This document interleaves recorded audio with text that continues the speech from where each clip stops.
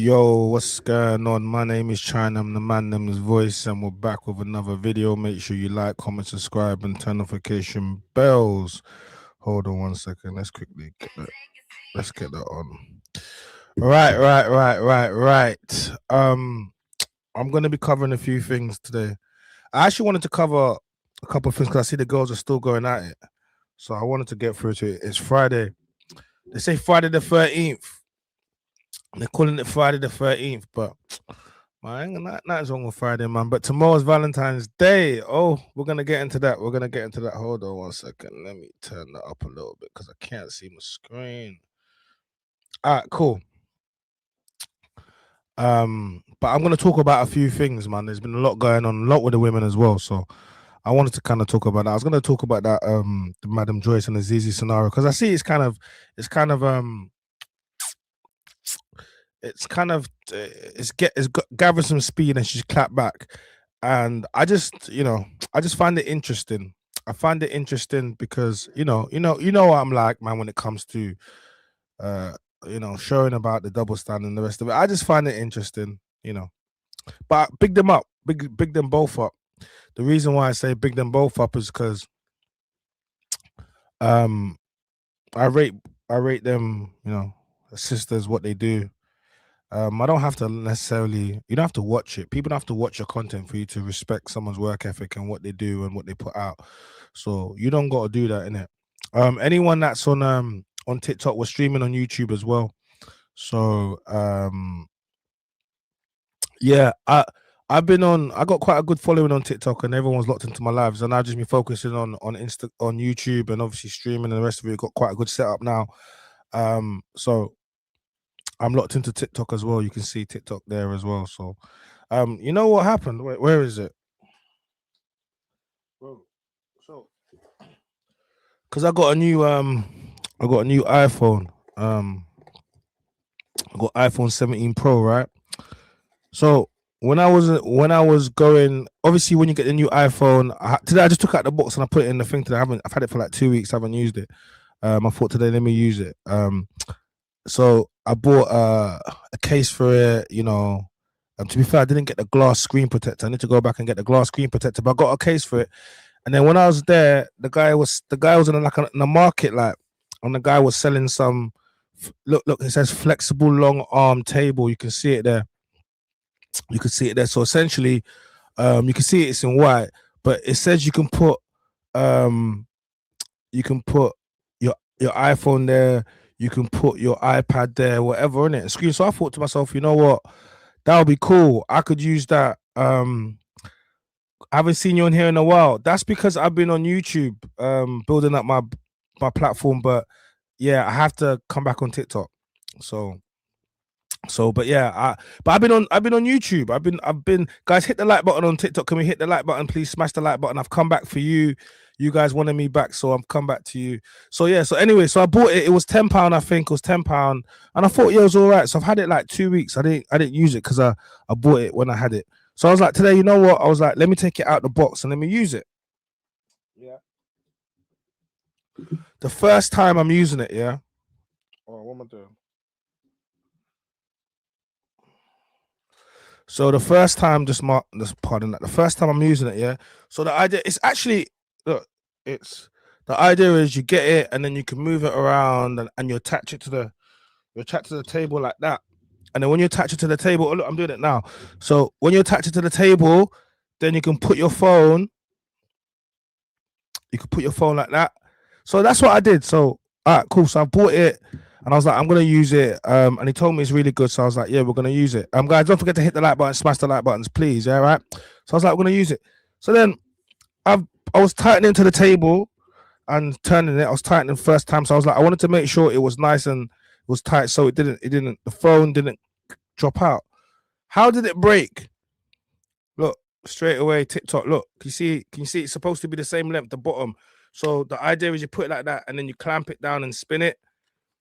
Yeah, the idea is you clamp it down and spit it. This thing broke straight away. So now I'm stuck with this, and the guy's only open on Fridays. Look, it broke straight away. This is why you shouldn't buy cheap stuff. It wasn't even that it was cheap. The guy said to me it was going to be good. I bought it. It broke straight away. the first time I used it, it broke. Guys, hit the like button. Can we get to 1,000 likes, please? So the first time it broke straight away. So there you go. You know what I mean? So what's the moral of the story? I don't know. Don't buy cheap. It wasn't even cheap. I spent £10 on it. I was there and he sold it to me. But now I'm gonna go back and I'm gonna take it back to him and I'm gonna say it looks so nice inside the box when you look how nice it looks. And it doesn't even look like what's in the box. So it is what it is. But let's get the likes, guys. Smash the like button. Let's get the likes up. Right. So okay, cool. I'm gonna get into this. You know, I had my back and forth with Zeze. I kind of put it to bed when I got her the flowers and the perfume, to be honest with you. Like I wasn't really, you know what I mean? But I saw some interesting stuff when she was going back and forth with Madam Joyce. And look, this is one of those things where we talk about women supporting women, black women, the rest of it, right? But I always say it's only ever protect black women when it's against black men. Apart from that, black women always go against black women each and every day, and it's never protect black women. Then it's, you know what I mean? So it's just something interesting that I found, that I've seen, and I've called the double standard out repeatedly many times before. I've done that in it. So so what we're gonna do is I think the other day we reacted to something. So what I'm gonna do is I'm gonna play some of the stuff that's been going on social media. Then we're gonna get into what she's actually put out. Yeah, that's what we're gonna do. So let me actually pull out what's been going on social media. Then we'll put it out. If anyone's on if you're on TikTok, you won't be well, you can hear it, but you won't be able to see the screen because we're doing a separate screen. So we're on YouTube as well. My name is Chan. If you want to hop across, you can. Make sure you smash the like button. We need to get the likes up. They said they wanted me back, so I'm back. So let's do this, man. They said they wanted me back, so I'm back. So let's do this. All right, cool. So let's pull this up. Yeah, boss. Like I walked onto your set, it was giving boss, bitch. Like that's a baddie. Like it wasn't. I mean, I don't want to throw shade on the last one. I'm not gonna do that. The set is set. What was wrong with the last one? What was wrong with the last set? That's why I don't like doing these podcasts, because now I look like I'm being messy and talking. Nah, you be messy. Like a curtain hanging up. Oh, but it's okay. It was still cute, but it wasn't like purple couch, cocktail bar, spin the globe. We still like, you know, like you got a whole. This is a baddies. You get a baddie chain. You got your baddie chain. You got your baddie chain. It's giving baddie. It's giving baddie. So this is Madam Joyce with Natalie NUNN. I'm not trying to be messy, because now it's giving messy. No, I mean, honesty is the best policy. Like, so you see it there. That's how it kind of started. Shout out to the music connoisseur for this. I'm just reading off there. Natalie NUNN compared Madam Joyce's set to Zeze Millz, saying Joyce was giving boss energy while Zeze was just a curtain. Awkward timing too, considering Zeze and Joyce were going back and forth publicly last year. So then Zeze replies, not awkward at all. Why would it be? Miss NUNN has built a whole career off this kind of thing. Quite predictably, really. To be honest, I'm really like my own set. Sets are usually reflective of the person's style. I'm more of a clean girl aesthetic. Warm, stylish, effortless, cohesive, subtle. All right, so that's what she's doing. So I can't lie. It was definitely shade from Natalie NUNN, and it was definitely shade towards it was shade from Zeze towards, you know, towards Madam Joyce over that. Because essentially you're saying, look, my style is this, but is sleek, it's subtle. So essentially you're saying, look, I like my style, but hers is what is it the opposite of that? Does that not make it good? So you can see how the shade is being passed over there, right? You can see how the shade is being passed over there. All right, so it's important that we address it, just so that when I'm speaking about something, you guys kind of know what we're speaking about and everyone knows what we're speaking about. Yeah, so I'm gonna address it like that. All right, cool. So we're gonna get into the next part. So then she claps back. Let's pull up. Hold on a second. So yeah, so I'm just giving you guys a little, because listen, it's been going. I've been seeing it on the blogs. I've been seeing everything posted, and she clapped back now. So I want to discuss it, but also like, look, We can all coexist. Can we not all coexist? Can we not all coexist? Can we not? Let's see. Let's see what she's got to say.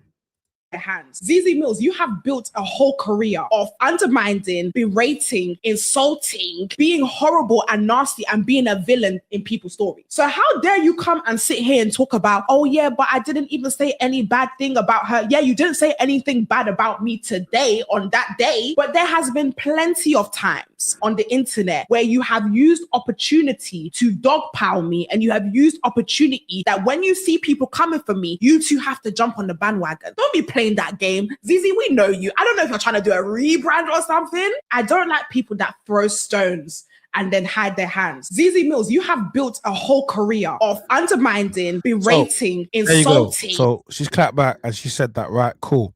I'm just trying to give everybody where we are up to speed. And then I've seen, you know how this thing goes. Now she dropped her YouTube video, so that's what we're gonna react to, right?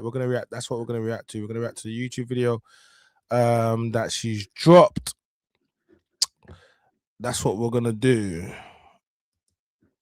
We're gonna react to the YouTube video that she's dropped.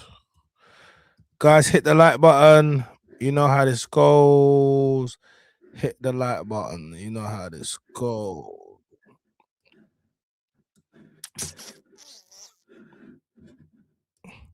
Big up TikTok as well. Yeah, TikTok, hit the like button. We need to get to 1,000 likes. I'm streaming on YouTube. We're reacting to the Madam Joyce and Zeze beef that is currently going on around right now. It's kind of crazy. So we're gonna react to that, and we're gonna just discuss, other stuff as well that's going on. But we're definitely gonna react to that straight away. That's one thing that we're gonna go and do. That's one thing we're doing right now. But like I said, I rate both these women. It's interesting. It's a woman's thing, innit? So, because it's a women's battle, we gon' just sit back and have a look. That's it. It ain't got nothing to do with us. We're just gonna sit back and have a look. Hit the like button. Let's go. Guys, we have something exciting coming. We have our tour coming, so make sure that you click on the description where you get to find out more about the tour on our Party 4. Sign up to the Party 4, guys. I'm going to be texting you soon, period. What's good in the hoodie, guys? It's your girl MJ in the bizzle, back again on a hump day. Happy Wednesday, guys. Honestly, I do love Wednesdays, but Wednesdays feel a little bit different now that I'm filming every single day. Usually Wednesdays is like the things that we anticipate when we step into the scene, because we don't step into the scene often, but I've been filming like basically every single day. So this is another day of filming. Where do we even start with this episode, guys? So Natalie NUNN came onto our show the other day. Well, last week she came onto our show. We had an amazing time. Again, the numbers are doing crazy. The love is crazy. I love every single one of you. But there's an interesting part of this saga that has now evolved into an internet tussle. So Natalie NUNN came onto the show and basically said that she went on a podcast before, and according to her, there was curtains hanging on the top of the ceiling. She said that the set was curtains, and she was just showing us my set, and I received the love. I was like, thank you, thank you very much. But then some girlies on the internet start getting upset about that. So right now we're going back and forth on the internet. But I just want to say this, before I even get into responding to the black screen Instagram rants that she made Zeze last hit all night. the black screen. You see, being this Zeze thing, it goes way back. It goes into the Genesis. It goes Genesis, okay? This is not, everyone is thinking, I'm seeing the comments like, oh yeah, Natalie, look what you did. Natalie, look how you start. Nah, baby, this has been a thing for a while. So here's the tea. 2 years ago, yes, a bitch never forgets. A bitch never forgets. 2 years ago, Zeze came onto my pod, right? I was going through some of the worst internet abuse I've had in my career. If you know, you know. I went on this stupid show, on all these, let me not even start. I went on this stupid show, and then after I did the show, people were attacking me, and not just like attacking me like, TikTok, smash the like button, smash the like button, TikTok. People were racially abusive. People were coming into my emails. People were messaging my family members. Like, it was matting. It was crazy. And I remember because of that, I had to go back on my anxiety medication. So a couple of weeks after I got off the show, Zeze came onto the show. And I remember at the same time that I was going through my internet stuff, Nella was also going through her internet stuff with I'm a Celebrity. So obviously we're sitting down and we're talking about the difficulties of a Black woman navigating mainstream spaces and the racial abuse that we succumb to because of how we look, because we're confident, because we're loud. Obviously, I'm spilling my tea, spilling my heart out to Zeze because this girl has been beaten up and down her whole career. They're always abusing her. So I'm like, abuse. Like, she gets it. So I'm telling her what's happening. And I'm telling her what I'm going through, my emotional state. I'm like, Zeze, how do you deal with it? How do you deal with all these things? She's there giving me big mommy advice. I'm taking it. Cool. So I'm thinking, raw, like, okay, I've had an exchange with somebody that they were locked in, they were friends, understands me. 2 weeks later,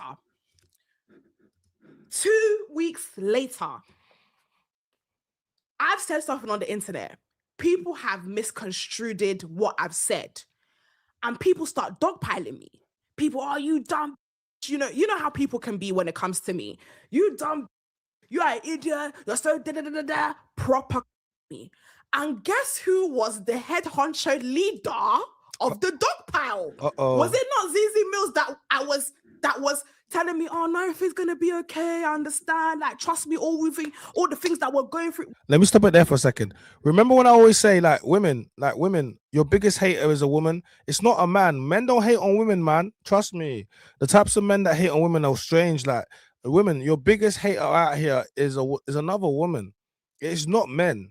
Like, I'm telling you this, women, in your life, when you think about your friendship circle or friends that have come and gone, who's your biggest hater? Who's the person that's been jealous of you? A lot of your women, a lot of your friends are hating on you. Some of you guys are the pretty friend and your friends are hating on you. I'm going to keep it real.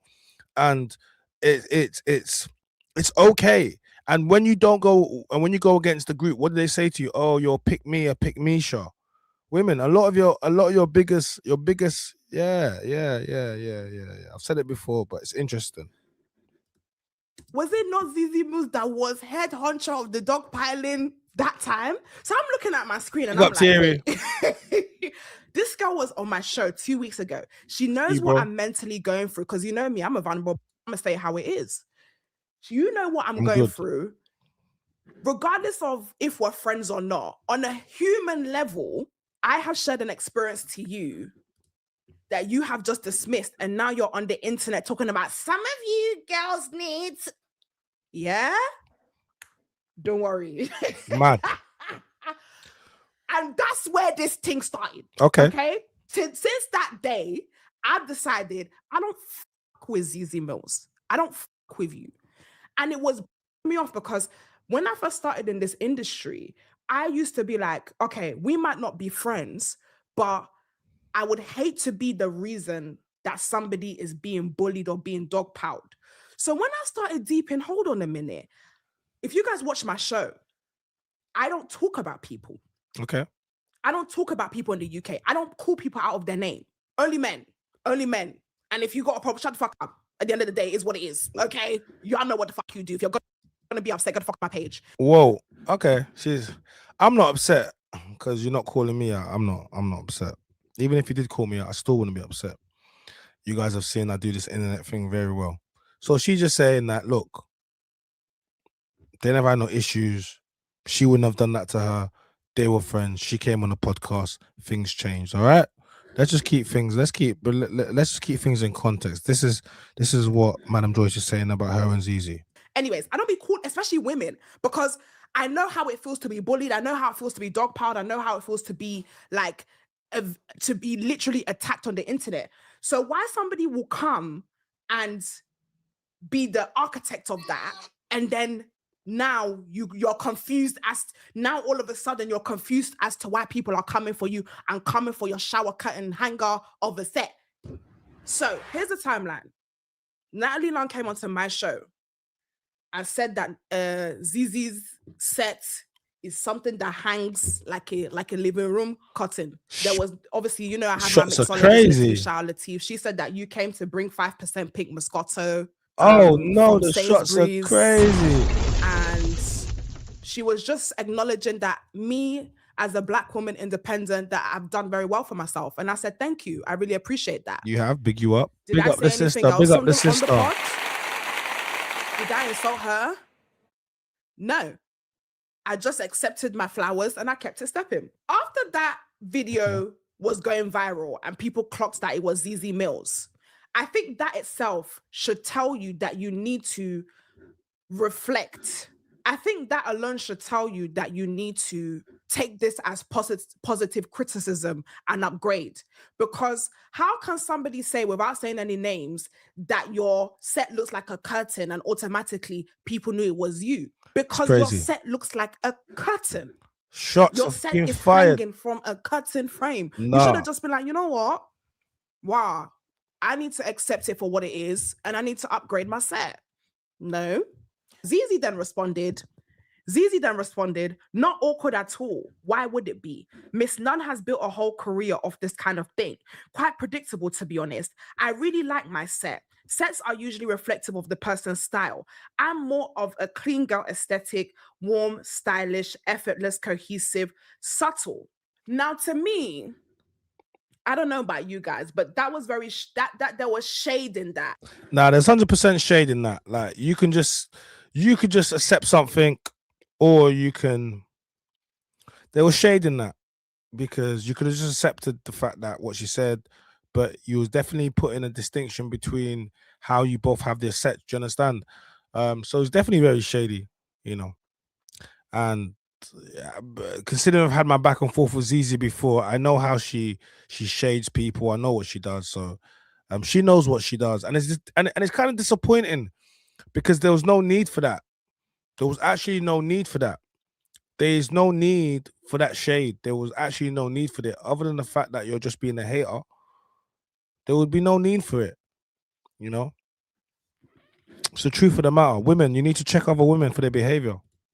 And if you don't understand the timeline, which I'm going to get into, you'll think there's nothing wrong with that tweet. TikTok, but which trust you me, I know how to read between the lines. And I know she was trying to take a dig at me.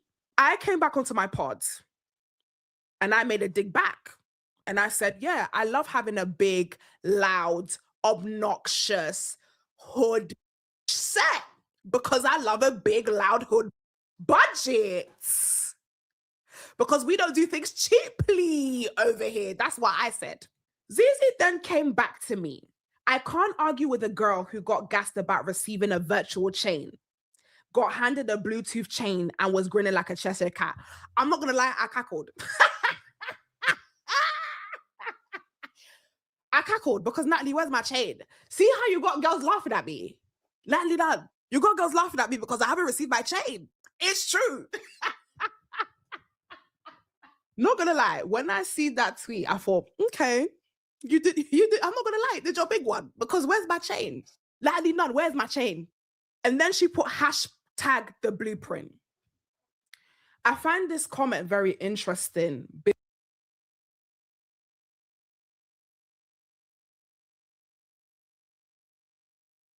Natalie, Nunn, where's my chain?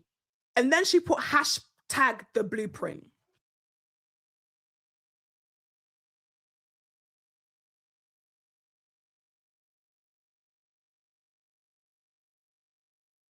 So she said hashtag the blueprint, and it's interesting that she said that because when I had my back and forth with Zeze, she said the exact same thing. She's like, you want to be me, I'm the blueprint. And I was like, wow, like Zeze, like big you up. But there's never been once in my life when I was looking at content and doing, I've never looked at you and said, I want to be Zeze. Don't even make any sense. You're a woman, like, doesn't, do you get me? So when she said the blueprint, you might be the blueprint. You might have done things, but it's this self-proclaimed, you know, I'm the blueprint. You might be, but what does that mean? Like the blueprint are plans and people may follow them and build even better. So when she says I'm the blueprint, yeah, it's a little bit, you know. But yeah, I'll let Madam Joyce say what she got to say. I find this comment very interesting because just me and you are very different. You can never be my blueprint. You can never be my blueprint because you built a career of berating, insulting, and embarrassing people all in the name of interview. I don't do that. I've never had to diss a person in my single life to blow. I've never had to insult someone or insult someone's name or insult someone's character or insult someone's music for people to actually care about what I have to say. You can never be my blueprint, babe. You can never be my blueprint. I replied, the blueprint, but your set is from B&Q and your guests have to climb 12 flights of stairs to get to your studio. Just because you're the first doesn't mean you're the best. You were the first person to do interviews. Okay, I'm going to give you that. I'm not going to take that away from you. Okay. But what you're not going to do is try and make it look like you're my mommy. This is where we are now in the conversation. I woke up this morning because for someone that claims that I'm obsessed, you were going on internet rants at 12 o'clock in the midnight while I was sleeping in my man's arms. You went on a whole black screen, emotional, raging Instagram rant while I lay in my man's chest. Nah, the shots are crazy. Zeze. While it's at night time, while you're messaging me on a black screen rant at 12 o'clock at night, I'm laying in my man's chest while what are you doing? Yeah, that's crazy. That's like when people are messaging me at crazy times in the morning. I've been them ones, right? I'm like, bro, the way I'm waking up and the way you're waking up are two separate things. The way I'm living my life and how you're living your life are two separate things. How am I waking up and it's not even 7 in the morning and you already got me on your mind? Or it's late at night and you got me on your mind. I'd be telling them that's super gay. I'm sorry, it is. All these men got me on their minds early in the morning, late at night, making videos about me. Strange men. I gotta tell these men, I do not swing that way. No. We don't bounce that way. No, we don't. We definitely don't. Lots of strange men. Guys, that's what I'm saying. Recently you keep seeing videos about me with strange people making videos about me. Very strange men. You just got to remember, I've been out here for a hot second and look at the people that make videos about me and look at them and say to yourself, does China want to have their life? Because I promise you, anyone that makes a video about me is not doing anything at all that I want to be doing whatsoever. That's why they make videos about me, because I'm doing what they want to be doing. It makes sense, right? It really does. So I get it, innit? I get it. I know how this thing goes, innit? Like, I understand it, but it is what it is. How can you be telling me I'm obsessed with you? I wasn't thinking about you them hours of the night. I was getting forehead kisses. Again, we are not the same. Anyways, so this is what Zeze had to say for me. I want to respond to this live. Okay? I want to respond to this bar for bar. How could I ever see it as an L? A person, Natalie NUNN, went on to Madam Joyce's show and you guys proceeded to talk about me indirectly, not directly. We all know you're talking about me. And that is the clip that is doing the rounds. The clip of your interview that is doing the rounds is of you and Natalie NUNN indirectly talking about me. And that's one of the clips that's doing the rounds. That is one of the clips that's doing the round. I don't think you did your journalism quite correct, because if you actually look, all the clips that I've posted are doing the rounds. The conversation about Natalie NUNN and Rolly, the conversation about Natalie NUNN and Summer, the conversation about Natalie NUNN and bailing out the baddies. Currently, that's on what, 2.9 million views on TikTok? Yeah. Has he checked the numbers? 2.9 exactly. 2.9, almost 3 million views on a clip, and you think your clip is the one doing the rounds? Oh, baby, yours at the bottom of the barrel. Yours is last in line.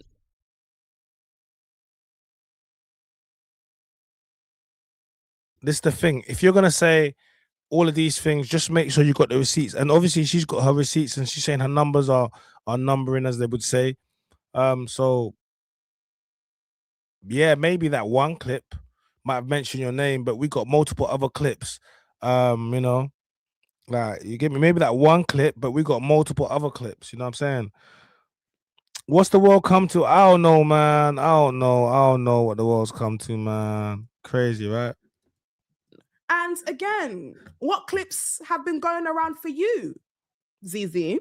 The biggest conversation that Zeze is currently in since she interviewed Natalie NUNN is this. And I'm involved. You and Natalie NUNN indirectly talking about me, and that is what is doing the rounds. False. Why would I see that as an L? Like, I could never, because... And what I find actually quite disheartening about this whole situation, all jokes aside, yeah, is that when Natalie finished my interview, okay, I was like to her, oh, who are you doing now? And she said she's going to Madam Joyce's. It's well known that me and Madam Joyce do not check for each other, okay? And I could have easily...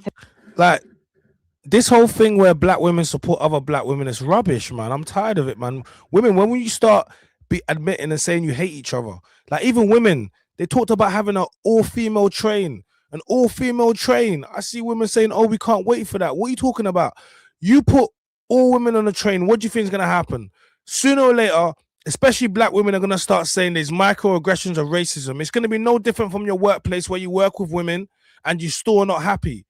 This whole idea of where you put women together and all of a sudden it's going to be some type of Amazonian utopia is rubbish. Women hate each other.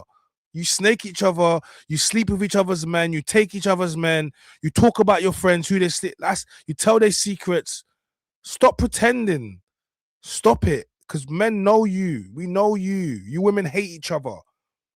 And you're jealous of your friend. You're jealous. Do you get me? That's all it is. If you're prettier than your friend and she gets a better outcome, low-key, you're jealous of her. You won't admit it, but us men know it. So this whole thing of women support women is rubbish. Because you don't. You don't. You don't. You hate on women. And if a woman decides that she wants to go against the group, what do you call her? A pick-me-sha. Every single time. Because she has her own mind and she doesn't believe in hive mentality.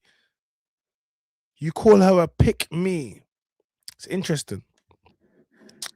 But let's not get sidetracked. Said something shady. I could have easily, said something underhanded. I could have easily just said nothing. I literally said, oh, that's going to be a good interview. You're going to have fun over there. Because like I said in the interview, even if I don't like you, we don't check for you personally, I'm not coming for what you have achieved or what you have built. I have never come for anything that Madam Joyce has built or achieved. I respect what she's... Let's talk about this. What I don't like people that throw stones and then hide their hands. Zeze Millz, you have built a whole career. You have built a 10-year career or 8-year career or however long you've been in the game of undermining, berating, insulting, being horrible and nasty and being a villain in people's story. So how dare you come and sit here and talk about, oh yeah, but I didn't even say any bad thing about her. Yeah, you didn't say anything bad about me today on that day, but there has been plenty of times. Yeah, look, listen, it's because I'm being easy on Zeze now, but I've said everything I have to say about Zeze and what I think. Do you get me? I've said it multiple times. And after the last video where she tried to call out, I just said, oh, I'm tired of it. Like, it is what it is. I know what she's on. I know what she's doing. Big her up. Like, I don't have no beef with her, no issues with her. So it is what it is. Me as a man is tiring, and because she blocked me, even though she started it, it lets me know she didn't really want it. You get me? The flowers and the perfume was light-hearted banter, but also like, look, this is what it is. It's done. So now she's beefing. It's just showing you sometimes women use this whole men-women thing and black men and black women thing to create a divide. But when you watch how they move, you realize they do the same thing to other women. Guys, they do the same thing. Hey, big up. Hey, Dory, long time. Hey, I'm back in. Guys, I've been streaming on YouTube. I've been very busy. It's been crazy. It's been crazy. But we're back. I haven't stopped anyway. Guys, let's get to 5,000 likes on TikTok. I can see you. Okay, cool. We're almost on 2K. The team is back. We are back strong.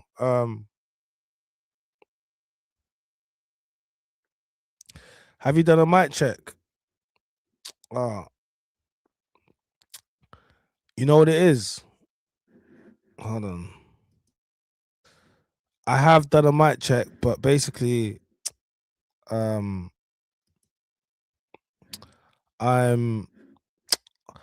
streaming on TikTok as well, but that's on a thing. I normally stream through.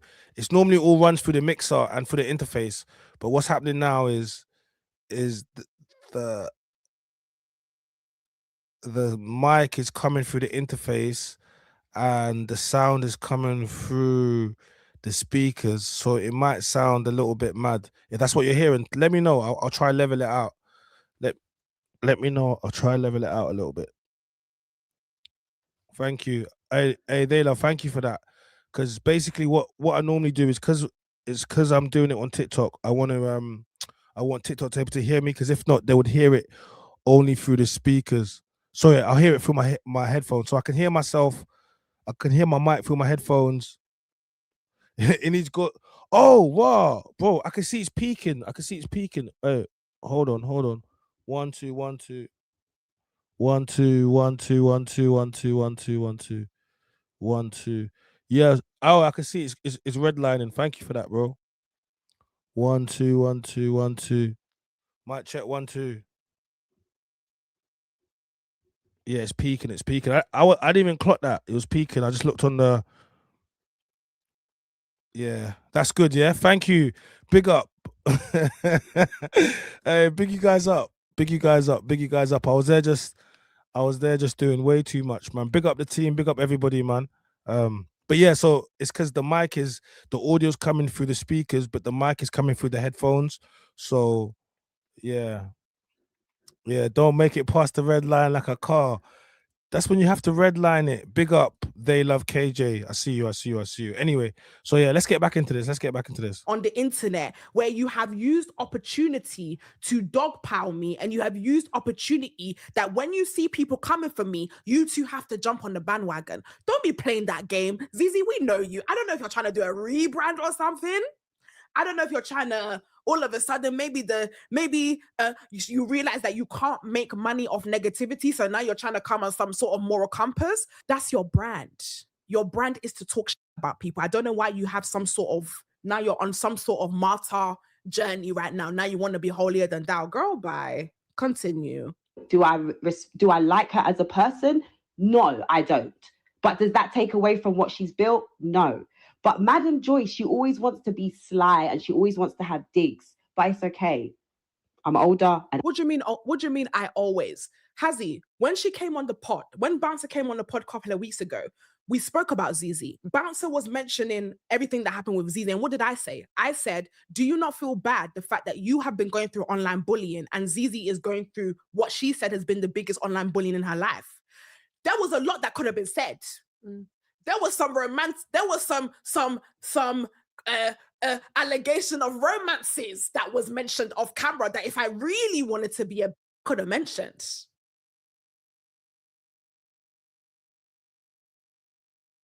To say this crazy, so she's saying that, look, I know some things about Zeze, her personal life, and if I really wanted to be messy, I could have leaked them. To be fair, I know some stuff too. But as a man, what do I look like going and talking about who Zeze's or whatever? I can talk about I spoke about her prescribing to being LGBTQ just because she said some things I had to just, But apart from that, man's not coming out here to talk on a woman's pee. Like, nah, that's not what man them do. Do you get me? If it's not got nothing to do with me, if I'm not directly linked to it, I'm not gonna start coming on my pillow talking about who she was. It ain't got nothing to do with me. I always say this to the man them. Like, if I know someone and there's a woman that man's dealt with, and that's one of my guys, then yeah, I'm gonna obviously say to him, I have to say to him, because that's one of my guys. And if you don't do that, you're a snake. Because I know how a lot of these women, they will get with a guy knowing that they've got with his friend and not tell that guy. So if you're a man and you allow that to happen, you're a snake, bro. You should tell the guy. But if that's a friend of a friend of a friend, mind your business. That has nothing to do with you. Now you're being chatty patty and you're talking about a woman's body. What are you doing that for? Do you understand? It has nothing directly to do with you. You just want to talk. You keep your mouth shut. But if it's directly in your circle, you have an obligation to tell that man. And then what that man decides to do after, listen, there's some man that will find out you clotted out their girl and they'll still wife them and marry them. That's it. Let him make that decision. Though. And if you're type of man, because I know some of you, man, you won't even tell a man. You just want to know, or you want to feel like you got something on that man. Or you slept with his missus, so you don't want to tell him because you want to make it feel type of way. And then she's going to be like you and she's not going to say nothing. So both of you are snakes. It's crazy. Hey, big up Katie. Katie, your hands you must got tap it, tap, tap, tap. Hey guys, smash the tap button, please. Do you understand? So so we're just having a discussion about this Zeze and Madam Joyce scenario. And you gotta remember, you know, this woman has come to the UK and come to put people against each other. Now the divide, like Natalie Nunn's come to the UK and now she's got people, you know, beefing against each other. You get me? It's classless, man. It's not really good, is it? It's not really good, is it? It's not really good, is it? But I didn't. So See me, yeah. I don't ever claim to be a girl's girl or any of these things, but these are the women that claim to be girls, yeah? These are the women that come online every day and act like they're for the women, but you're not really. You're for the women that you like. Because like you saw in the interview with Natalie Nunn, I'm not friends with our Fabulous, but I shouted our Fabulous out because why am I going to stop her money? I'm not friends with Lani, but I let her know about Lani. Okay, so all this pause. Was this not the same girl last year? Our Fabulous came onto my show. Was this not the same girl last year that basically said something along the lines of our Fabulous is nothing, and I had an interview with her 6 years ago and she's exactly where I left her. I was in capital extra. She's a loser or whatever. I'm just paraphrasing. You can't insult someone. So this I'm a girl's girl thing, I keep saying it. What does I'm a girl's mean? What does it mean? I'm a man's man. Yeah, I support man them and the man them's voice, but if a man is doing wrong, I'm gonna call it out. You women just want, because you share vaginas and sometimes periods, you think that aligns you. All of a sudden, it means that you all think the same. No, it doesn't. You're individuals. I'm a girl's girl. Like, even that in itself, what does that mean? It means if you say something I don't like, I should agree with you because you're the same sex as me. Are you stupid? This is stupid. You're based on gender. You think that you are automatically aligned with someone based on gender. That makes you your sister. No. Go ask Meghan Markle when they're ripping down Meghan Markle, and I don't really like Meghan Markle anyway, but I'm just using an example. Where is the feminist then? Where are they? Because it's women destroying Meghan Markle, always pulling her down.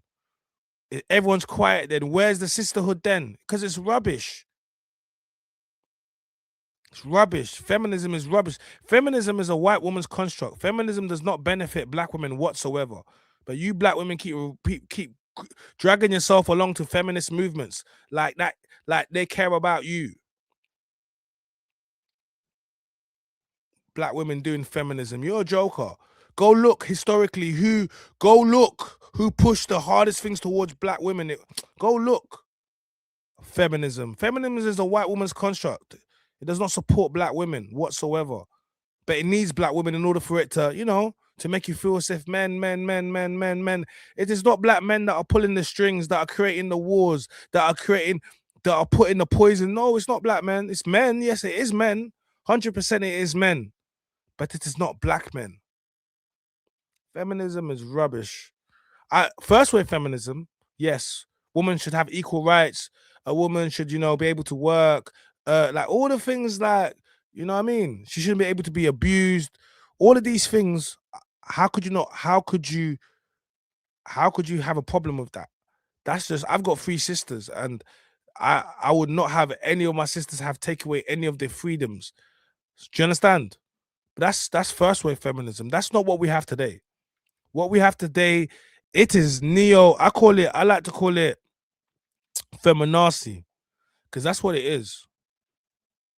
You have people regurgitating buzzwords, phrases, taken from group chats, buzz comments, without any original thinking, throwing words around like incel, throwing words around like misogyny.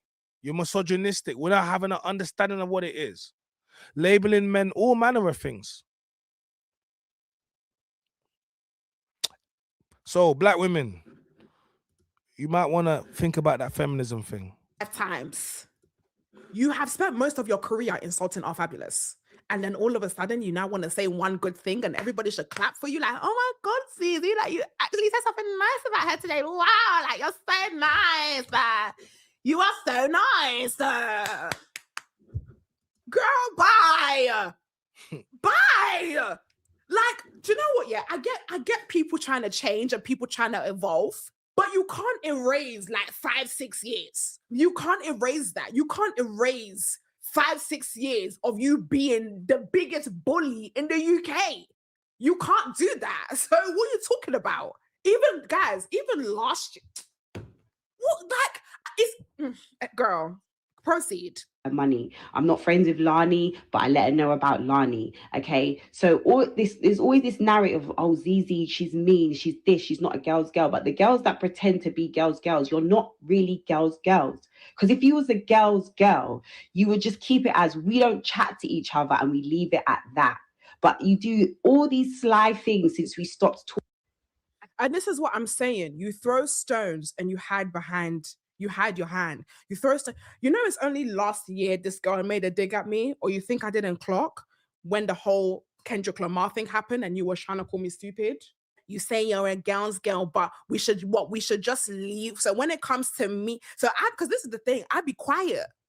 I don't be saying much, but you can indirect me and make sneaky remarks to me. But then when I decide to say a little something, MJ should just pretend like she can't see and keep it stepping. Oh no, baby. Zeze was making indirects at me just last year. Socially as well, you're just on shaking your arm.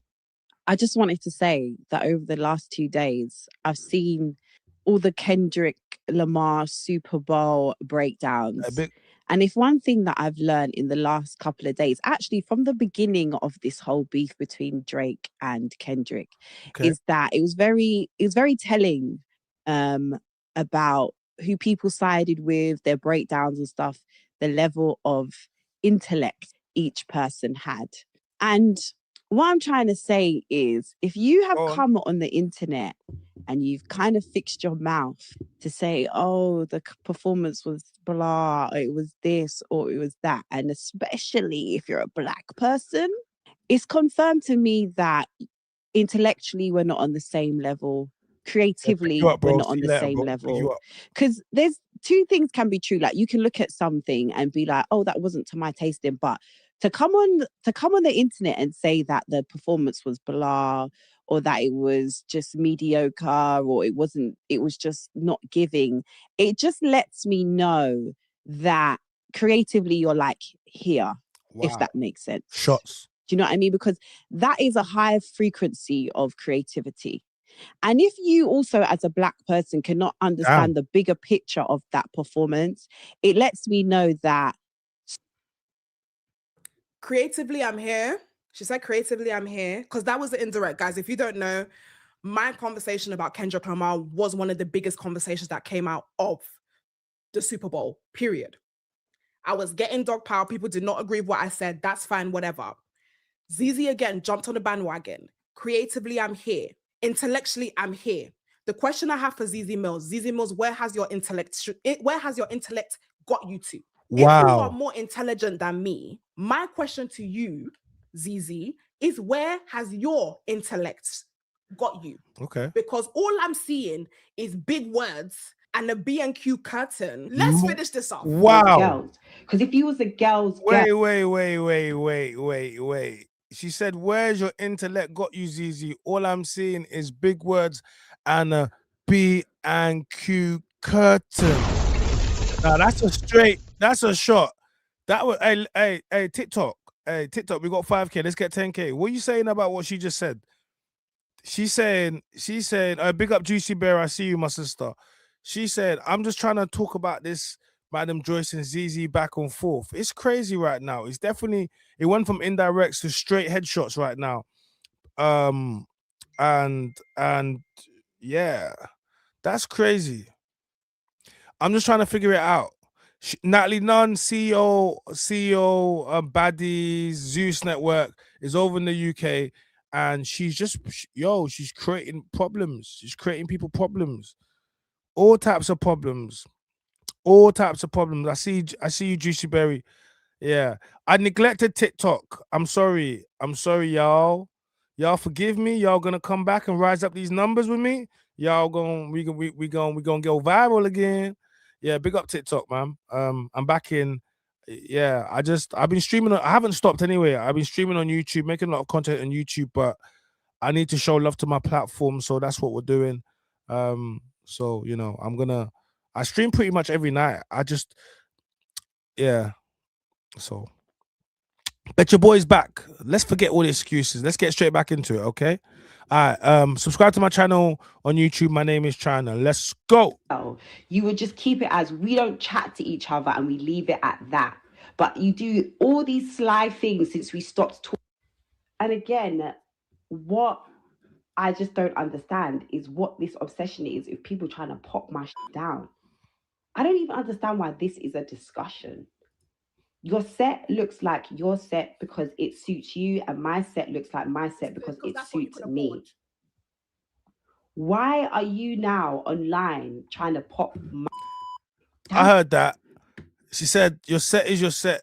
No, and she came back with no, because that's all you could afford. Yeah, it's kind of crazy. Look, at this stage, I would say, look, Zeze, you're at the stage where you should have your own studio space, where you have your own studio. You definitely should be able to afford it. Or we're not saying you should be, we definitely can afford it. Well, no one knows what anyone else can do, but it should be something that you should probably think about. If not, even if it was a home setup where your front room is set up in a studio style where you can have your producer come to your home and film, that should be that you should be in a situation where you can do that. I could do that if I wanted to do that. Do you get me? And have it in a podcast space, so you don't have the scenario where this is, because her set is custom to herself. That's a space where they've built, the set has been built, and that's custom to herself. So, yeah, I thought I'd just put it out there. Don't do that. And I think for me, you can't spend the last however long you've been in this industry coming for people, coming for people's character, coming for people's music, coming for people's work, coming for people. Like that's your brand, Zeze. And then you're confused as to why I feel the way I feel about you and why a lot of people feel the way they feel about you. It's very confusing. It's not obsession because nobody came for you. I have never came for you. Before you decided to jump on the internet to make shady remarks about me that wasn't true, I have never come for you. You started this and I'm finishing it. That's all it is. Crazy. So I'm confused as to what you are saying on Instagram, that I'm not a girl's. Why would I be a girl's to someone that has spent the last 2-3 years making little digs and indirects at me when I have not even done anything to you because you thought it was cool to jump on the everybody hates Madam Joyce bandwagon? Right, before we leave, let's leave on a happier note, okay? I mean, I'm happy anyways, but let's leave on a happier note. Some of you bad boys and girls have some really cool things to say in the community. There's someone I really want to shout out. I love this comment. Hey, Joyce, this is a long shot, but here I go. I'm a huge fan. I've been watching you since you and Shy are just in the box. You're honestly amazing and such a creative and phenomenal human being, and honestly been a catalyst in my development, not only as a person, but as a main character. I'm running for head boy in my school. You up? I'm 17, by the way, young, lit, and sexy. And I was wondering if you can advocate for me. My name is How Sue, by the way. I forgot to add that in the beginning. Anyways, love you, Big Joycey. Guys, listen up. I don't know where you are watching from, but if you do not vote for Hausu for head boy, we're going to have a problem. Hausu is number one bad boy in this. Make sure you vote up because he is intelligent, he is fly, he is cool, and he is a young superstar. Vote for Hausu. Ask about me. It's Big MJ. Hausu's approved, period. Guys, so officially we are making Tuesday Dilemma Day. Tuesdays is going to be Dilemma Day, so please. So look, shout out to my man over here. He says, but China, we are supposed to protect black women, right? Hey, you need to be careful. They're going to say, you got to be careful. You know you can't be saying that in the chat. They're going to try come for you and counter you like Ginger J. Streets TV, ouch. There's lots of ouches going on. But what we're going to do is we're going to we're gonna pull up the actual Natalie Nunn interview, right? So let's pull that up. All right, 11 days ago. Let's pull that up. I'm not your effing role model, but let's pull it. Let's look at the numbers. Look, very good numbers. Furthermore, 38. Big up Zeze. She almost got 40k subscribers.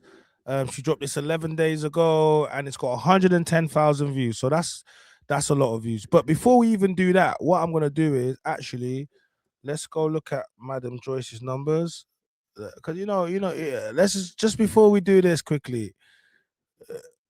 Before we do that, okay, 279k subscribers. So she's doing a thing. Almost 300,000 subscribers. She's making good money of this a month. She's making all sorts of quids, like Clue would say. She's making good money every month. Trust me. 49k views 2 days ago. Trust me, Madam Joyce is making good money. Big up Juicy Berry. I see you. So her numbers are numbering. She got essentially, she's almost got over 240 more than Zeze. Okay. Essentially, all right. So if we're gonna do this, we're gonna do this accurately. If we're gonna do this, all right. So, all right, cool. Let's pull up the interview. Natalie Nunn's Zeze Millz. Let's get that on the screen, and we're gonna react to that. Hit the like button. Everyone that's on YouTube, subscribe to the channel. Everyone that's on TikTok, we should be on 10,000 likes by now. We're on 7.7. I don't know what's going on. Let's get the likes up. And if you haven't done already, big up Katie Lou for the gift. Thank you very much for the gift. Make sure you stream. You subscribe to my YouTube channel, because you're in it, but to see the screens and see everything what's going on, you need to be in YouTube. So you could be in TikTok, but subscribe to YouTube, then you can watch it back later on, right? Cool. All right, cool. Let's yeah, man, get your reaction, bro. Listen, go get your reactions in, man, because we need to talk about the double standard. We need to talk about the double standard card. They always want to talk about us, but no. So go get your reaction in, player. Go get your reaction in. Let's get into this one. This is the dessert wine. This is like 5% alcohol. 9. Oh, the shots have started.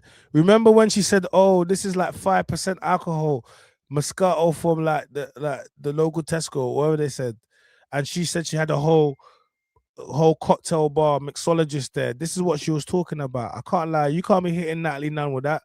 You got to at least hit her with some of them little rum pack. Like the man them that make the rum juice and the slut. Yeah, you need to come on the bus with a 1 ice/u. It's better here for real. Listen, KJ.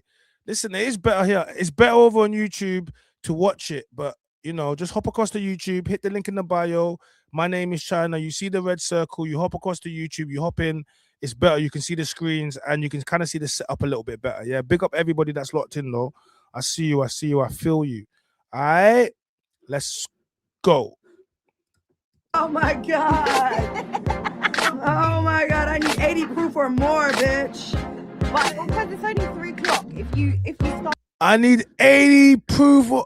Listen, she needs 80 proof or more, bitch. She told her, I need more. What is this?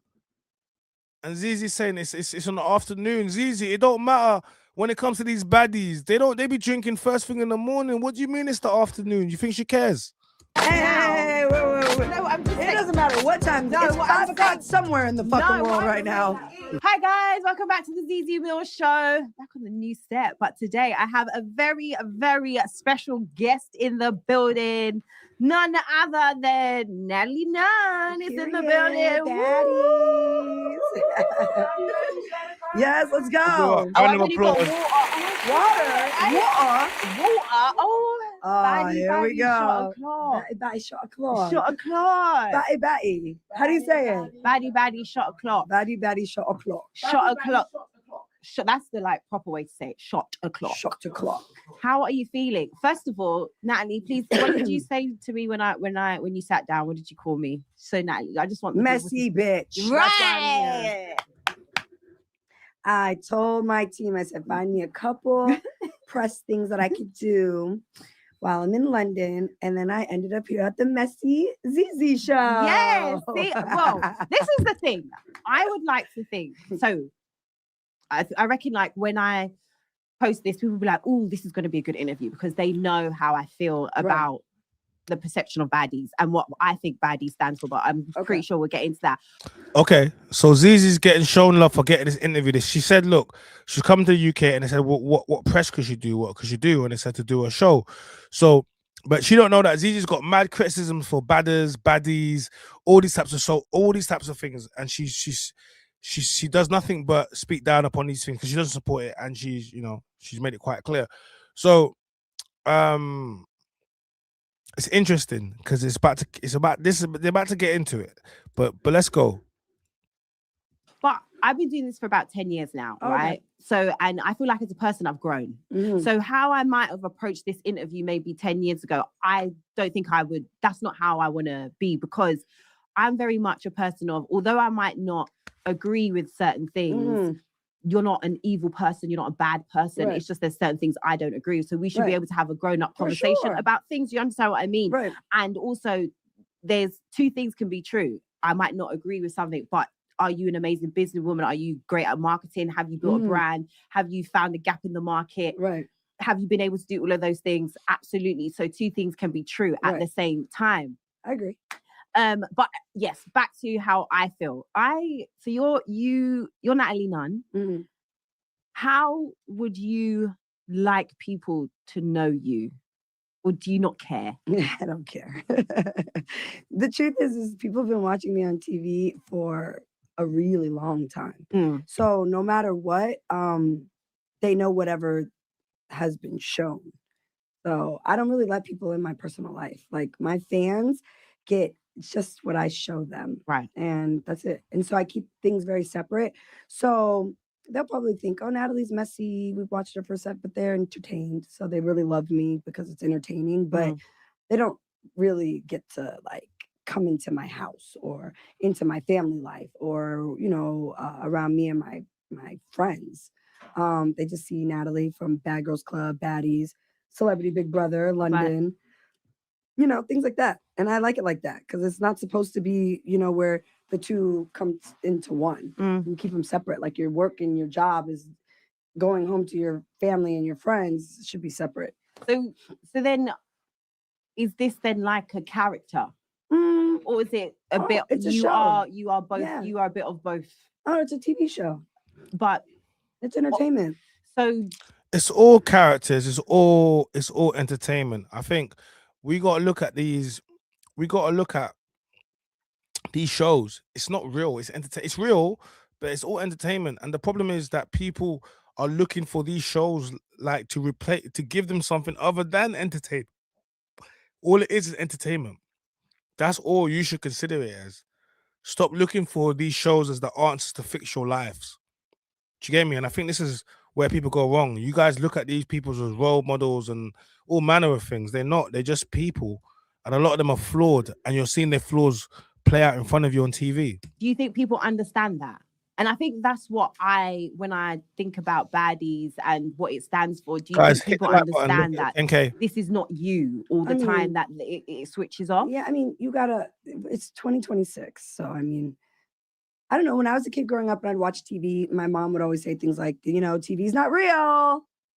So, it's real. TV's not real. Hey, big up the chat. I see some of my TikTok people. Is that Katie Lou? I see you. Thank you. I see you. Big you up. Street says Zeze ain't messy. She's controversial. I would say she's messy and controversial because she likes to be messy, but she can also be controversial at the same time. Do you understand? When she wanted to ask, when she had Wretch on and she asked him about the Scorcher situation, that was messy and controversial because he was going on podcasts and no one was asking it. No one was asking it. No one was asking it. So it's messy and controversial. As soon as I saw this, I said in the comments, interesting because she don't like people from the streets, neither Baddies. But it's crazy you say that. She doesn't like people from the streets, but she seems to surround herself with a lot of people from the streets. Now she's in the industry. Do you get me? So it's interesting because a lot of the people, the rappers and the people that she surrounds herself with industry, a lot of them are from the streets. So Maybe she didn't before, but I think since she's been in the industry, her position definitely changed. Oh yeah, the girls are, you know, they feel some type of way on the show when things happen, and you know, we're living in the moment, but we are putting it's an ensemble cast. It's like girls that maybe you would never hang out with, or you know, we pick girls that come to the auditions that don't even know each other, and we do a really good job of casting people that might not see eye to eye, and then we know that they're going to clash when the cameras are up. So it's real, but I think at the same time, you know, you wouldn't hang around someone you don't like, right? Right. But you're forced to because we're filming a TV show. Okay. So at some point, I'm gonna smack the shit out of you because you're getting on my fucking nerves, right? So it's like, would you do that would you do that if you weren't in that situation or in that setting? Probably not, because you wouldn't even be around the person. But then, you get what I'm saying? Yeah and no, because I think we're old enough, like I'm old enough to know the difference between what is not real and what is not. Right. But I do think that the lifestyle that you have, which is you're doing really well for yourself, you've got money coming in and everything like that. I think the young girls see that and see you as goals. And then if their thing is, then how do I get to be Natalie? I will do what Natalie done, which is now fighting, and I don't necessarily. Well, that's how you.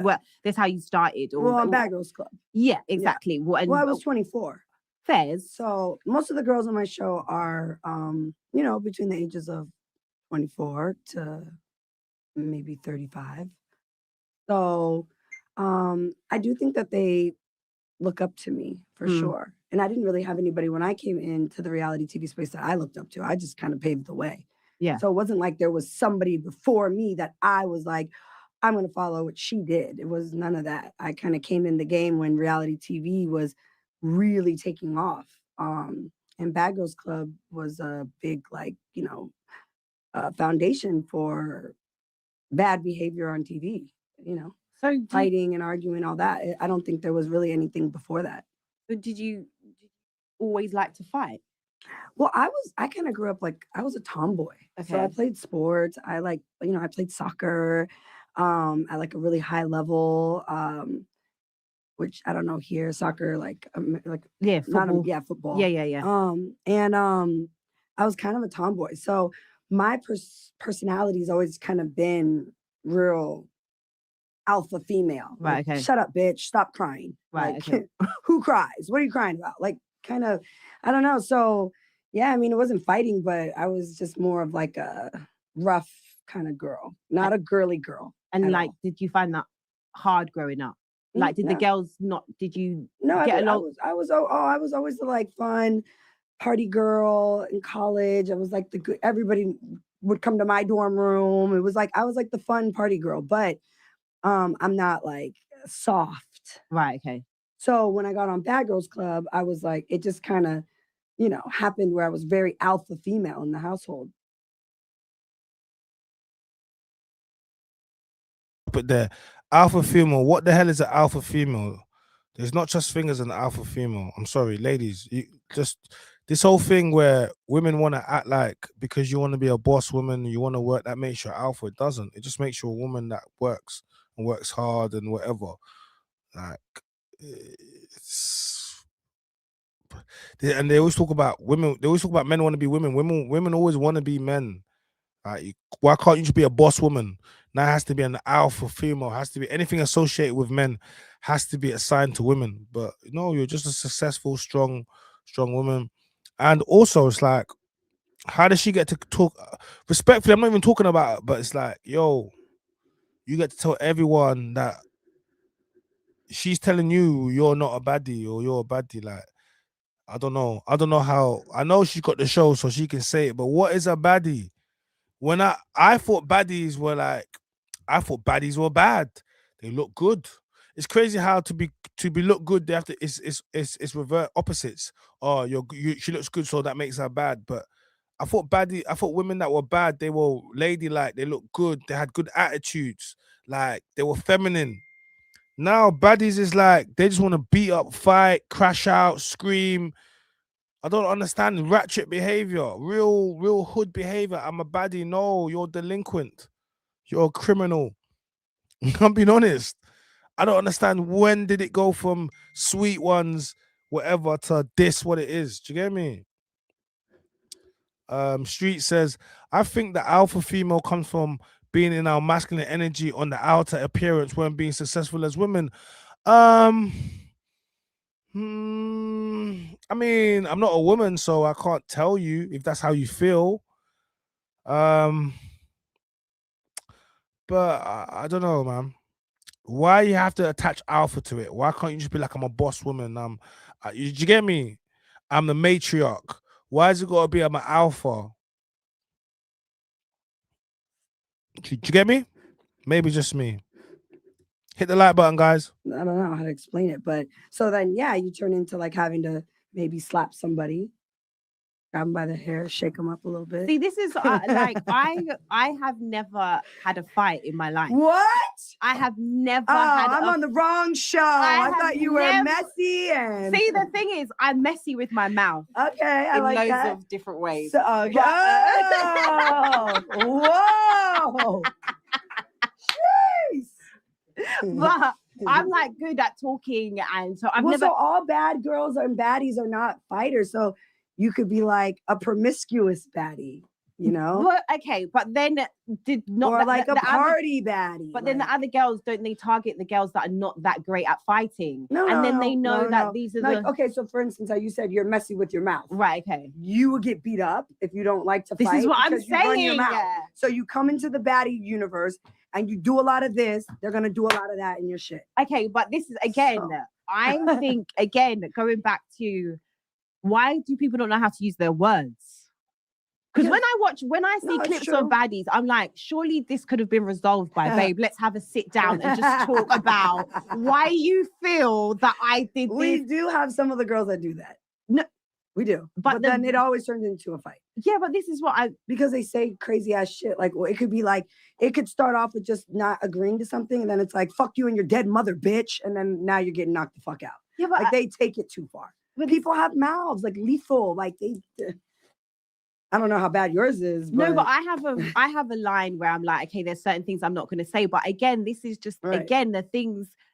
I just feel like it just perpetuates so many stereotypes that we should not want to be associated with, which is like not being able to use your words. The truth is, in life, it's the reason why this is one of the most popular shows in America is because people are watching it because they live it. This is like back chat. You guys complain, back chat is low vibrational. They need to cancel this show. I can't believe this show is still running. Blah blah blah blah blah blah blah blah blah blah blah blah blah. That's all I ever hear about back chat. That's all I ever hear. But you guys still watch it. You do nothing but watch it. You rack it up. You watch it. You clip it up. You share it. You love it. You love it. Do you understand? But you also love complaining and talking about how rubbish and how we need. But when we post high vibrational content, I went and slept out to help the homeless. I've spoken about it bare times. I'll show it again. Do you get me? I went to I raised money for Centrepoint. We slept out to raise money for the homeless. We raised over £92,000 as the group, 350 as a group individually, and it was like. But the views, go look at the views. Nobody watches that. The views be struggling. But let me go and talk and go look at the other stuff and that I get thousands of views. I try. Sometimes I try to be like, you know what, this month I'm going to try to do something else. And I will. But when I do that, I just know I'm doing it for passion. It's not going to pay me. A lot of times people are not going to care, but I'm doing it because I care. But I know you don't care enough to watch it and share it. But if I post something, if I post up a back chat clip, you guys are going to be in my comments. If we start talking about baby mums or single mothers or this, that, you guys, do you understand? So you don't care about the homeless. You don't care about helping young people. You don't. Because when I talk about those subjects, you guys don't interact with them. But let me talk about single mums. And all of a sudden, you guys got energy.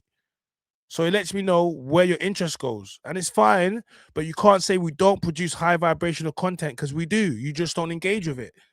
You're also in control of your algorithm. Your algorithm will tailor to you what you want to see. So a lot of you people want to see this content. Back chat is needed. black people always need a voice, even if it does the most sometimes. Yeah, it is needed. That's why people watch it. That's why the views are there. Do you get me? That's why the views are there, and that's why people watch it. But I'm just saying to the audience and the people that talk about low vibrational content, you guys consume it, you love it. Because when we give you educational content, high value, you do not watch it. You don't want it. So we give you stuff that invokes emotion. It's the truth of the matter. Talk to me nice. You're talking correct now, because my platform be struggling when I push motivation and positivity. So listen, I don't want to tell you to go and start pushing negativity, because I don't, because I believe positivity, you can get there. But I'm going to let you know, I've spent a lot of money trying to push positivity, and I've spent a lot of money on podcasts trying to have real good conversations. I could just sit here and do a reaction video where I don't got to spend no money other than my talent and my time, and I'll rack up thousands of views and I'll get paid off it. A lot more than I'll get paid for hiring the studio time, then getting editors and da-da-da-da. It is what it is. It can work with people, but I'm just saying to you, like, I'm doing good content, but I also know when I do that, my monetization is going low. And then I need to go and be like, you know what, let me fix, because the whole idea, we're here to make money. Like, who wants to not make money from doing what they're doing? Like, I'm very proud of the fact that everything you see here was bought from my YouTube. Like I said it, you get me? I was very big up Elaine the Pain and Zeze. But I'm serious. I'm very proud of the fact that I make money from what I do. Do you get me? Can I make more money? Yes, I'll make a lot more. So I'm saying life-changing money. Yes, that's where we're trying to get to. But if you can get things and you can do certain things and it can pay for certain, then it's already life-changing money, because it's changing your life bit by bit. It might have not changed your whole life, but it is fixing things. TikTok, can we get to 20K, please? TikTok, we should be on 20K. So, you know, selective vibrational audience, SVA. It's not the same as the LVC, SVA. It's slow but sure. Don't worry, man. We'll get there in the end. We'll get there in the end, man. You don't need to go on OF yet. You don't need to go on OF quite yet. Don't sell out quite yet. We are. They are watching because it's a part of the culture. Big Bitches up, are Carl, really I see you, fighting, bro. not just on baddies. Okay, People and get in fights every day. And so it's like, you might not be a fighter, but someone else in this room, they relate to watching baddies. They watch it and they're like, oh yeah, like they live vicariously through the show, or that's really how they live their lives too. And I think that's something I wanted to touch on, because we've got someone that wanted to do Baddies UK over here, right? And anyway, I don't look. Anyway, I love not her. we and her, we don't get along. She's talking about Lani, because you know Lani's got Baddies, so now she's sending shots at Lani, and Lani's got a Baddies show is working. Like, listen, it don't have to be for me, but I know it costs money to produce that show, to put it on. She has security, she has all these other things. So I know already. I look at it from a producer, someone that's put on Pop the Balloon and Jollof Wars and done other shows. I know how much it costs me and the stress to produce something. So I look at it from that aspect of it. Do you get me? And I rate her as for doing it. Whether or not I don't watch the show, like, there's so many things I don't watch. But I don't watch Baddies, but I can rate and respect Natalie NUNN for creating it. Do I have to like it? No. Do I have to engage with it? No. But I can respect the person that built it as a creative, and knowing how hard it is to create. Yeah, I can respect that. No, yeah, I can definitely do that. I don't have to respect the person. You want to fight her? I mean, she probably wants to fight me, but I don't fight. Oh no. And I definitely wouldn't fight someone that is not on the same level as me. Oh, does that make sense? Do you know what I mean? See, and these things as well. I'm not a fighter. I don't fight, but I wouldn't fight someone that's not on the same level as me. Yo, the moment you're mentioning me, we're on the same level. So now when I hit you with a 1-2, 1-2, what are you gonna do?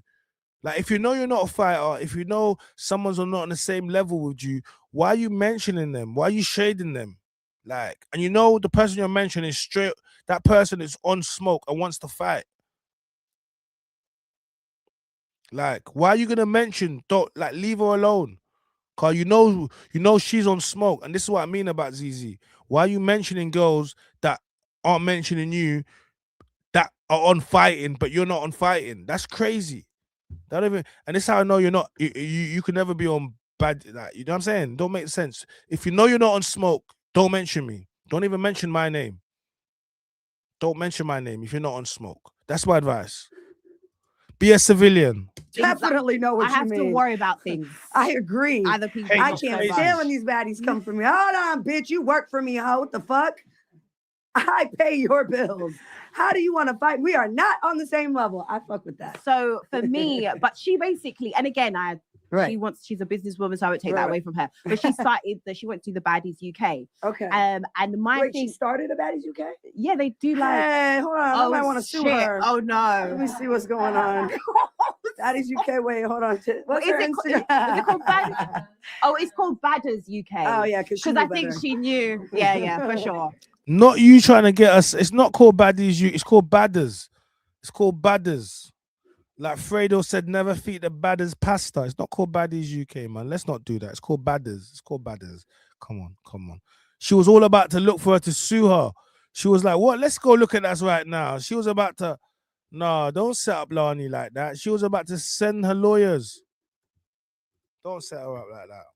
For sure, we'll yeah, let her slide. Yeah, for We'll sure. let her slide. Yeah, it's called Baddies UK. Anyway, she's doing it. I'm not gonna say trying. She's Right. actively doing it. Okay. Like I'm not taking It's that away doing from her. good. Oh, okay. Yeah, I people haven't watch heard it. of People enjoy it. Okay, But cool. I think basically what you're saying is that that's something as I've got older and I've realized about nuances and also different upbringings and different climates and stuff like that, is that I always say that the women in the UK, I don't think we have any excuse to be doing what the ladies in America are doing, because I think that you guys have it a lot tougher and a lot tougher. And well, I don't know. Well, I don't know. I'm not from London. I think I don't know. So, I mean, I do think British people.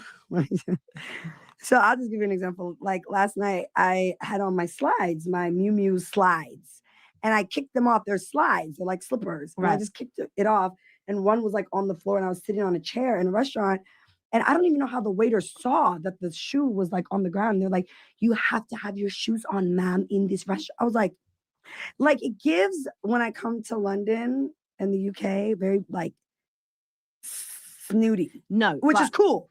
But I would never think British women fight. So when you, it's not snooty. It's just that a lot of you women are so ratchet in the hood that when you come over here, like there's a bit of class. I'm not saying that everyone's got class, but just a little bit of class. And you guys don't know how to get down with the class. That's all it is. Some of you guys don't know how to be classy. That's all it is. you just said that, I'm like, you guys come off very like fighting. Like what? No, but it's like what you I don't know if I don't want to be rude. I feel like it's very like, we have tea. Let's talk about it over tea. Like bitch, we ain't talking about shit. Let's get busy. Oh, okay. We're very reserved. We're very reserved. That's what we're very reserved. It's very like very reserved, very like, it just gives, you guys don't fight. No, we will, but what? So they be there fighting are on girls that are they fight. fighting on this show? Oh yeah, there's girls that are fighting, and they've got. Well, shit, let me bring the baddies to the UK. I think you would be fighting over here. But also, although I know, first of all, you're here on tour and you've sold out. They had to. By the way, they had to upscale the venue. Okay, that's how. So there are people. There's loads of. Oh.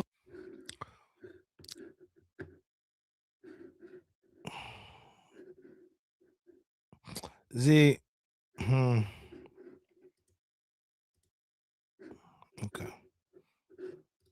Young ladies that watch Baddies. One of my closest friends, she's my sister, right? She likes Baddies. She lives for Baddies. Aww. Like she'll be like, I love to watch it, and because I do think when you don't watch it, you maybe have a certain preconceived idea of the people that consume it, if that makes sense. I would assume the people that consume Baddies are, like you say, ladies that like to fight, or maybe they come. Right. But again, I think it's a mixture of things where it's people living vicariously through the girlies, because they don't live that kind of lifestyle. Right. So they're like, oh my God. Or I'll be honest, a lot of people that watch Baddies, they say to me like, oh, I learned to stand up for myself. I used to get picked on all the time, and watching you girls like stand up for yourselves in certain situations, like they learn to like stand up for themselves. I get that actually a lot more than people just saying they watch it for fighting. Right. Okay. So if I'm going through the airport in America, catching a flight, I'll get people like timid, real timid. They come up to me, they're like scared to even say anything. They're like, I just want you to know I learned to really stand up for myself because of watching Baddies. I'm like, you know, it's like I get that a lot. So I think it's interesting. Like for me, I mean, I've been in this lane for 17 years. Bad Girls Club was 17 years ago for me. Do you ever feel bad? Not like about what? Do you ever feel bad about what I think Baddies is about, what I think is a bad representation of Black women, and how Black women are seen. I think it perpetuates stereotypes of Black women, that we're loud, that we're aggressive, you know, that we can't use our words. So do you ever feel guilty, especially like in places, I guess in like America, where Black people are still seen, even here as well, like, you know, they look at us, or probably that's why, to be honest with you, the kicking off the shoe thing, it's more to do with probably how you look than, oh, you're not allowed your shoes off in the restaurant, because it's we have all that undertone racism here still, like, oh, you look like you shouldn't be here, so now I'm going to make you feel like, you know, all that kind of stuff. But what I'm saying is that perpetuation of, you know, Black people, do you ever feel bad about that? Like, do you ever feel bad about Karen, for a better use, or I don't know, no. Sarah, white lady that's watching Baddies at home, and you know she doesn't have any Black friends. A big up Cardo, I see you. And thinks to herself, oh my God, I'm look at all. So what big up Cardo, I see you. So what Zeze is asking for is, she's asking for, do you believe you have a social responsibility for the content that you make and the programs that you put out? Do you believe that Baddies and the content that you put out, you have some type of social responsibility? You clearly can see it's successful over here. It has an audience for it. And at some point, do you have a social responsibility for what you're putting out and the perception and what it does for Black women and their image, global image? This is what she's trying to say. All right. Okay. Guys, hit the like button. Let's get to 20K on TikTok. We should be on 20K on TikTok. Big up everyone that's locked in already. We definitely should be 20K on TikTok by now. Oh wait, Steffi, I didn't even know you were trying to come on, Steffi. We should be 20K on TikTok. We should be 20K on TikTok. Big up Cardo. Yeah, we're just streaming on YouTube. Guys, the best way to watch the stream is to be on YouTube. The best way to watch it is to hop across to YouTube. You can see the screen. But yeah, I'm just trying to stream on TikTok because everyone said to me I neglected TikTok. So there's been a lot of stuff I've been doing that TikTok could have probably locked in from. So yeah. We all do as creators, but the show is called Baddies and represents a certain way. So that question is out the window. Yeah, we know exactly what the show's there for. You're not wrong. All the Black women ripping out the weaves. I feel like it doesn't matter whatever platform African American women are on. Yeah, I'm at home. I'm streaming. They're always gonna paint the African American woman to be the angry Black woman or the loud one or the fighter. I've worked with a lot of networks, you know, even here when I was on Celebrity Big Brother in the UK, I was on Channel 5 here, you know. It doesn't matter. They're going to edit us to look how they want to perceive us to look. I disagree, because I did Celebrity Big Brother, right? I did the one that came back after 10 years. I was on the 2 years ago, and I was fully aware that I was a Black woman in a predominantly white space, and predominantly white people were going to watch me. And my thing is that God forbid I give them any sort of content that is going to add to the stereotype of a Black woman. Do you think that you acted like yourself, or were you walking around on eggshells because you were worried about how people were going to perceive you? I think I did. I think it was a bit of both, but I think that as a Black woman, I don't think that's anything that we don't do on and off camera. I think even a woman that is not in front of the camera, and I think that's why a lot of Black women kind of resonated with me, even women that would do normal 9-to-5s, because they saw all of the microaggressions that was being put onto me, and me having to like think twice. So Yeah, she's talking about the microaggression that she experienced from white women. But this is what I was talking about. You guys don't want you don't want you don't want an all-female train, because if you had an all-female train, it would go from that to now these microaggressions. And an all-female train, what age? So what about women that are traveling with boys, little boys, schoolboys? Can they catch the train? Prams, can they catch a train? Because that technically it's not all female train, is it right? Cool. Then you're gonna say to me, oh no, that's minors. Okay, so what age do men start becoming dangerous? Boys, is it 13?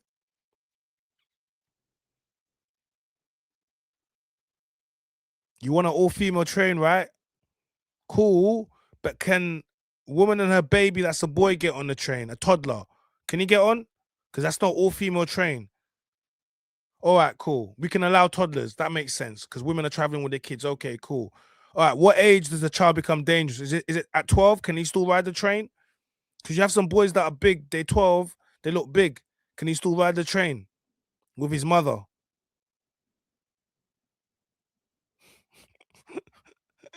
You don't want an all-female train, black women, because the moment you put yourself in an all-female train, you're gonna start telling me the white women are being racist. They wouldn't let me sit down. There's a mic. You're gonna go on the same way you tell us about work. It's not gonna change. Like, men are not your problem. You hate other women. A child becomes dangerous by trauma. There's no age. No, so what? A child is dangerous. So what? Is a 4-year-old dangerous? A boy? So you don't want a 4-year-old boy on the women's only train because he's a danger. We need to be like, remember, this is to protect women, right? And for their safety. So at what age does he become dangerous? At 5, if he's had trauma, is he a danger to women at 5? Is that what you're saying? Be clear in what you're saying. Because I'm being clear in what I'm saying.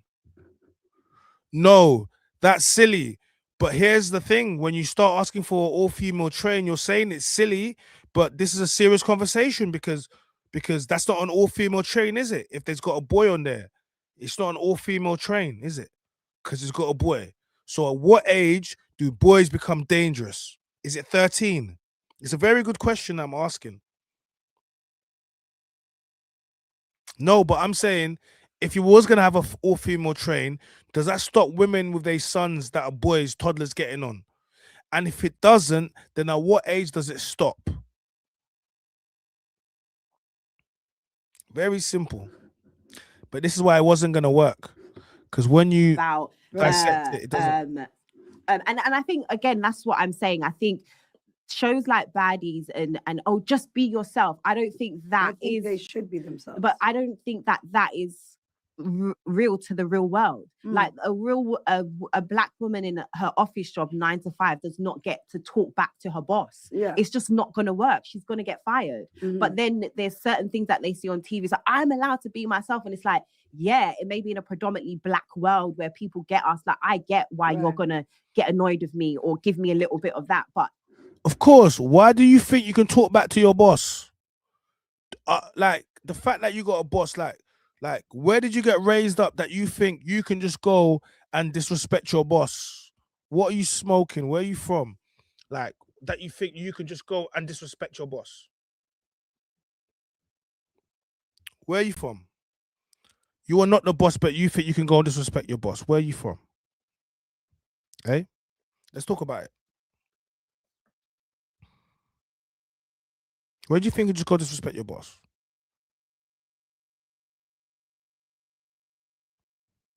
Because that's why they're the boss. Big up Katie, I see you with the gifts. That's why they're the boss. That's why they're the boss. Let's go back into it. The other woman doesn't. So but I think people should be authentically themselves. So whether the cameras are up or not, like it just doesn't matter. People are gonna love you. They're gonna love to hate you. But as long as they're still watching and you're being who you are, it shouldn't matter. So then, so like for me, like I've been on TV for 17 years. The majority of my work has been reality television. So the only thing that can be tricky is the editing, however they edit things and when they cut things out and they can, clip and paste things certain ways. But the truth is, as long as you're just always being yourself, like, I don't give a fuck if you like me or not. That's just how it should be across the board. I think you get that privilege because you are a boss and you no, are. That's not true though, because when I first came on Bad Girls Club, as in, you're not working in a corporate world. So the idea of you just getting to be fearlessly yourself, I think people know. So even after the show's done, I have to still like go to work. It's not always the cameras. It's not always. So you have to just be able to adapt in the environment. So if I'm on Baddies right now and a bitch is talking shit, I'm gonna pop my shit back. I'm not gonna come here to your show, and if I don't agree with something with whatever you're saying, start popping my shit with. It's like you almost have to turn it on and off in any type of environment you are. So if a girl clocks in at her 9 to 5. No, you're not going to do whatever you're going to do when you clock out and it's baddie shot o'clock at the bar after work with your friends. So I feel like people just need to understand that every environment, you're supposed to adapt to whatever it is. Like, you're not supposed to go into everything acting like a fucking baddie and a psycho ass bitch that's ready to slap everyone because the lady didn't hurry up at the bar with your drink or whatever it is. Like, you should be able to conduct yourself accordingly. Yeah, and that's what in any environment. So yeah, like, Baddies, we know what we signed up for. You come on the show and it's turn up time, whether we're partying, whether we're traveling state to state to do shows and concerts. That's why I'm always saying, like, we don't fight at our shows, guys. If you want to argue with each other when the show's over on the bus ride back to the house, do it. But in front of everybody at a concert, like say tomorrow night, right. Those girls do not all get along on my show. On the road right now. But they're not going to do no weird shit. Right. You know what I mean? They're not going to do that. And that's why when the cameras aren't rolling, I will work with certain girls off camera too. Okay. So the ones that are here on the road with me right now, I can put $1 million on the line and I know they're not going to do no weird shit. These girls. Now, if I had Summer or I don't know, I don't want to say any more names, but it could go left. Do you feel like you gotta, because obviously, like you said, you've been doing this for 17 years. You're a businesswoman, but even talking to you, I can see there's a level of empathy you have. There's a level, like when you walked into the room, there was like, we was a little bit worried because we're on like the 4th floor, right? And there was today is the day the lift decided to break. Like, because I heard the lift broke. We were like, let's go. Like, I hope, like, because I was like, even you thought I was gonna come in like, bitch, you got me fucked up. I was walking up 7 flights of stairs. I can't lie. Where Zeze has the studio is hella flights of stairs, yo. It's hella flights of stairs. Wait, listen, where she's got is hella flights of stairs. You don't wanna have to walk up them stairs, man. Like, that's what she was saying. You had Ciara walking up them stairs. You don't want to be walking up them flights of stairs, man. Hey, big up Katie Lou. I see them lights. Hey, we need to get hey, where's all our TikTok people gone? We need to get back to TikTok, man. But yeah, you don't want to have to walk up on them flights of stairs, man. So I'm saying, but big her up though, big her up. Spance. Not like that, but I would understand if you was a little bit annoyed that you had to walk, and like she came in, energy was so beautiful, so nice. So how do you manage, obviously, being a producer, that business hat on, and then just now, like you were talking about, you have a duty of care, that you seem like you have a certain duty of care to the ladies as well. I love the baddies. Listen, the truth is, and I get this often, like they do little shit outside of the show that it does really, like, it could be triggering, and I could be like, yo, bro, this bitch is wilding online right now. But I have been down the road that they're all going down right now. Okay, so I've already done all of this.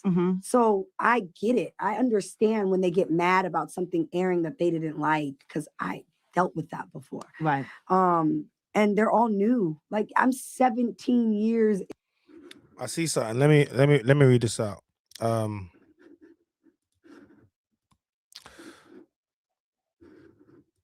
Come on now, it's obvious UK girls are totally different from US girls. I really can't see a UK girl fighting some crazy US girl. They have nothing to lose, especially if money's involved. They really need. Look, go look at Baddies. Go look at Lani's Baddies. They be crashing out on Baddies, left, right, on center. Big up Katie Lou. I see you. Baddies they be crashing out on Baddies. Fully. Go look at Baddies. They be crashing out. I definitely think it can run. I heard Madam Joyce now when she said the lift broke. Yeah, that's crazy. Do you know how much floors that you don't know how many? I know she was cussing because, yeah, it's a lot. It's right at the top, man. Right at the top. It's right at the top. There's really nothing at this point in my career that I haven't already seen. I know the movie. I know the ending. Do you ever get? So I can't hate the baddies. None of them. I don't actually, the word hate doesn't even come out of my mouth. There are a few that I dislike, sure. But are they great TV? Absolutely. And then there's some that I just know, like, you got to just keep them right here in this lane. Some I can do a little more with, some we can maybe, and the rest you just, they just, you got baddies are interesting. So, I call the girls, never mind, I'm not even going to start. No, go and tell me. No. Go on, tell me. The baddies are very interesting. It's like, you have to look it up. It was in Toy Story. They call it the Island of Misfit Toys. Okay. So it's like a bunch of toys that, like, maybe the arm got broken off. Yeah. Listen to how women are talking about other women. And it's men that are toxic. It's men, all the blah, blah, blah, blah, blah, blah, blah, blah, blah, blah. But listen to how women are talking about other women and essentially using other women. Women that are broken, abused, been through a lot. Let's make good TV out of them. And you have a woman that's a multimillionaire, extremely successful, that is monetizing women's pain. Interesting. And saying it right in front of you, and you're not picking up on it. If that was a man saying, look, I put a bunch of broken women together, like Toy Story, the Island of Misfits, yeah, and then, some I use, some I don't, you'd be calling him misogynistic, manipulative, abusive, blah, blah, blah, blah, blah, blah, blah, blah. You would roll off your tongue. You wouldn't even know what you're saying, but but she's telling you she's pimping these women. She's telling you she's pimping these women. And you can get people to do anything in the world. You know that, right? You can get people to do whatever you want in the world, like literally in the world. You can get whoever you want to do whatever you want in the world. And she's pimping these women. So just interesting.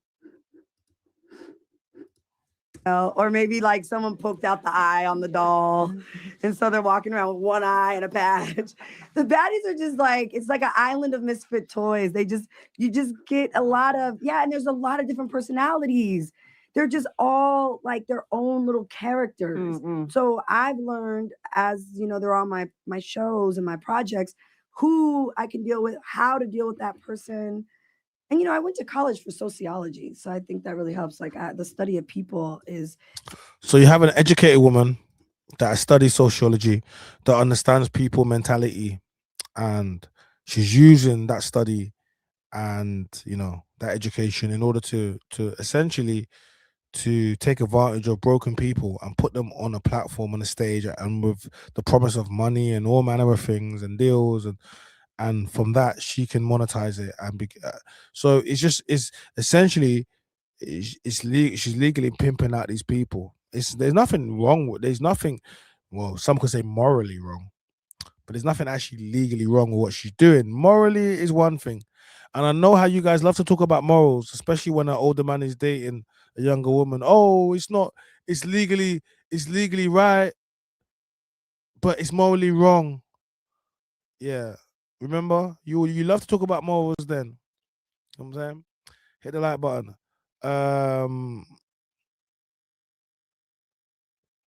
Yes, professional settings. Yes, Kojo. Yeah, man. In actual fact, yeah, it is. We're streaming on. We should be on 20K by now, man. I'm quite disappointed we're not on 20K. I've been streaming, like, I got a home setup. We've been streaming on YouTube for a while, but I've kind of neglected TikTok for a while. So I'm trying to get back on TikTok. I got a new iPhone 17 Pro, so we can use that. I've got the iPhone 14 Pro. We can use that. I got the A4600. I'm gonna get A700. Can use that. That's for a different angle. You know what I'm saying? So we got things going on now, man. So big up everyone that streams my content, all the gifts, everyone that that helps. I'm using the money, I'm reinvesting the money as you should into putting out more. So you lock in, I'll do that thing in it. I appreciate you guys, man. So yeah, it's just interesting. But bigger up. But what happened to women protecting women, black women? What's going on? Something that I've always been That's so cool. interested in, like, just my whole life. And so most of these girls are products of their environment. They came from, you know, whatever their situations are. And so you just got to learn to, like, deal with it. And so one day it could be, fuck Natalie, you stupid fucking bitch. Next day, thank you so much. I love you. You changed my life.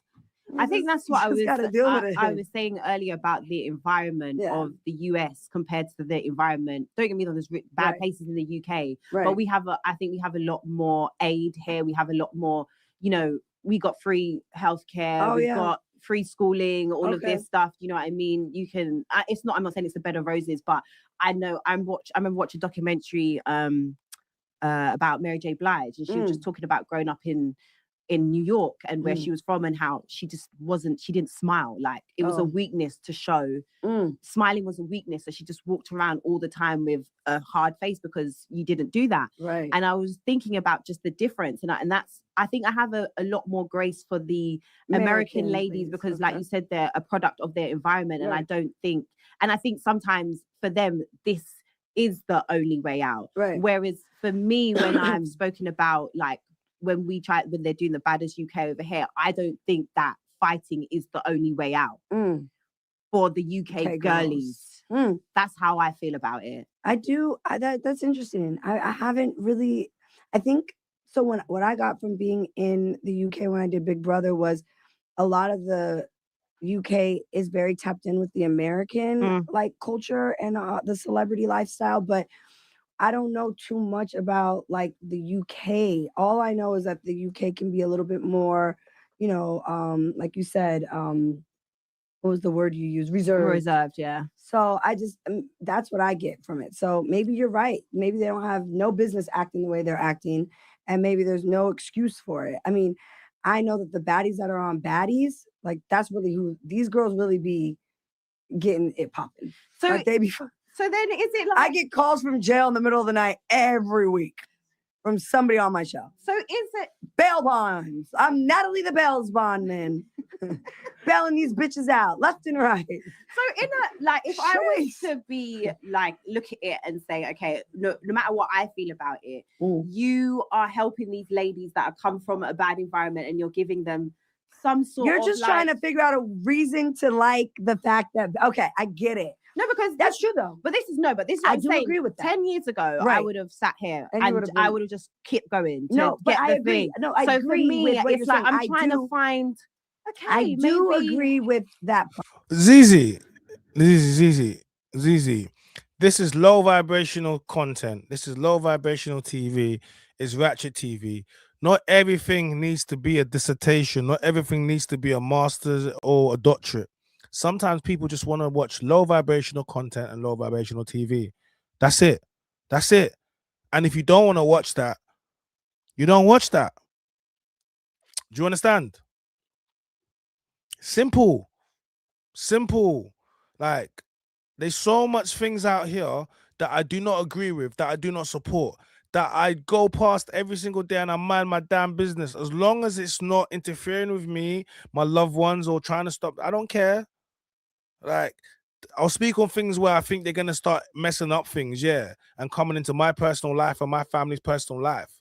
Yeah, those things I'm going to do, 100%. But I'm not, nah, man. Stop trying to police the things. If you don't like something, do not engage with it. But you guys say you don't like something and you spend your whole time engaging and commenting and arguing. That says to me you love whatever you're arguing with, because why would you engage with it? There's so much things that I see. Big up Katie. I'm seeing all the love, man. Thank you for the gifts. It's made me come back to TikTok. We're almost on 20k. We should be on 20k now. We're 97 on the leaderboard. We're back up in the league now. Don't engage with it. Leave it out. But you guys engage with all the content that you say you hate. Because in reality, you don't. You love it. You love it. You literally love it. And that's okay. Just stop lying to yourself. We know you love it. Now, I have changed each and every single one of these girls' lives. And like, yes, some of them were former dancers, exotic Strippers. dancers. They'd never been back to the strip club. Mm. And most of them didn't like it when they were there. So Baddies to them is more opportunity, and they've made way more money than whatever they could have been doing before that. Some of them were trapping, selling weed. Mm. I don't know, they say it on the show, living in the projects. So my girls they're all making a lot of money. Some of them are now homeowners, got their first cars, put their mother and parents in houses, their kids' lives have changed. And they're making a lot of money. I'll just tell you that. The money thing. They're 'Cause making a lot of I money. hear a lot of the word money. Yeah. Obviously you had that viral interview with Cam that went and he said, what did the baddies bring to the table? And Money. You said money. Yeah. All I need is the money. Yes. I need money. That's and true. my thing is, What's your sign first? When's your birthday? go and have a guess. What I do you think you're a I am? Capricorn. No. No, See, that's- Aries. See, go on. No. This is proof that star signs is rubbish. I don't know. Because look, she's got 2 wrong now. And then when I say the one that I am, Cancer. no. See, when I say the one that I am, when I say the one that I am, you're gonna be like, I knew I it. don't know I'm nothing a Leo. about star signs. Oh, What? shit. What? Did you hear me? Whoa. I said, I don't know nothing about star signs. And I said, Leo. No. Did you guys hear me say that? I'm an Aries. She called an Aries, but I'm a Leo. Hold on a minute. Did you hear me say she's a Leo? I just said she's a Leo. I said she's a Leo. You know how I know she's a Leo? Because my mom's a Leo, my sister's a Leo, and my brother's a Leo. I know exactly, Zeze. I just said she's a Leo. I guessed it. I'm Aries. And I'm a typical Aries because when I read the Aries, it's just me. I don't know. I'm an Aries. I don't believe in it, but I'm an Aries. No, I believe in star signs, but I don't know people's star signs and what the attributes are. I just know my star signs and what my attribute is, and I guess what she was just by my interaction with her and the fact that I've got my mother, my brother, my sister are Leos, and my other sister is a Aries as well. So I know Aries and I know Leos. So Zeze Millz gives a strong Leo vibe, and I was right. Did you? Yeah, sure. Did you know that I was a Leo? No. Did you guess? I guess Zeze, honey, I guess that you're Leo. So how about you reply to my flowers and perfume? Guys, you know I bought Zeze Millz flowers and perfume. Obsession, because she said I was obsessed with her, which I'm not. It probably didn't help me buying flowers and Obsession perfume and taking it to her, but it is what it is. Go check out the video. I dropped the video and I left it at her workplace, but she didn't pick it up. She's been back since. She must have seen it. The flowers died. I hope she got the perfume. Seriously. I told him if she don't come and get it, you guys can use it as air freshener. You know what I'm saying? We're using luxury air freshener. Anyway, Valentine's Day tomorrow. I got that for her before Valentine's Day. So she better get a Valentine's gift because I did more. That means I'm doing more than whoever she's dating. I'm just saying. If Zeze, if you don't get a Valentine's gift and you aired my gift, that means I did more than the guy that you're actually linking or date or the woman you're linking, because you told me you like women too. So just know if you aired that and only to be lonely on Valentine's Day, then you big mad. You know you fucked up, right? I'm just saying you shouldn't have done that. Oh, school. Okay, it's giving. She gave Leo. Oh, really? Oh, wow. Jeez. Oh, wow. I'm just basically everything. No, not an Aquarius. Basically Aquarius is crybaby-ish. and the Virgo water's is kind her of. now. I've She never didn't been give that, given but Virgo. I'm a Virgo Capricorn. Wait, a Capricorn's fire? No. Earth. Aries. Okay. to the money thing. Yeah, I asked that because when you Google Capricorn, the first thing that comes up is business money. Right, okay. So maybe that's why, because my thing is, I understand the money thing, but is money the decider of it all? Like, is it as long as money's being made, it's okay? Because I feel like that is what's okay. Well, it's like from what I got from that piece of the interview was that everything is okay because they're making money. Like, like it doesn't matter what you think about Baddies, we make money, and because we make money, that's all that matters. Like, whatever you lot have to say about us fighting, whatever you lot have to say, we make money.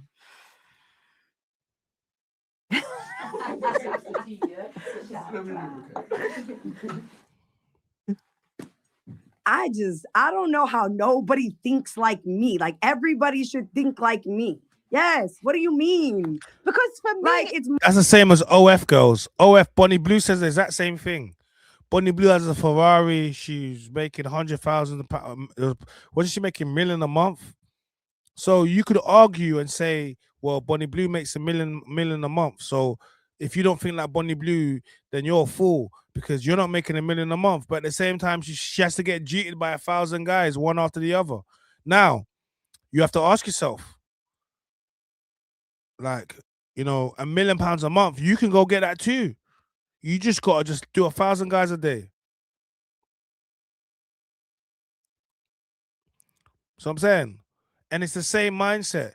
So, it's whenever people are like, oh, I make money.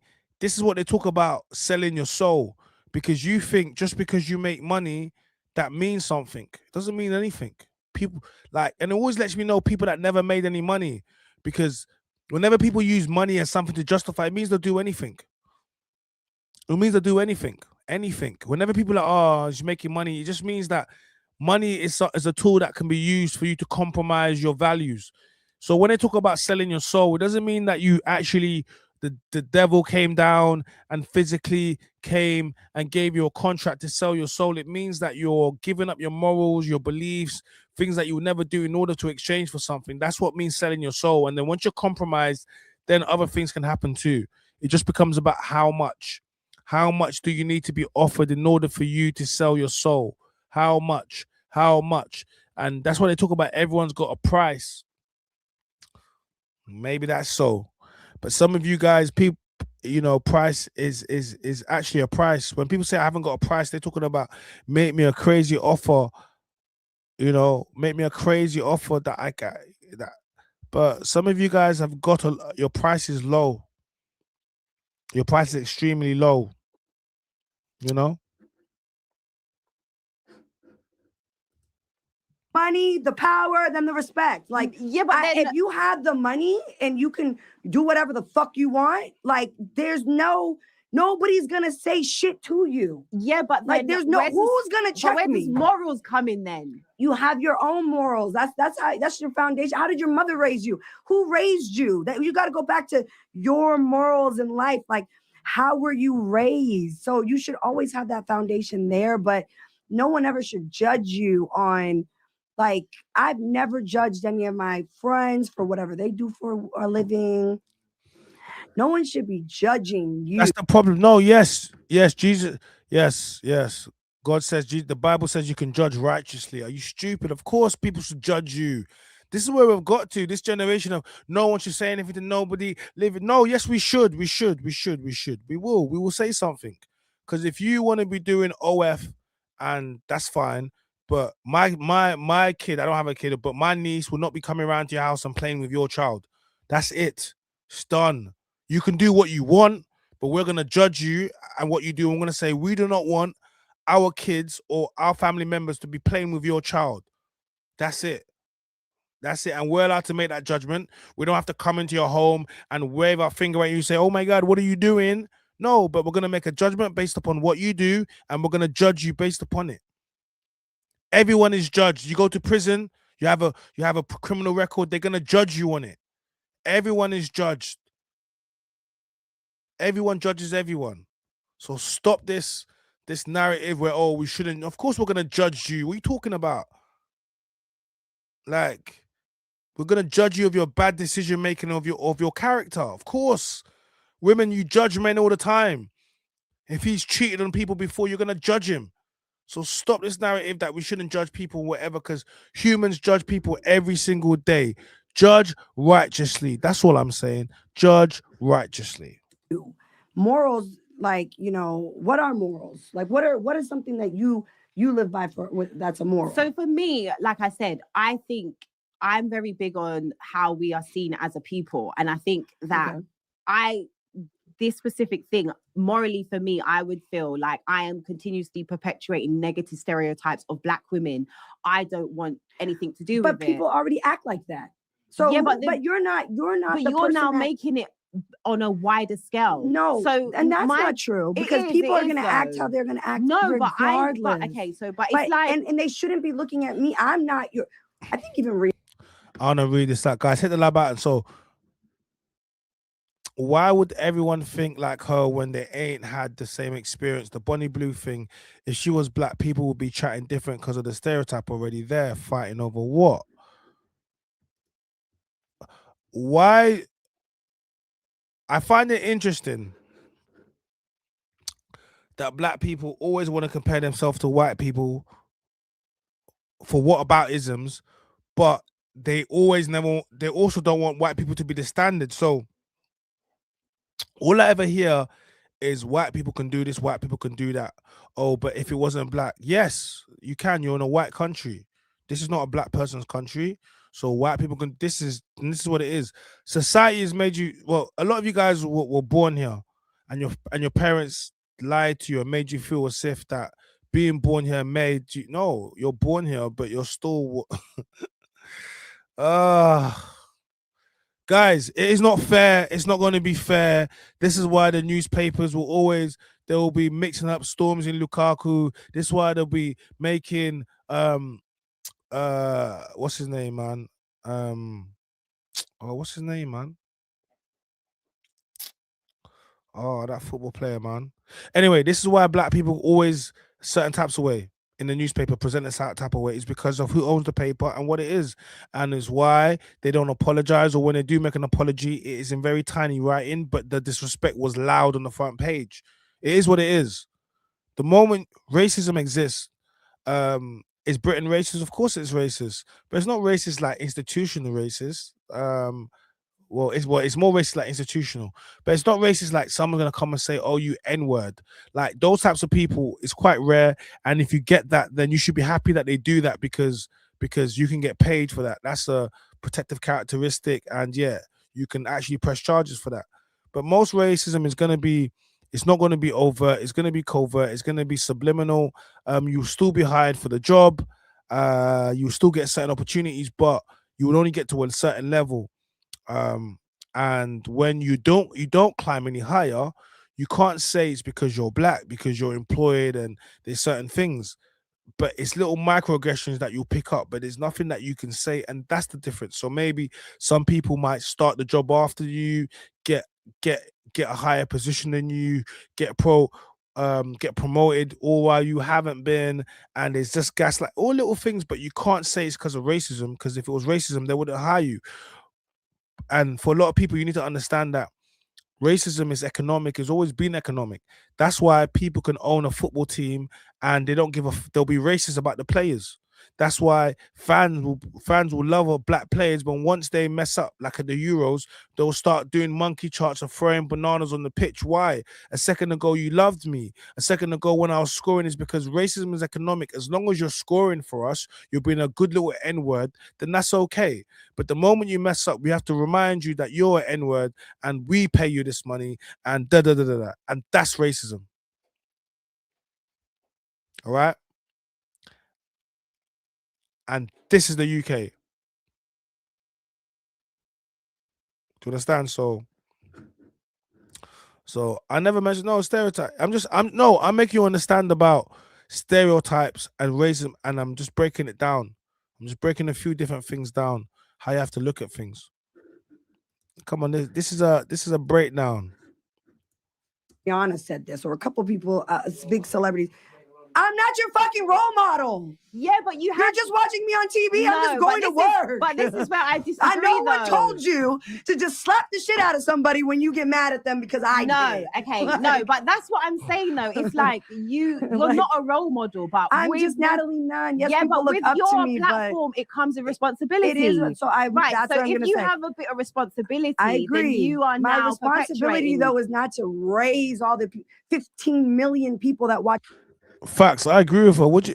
Her platform comes with responsibility, but listen, your parents are supposed to teach you. Your parents are supposed to teach you. You come with responsibility to be a parent. Like Natalie Nunn is not responsible for your children. You are. Like if your children watch Baddies and decide they want to go to school and slap up someone or go to work and decide they want to beef, that's not Natalie Nunn's business. She's on a TV show. That's it's contained. She's been paid to produce a show to put on TV on a film network, on a huge network. So she is not the problem. The low vibrational content she puts out is not the problem. The problem is you go to that content and you look at that content like it should be changing your life. That's where the problem is. The problem is you. It's not Natalie Nunn or Baddies. It is you. It's you consuming Natalie Nunn and Baddies content. That's the problem. It is not the woman. You're the problem. And the things you like to watch and the things you like to do. Baddies every Sunday. That's crazy to me that there's 15 million people that watch it, and you think that all those 15 million people at one point knew that there was they never. It's like you didn't know. A lot of American people didn't know about London until they watched Top Boy, right? Okay, so my whole point is there's a lot of people that don't necessarily, they already have a perception of black women, but have they ever seen a black woman fighting? No, until they switched on Baddies and they saw the black women fighting. It's not just black so that's women. my White women fight too. Yeah, but we don't get as much grace as a white woman. A white woman can fight. But who is forcing these black women to go on the show and fight? No one is forcing black women to go into Baddies. I'm sorry. No one is forcing these black women to go and get opportunities to be millionaires. No one is forcing them. Like, they don't have to go on the show. So you're talking about responsibility, but why are you putting on yourself on a show that's going to make you do that? Why are you as an individual, as a grown woman, going to put yourself on a show that's going to make you even do that? You know what I'm saying? Why? Why would you even like why would you even do that? Like I don't even get that. Why would you even do that? It don't make any sense. It has nothing to do with Natalie Nunn or black women. A white woman gets to be, see it as a, but that's reality though. Well, that is not what we should see. It's reality. We shouldn't see it like that. And I don't. So I guess to answer your question, I don't see it like that. I don't see it. I see Asian women fight. I get tagged in Baddies in Russia. There's like a Baddies Russia and some bitches knocking niggas. Bro, I never seen no shit like it before. People tag me every day with this one girl. She's like knocking people's heads off. They're like, you gotta get her on Baddies USA. I'm like, who is this girl? Some Baddies Russia. And it's a white girl, like literally like Hulk Hogan type shit. I don't see it like I see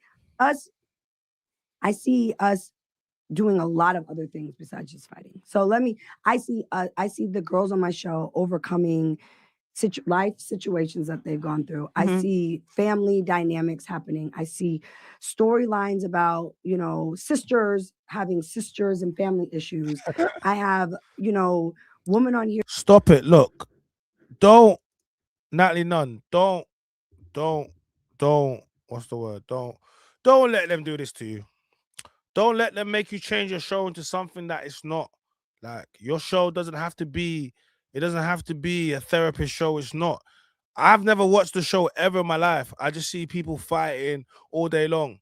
I look at Baddies UK. I see people fighting all day long, swinging. Like, it has an audience for it. People like it. I'm too old for that shit. It just doesn't do it for me. So I'm saying, why hasn't there been one with men? There has been one. It was gay men, because no straight man's going to be on there fighting, Because men, we fight once and we're gonna lay you down. It's not gonna be repeatedly fighting. Someone's gonna get a brick or a real weapon and do some madness. Only women can keep fighting each other. Nah, like man, them start fighting, it's gonna get sticky. That's why you can't have a badders with the man them or baddies with the man them. Boy, man them will end up killing something, laying something down.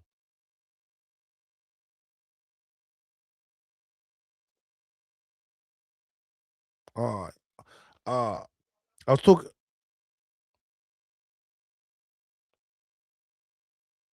I was talking madness. I forgot about.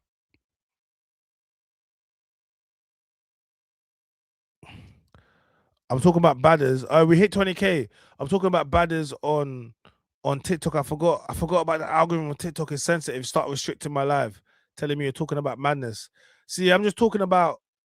Now I remember why I stream on YouTube so much, because I remember there was a stage that I kept on talking my lives, and TikTok was moving mad. So I was like, look, I don't want to lose my account, so I'm coming off TikTok for a while. I come off TikTok for a while. I came off TikTok for a while because it was just moving mad with the censorship. That's why I was off TikTok. Yeah, that's why I was off TikTok. I remember now. I was getting mad censored, so I was like, you know what? Before they do things to my account to get my account taken down, let me get the hell out of. Oh, let me get off here. I'll come back when it's not so hot. Now I remember why I've been on TikTok. You just remind me. You just reminded me why I'm not on TikTok, because the algorithm is so sensitive. Like what? Who are really artists, like amazing artists, talented. They can sing, they can rap. We're going from city to city, selling out big venues, shows. Like you said, here in London, we had to get a bigger venue. They moved us to a bigger spot, sold that out within an hour. Like these girls are getting the opportunity to showcase other things, and it is obviously being showcased because their streams are going crazy with their music. These girls are like my baddies in America. Even here, they've came to London and they've sold out shows here in London, like without the baddies. They came on their own, like people booked them. And so for me, I'm like, okay, yeah, we fight a little bit and people love the drama. Believe me, that's the only thing we're talking about. But there's so much more shit that's so it's going like on. a gateway. If you take It's the time, totally a gateway. If you take the time to go they beyond, are taking the time because they're going to their Spotify pages. And these girls are getting the most stream. My baddies are getting way more. They're more popping than half of the bitches in Hollywood right now. My girls are Anna, Tasiki, Christian. I'll be honest with you. You probably want to stay away from Hollywood right now. You probably want to stay away from Hollywood right now. F Hollywood.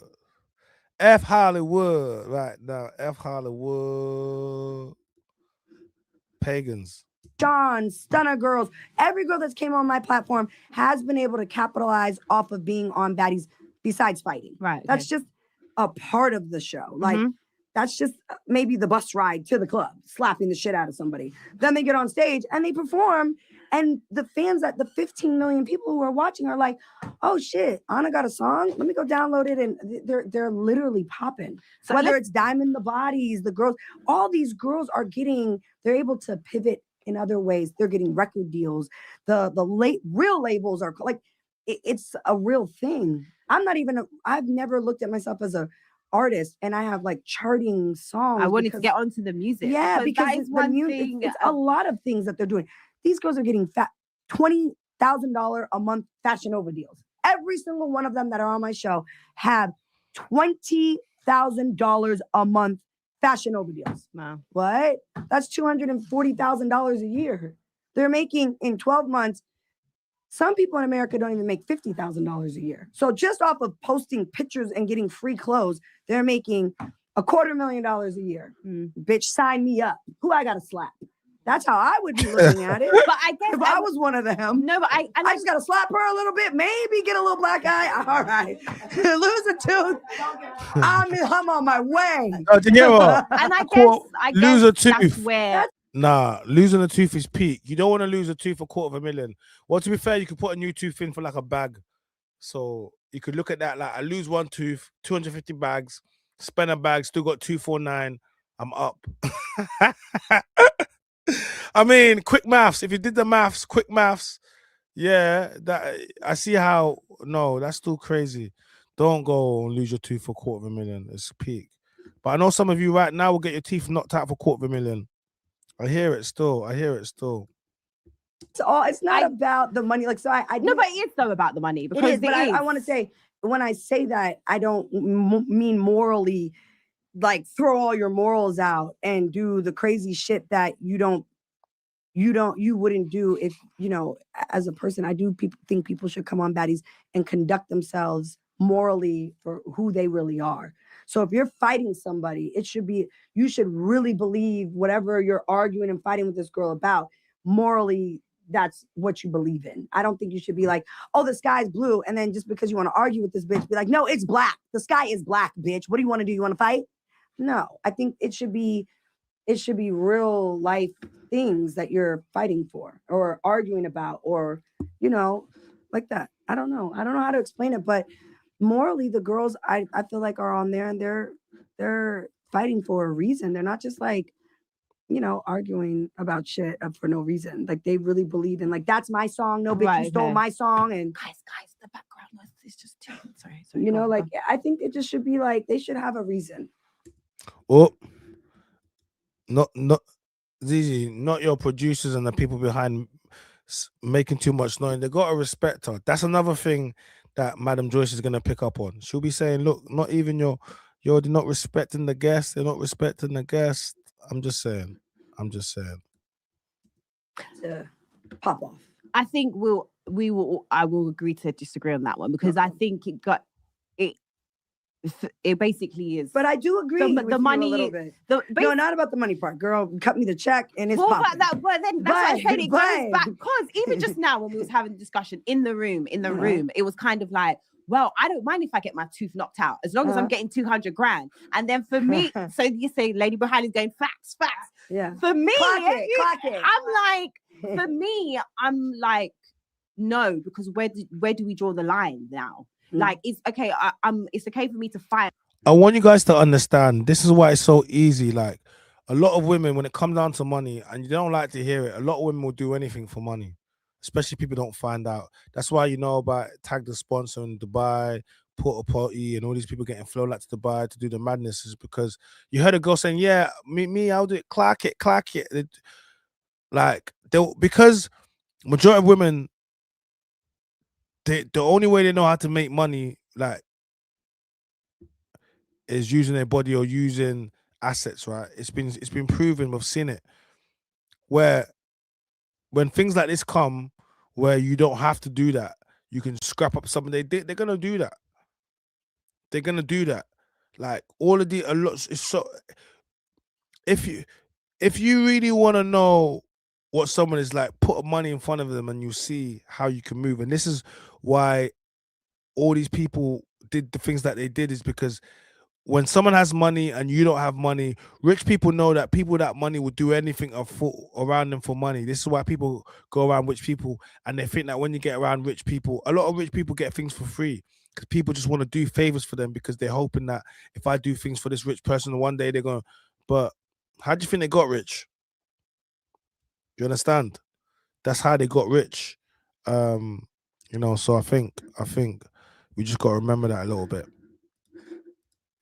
On TV, and again, I just think it works for some people. It's not going to work for everyone. So I think what happens when you get a good blueprint is everyone then thinks they can be that thing, and then it's like, well, yes, that girl was able to fight and get a deal, but you trying to fight and getting a deal is not going to be the same thing. So the thing about it is, when they come on my show, on my platform, I take care of all the girls, and I say that in the way, like, they're all going to get unlimited opportunities. So no one comes on Baddies and just gets a check because they came on the show. There's unlimited things that I bring to the table for all of my girls, every last one of them. So that's my responsibility, and I think want to my make sure thing that is they're more not- always able I don't to. think I don't think the girls in Baddies. I think it's the effect of the girls outside of the Baddies. So I know the girls that are in Baddies are taking care of you, make sure they're going to get their brand deals, whatever. But my main concern is the younger girls that watch Baddies and think that if I behave this certain type of way, it's like, this is what I said about the Baddies UK. I don't think we have the climate like America. America, I know you've maybe seen it when it comes to press and stuff like that. Mainstream America will love to sit down and talk about Baddies because you guys are more open. Our mainstream press over here, absolutely not. You are not going on Good Morning Britain to talk about. You are not going on Lorraine. You are not coming on national radio to talk about women fighting. Am I lying or am I like? It's not. They love us over here. Huh? I don't know if I. It's mad. You're saying to her you're not gonna do this, not gonna do that, all while interviewing her, doing all the things. Like, just because you're not on Lorraine and mainstream TV, Zeze, not everyone is for the main. Like, they've literally come over here and they've done the rounds. They're going super viral, doing the podcast circuit, doing shows, getting paid. So what are you telling them that they can't achieve? What is it that you're telling them that they cannot do? Because it seems from over here, they're doing everything that you're saying that they can't do. Yes, it's not on the level of Lorraine and yeah, of course. But that's white people media anyway. So if what is success? Is success only if I get on Lorraine Kelly? Like, is that success? If I don't get on Lorraine Kelly, that means I failed. So we got to be careful. And this is one of those things where we always act like our media is not good enough and we need them in order to be successful. Like, F Lorraine Kelly and them people, if they want to bring you on, cool. But yeah, because Bonnie Blue was on there, and doesn't mean that, we need to do you get me? Because these people are not for you anyway. If they put you on there, they're only putting you on there to push a narrative anyway. So we can't look at success as defined by, I've been on Lorraine Kelly. That's just my opinion. That's how I feel. Great. Radio maybe the radio, but No, you're right. No, you're right. You guys are more reserved. We're so reserved. It's so true. I agree with you. I think for me, the young girls over here that think it's like, babe, you're not going on Baddies UK. I'm gonna be and get Sony are not like. Right. Louis Vuitton are not going to come to you. Yeah. Like, you are going to attend Louis Vuitton. You look gorgeous, by the way. Thank you. Like, you get what I'm saying? You can because Americans are more open. But that's the thing. That's the thing is that you gotta. It takes time. It's not a sprint. It was a marathon. Even for me, America does not like the Baddies stuff either. It's not. Okay. It's not all the doors open. I've been able to open up the doors for these girls because I set the standard from 17 years ago and kept going this whole time. These girls still have to do the work. They still have to do the groundwork, meaning like, a lot of, this has been a journey for me. This has not been, she went on Baddies and now she's fucking rich and famous and gets to do whatever she wants. She's sitting front row at Louis Vuitton with all the, no, girl. So maybe there's one girl here in the UK that can do what I've done and work at, setting that standard high, because they closed the doors for me for years in America. It was a no. Whether it was radio, The Breakfast Club, I went on just for Charlemagne 17 years ago to just talk shit and bash the Baddies or Bad Girls Club then and tell me that I was gonna be nothing and nobody. So recently when I went back up there, I said, what you say?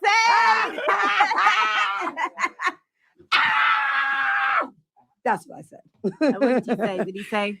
It's the same thing with Cam Newton and all of them.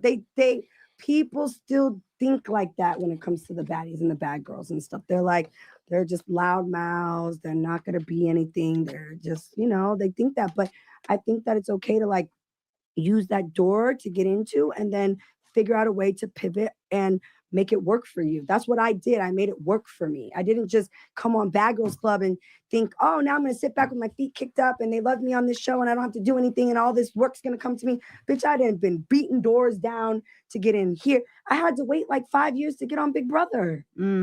Every time they would tell me, they'd call from the UK, we're going to put her on Big Brother. And they're like, we're going to go in another direction.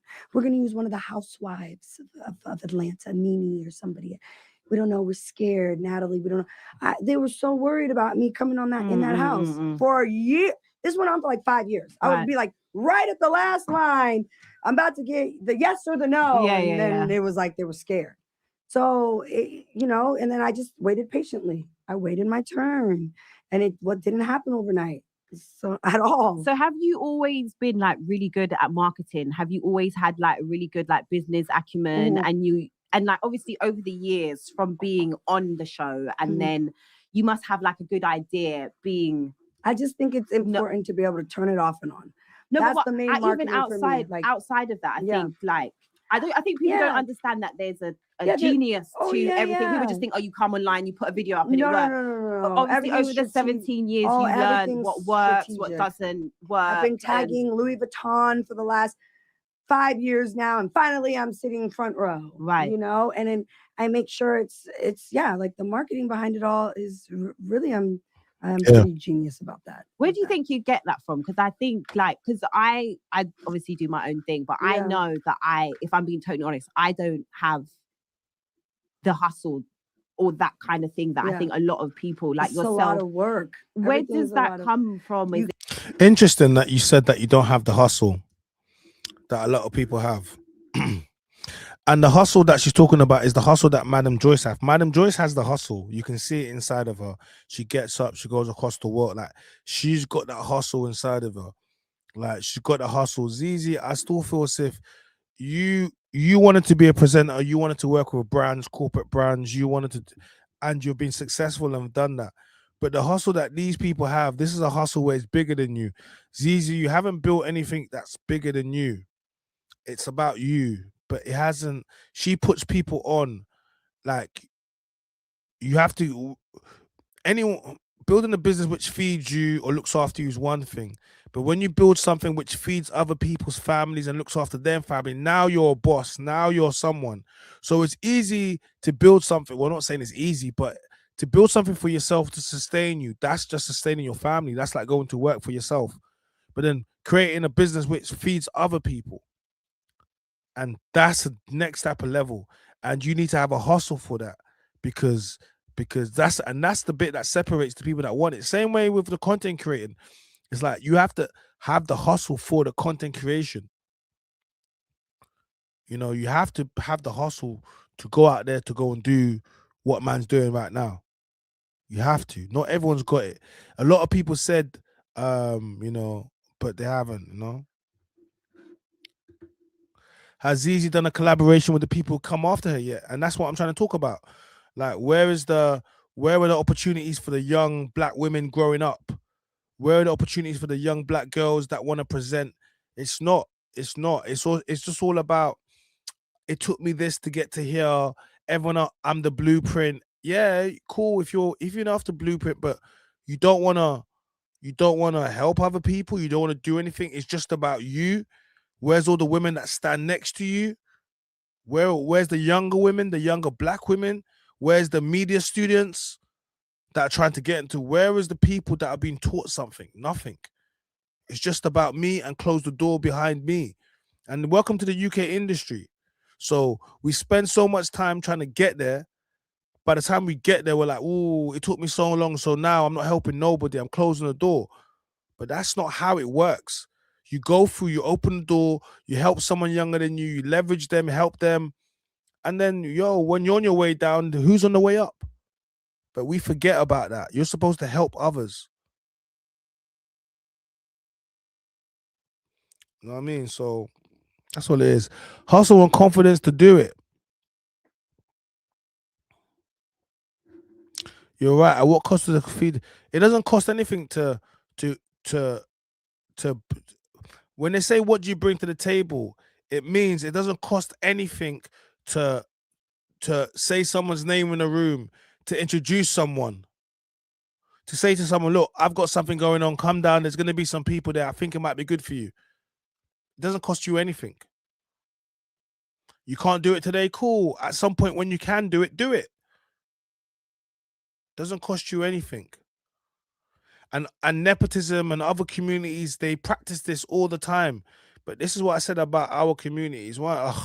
Let me know. That's a whole next stream. We'll do that on another stream. That's a whole next stream. You cannot teach somebody to be a hustler. You That's what I'm cannot saying, teach yeah. somebody. It's got to be within you. But is it not? Sometimes is it not environment? Because is it environment? Well, I and did like, grow up. So I grew up with a single mom, Right, and my okay. mom always had like 3 jobs. Right. Okay. And took care of me and my brother. So for me mentally, like I'm always gonna work. There's never gonna be a day where I wake up and the first thing I don't do is open up my agenda, open up the laptop, and get busy, and then step foot out of bed. Right. Like literally, my laptop and my iPad and everything sleeps right on the side of my bed. So before I even step out, I probably spend about $20,000 before my foot gets out of the bed. I'm wiring people money. Oh. I'm spending money, working. I got to pay some employee that works for me something every day. And then by the time I step foot out of my bed, I done made $40,000 Right. on that laptop and iPad. And so I'm up 20 now. But by the time the day's over, bitch, hell. Yeah. This is the life of a boss. Hero. Before I left my bed, I spent 20 on paying people. But before I wake up, spend 20. Natalie's stunting now. Nah, I don't even look at it stunting. Zeze's face is looking like, yo. I don't look at Natalie like she's stunting. She's built something, so she's telling you what I've got to do. This is the life of a boss. Like, I had to spend 20 bags this morning, but don't worry, I made 40 bands today. Like, so I'm 20 up. It's the truth of it. So, but she's spending 20 because she's got staff. She's got people that rely on her. She's a real boss. A real boss. A boss is someone that guarantees we're going to eat. You're not a boss when you build something that only feeds you. That's not a boss.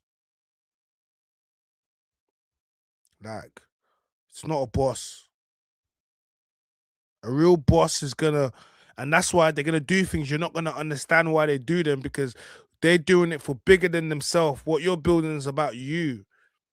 What she's building, she's talking about changing lives, about people who couldn't do things, buying a house, people becoming millionaires, people helping their parents. Like, that's a boss. And if we're gonna push for anything, that's what we gotta push for. In a good way. She's hyping herself. Yeah, she's hyping herself. You know what I mean?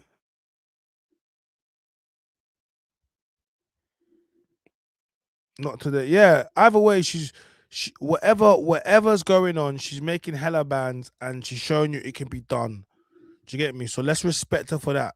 And if you're gonna criticize her, just make sure you're doing similar. And let me know all the people you're feeding, because that's what I want to know. I want to know who's getting fed. It's just work. You got to work. You got to grind. What's the love life saying? You know, because you said that when Mr. Cam said about the what do you bring to the table? You said men. The men. Yeah, men. They're scared of baddies. All my baddies they're having a hard time. A lot of them are. Well, I'm not single, but the baddies, whew, you know, I think it's once you start making a certain amount of money, men can be intimidated by women. Yeah. And I think men can I'm tired of this. Once you start making a certain amount of money, men can be intimidated. So go and make. So how about you go and you stop dating men that will be intimidated? Go and date men in your tax bracket, in your payment bracket. So let's say you're making all this money, right? Why don't you just go and date men that are making more money than you, so they're not intimidated? Why don't you? Why don't you? Because clearly, if you're dating men that have more money than you, why would they be intimidated by the money that you've got? But this is what happens is let me show you, innit? When a man makes money, yeah, he uses the money to help others, help to change a woman's life, yeah, for his family, right? Cool. When a woman makes money, she uses it as a tool to emasculate and say all the reason why she doesn't need a man. Have you not noticed with all these women, it's all about, I earn money, and this. Have you not noticed that the more they earn, the harder it is for them to date? And the reason it is these women feel as if that when they earn millions and millions of pounds, that men that earn millions and millions of pounds should date them. But why would the man, men that earn millions and millions of pounds don't date women that are millionaires. They date women that are not millionaires and change their lives. That's just the truth of the matter. A man with millions of pounds will pick up a woman that's working in Burger King or McDonald's drive-through, and he will change her life. In Tesco's, he'll walking through, see a baddie, be like, oh, that's a baddie. I want her. Move in with me. I'll change her life. Think nothing of it. Men will do that.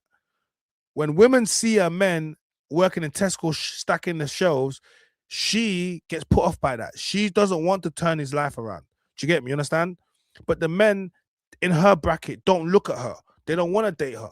Because if they did, she would have no problem about the money she earned because she's surrounded by men that earn the same money. But the men that earn the same money are not attracted to your money. The types of men that are attracted to your money, ladies, I'm going to tell you something. They probably don't have the best long term. They probably don't have the best intentions for you.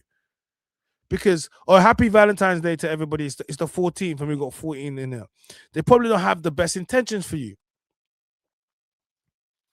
It's the truth of the matter. So all this money, they seem, with all this money that they have, they seem to not be getting them any closer to being in a relationship. Because men don't care about your money. I don't. I like the fact that you earn. I like the fact that you're successful. Congratulations. But if you think that's not a reason why you ain't going to get in the kitchen and go make me a sandwich, you must be crazy. Did you hear what I said? I don't give a damn how much meals you have in the bank. If I'm hungry, I want food. Go to the kitchen and make me something to eat. No, I don't want to hear you can get the chef to do it. That's not what I wanted to hear. I didn't want a chef. If I wanted do you get me? So it doesn't matter. Because there's still certain things that as a man, you'd be like, yeah, cool. I'm happy that you're successful. I'm happy that you make 6 figures, whatever it is, meals, but get in the kitchen and make me a sandwich. Can you do that?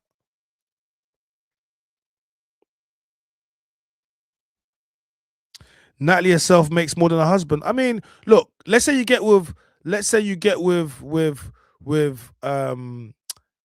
J.K. Rowling. J.K. Rowling, the billionaire. Like, chances are you're not going to have more money than J.K. Rowling, or it is what it is. Do you get me? But if she thinks that her money is going to keep her warm at night, then kick out then. You hug your billions, because when you're alone at night, your billions don't do nothing. It just reminds you that you're lonely with money. You end up like J-Lo. How many times has J-Lo been married? How many times? J-Lo got money. She's rich, successful. But that's the problem, because she's J-Lo and she can't ever submit no matter what. No matter what. She's like, I'm J-Lo, and then women gas her up and be like, oh, da, da, da. But she's the common denominator is her. She's the issue. She can't keep a man. She cannot keep a man. And she's been married so many times that you cannot blame the men, because how you women love to do. She's the problem, because she thinks I'm J-Lo, my shit don't stink. But I promise you this, Mark Anthony was covering his nose when you was in the toilet. Just like, you get me? Money don't mean anything. Stop pedestalizing these celebrities, and stop allowing you to think that because they're celebrities, it means they're anything. They're just like you. They just got more money than you, but doesn't make them better people than you. Doesn't mean their lives are more perfect. If, money, the kids will have money. I hear this thing with Cardi B. Cardi B, you wanted to make a big deal about Offset, only to get with Stephon Diggs. And for all the bodyguard to be like, oh, she's getting her lip back. Then she gets pregnant within 6 months after, while she's still married. Women are still in the comments talking rubbish, trying to support this behavior, disgusting behavior. What do you mean she's married and now she's got another man's youth already pregnant, and this man has got bare women pregnant, and you're talking about, oh, well, now she's broke. Oh, she's got money. Hollywood is full up with kids, parents that got money. Look how the kids turned up. The kids with money turn out the most messed up because they have money. They can do everything in excess. So this whole thing, it comes from a poverty mindset where you think because this person has money, they don't need a man. The kid doesn't need a father. Are you stupid? Only women come out with dumbness like that. Oh, she's got money, she'll be all right. You guys are stupid. You think You're so poor that you think that money's going to replace a father for that child, a stable home. You're so stupid. You think that that that a child growing up in that is the best example. Like, are you dumb? Because you put money and you pedestalize celebrity so much. I'm here to remind you, your kids will come up messed up regardless.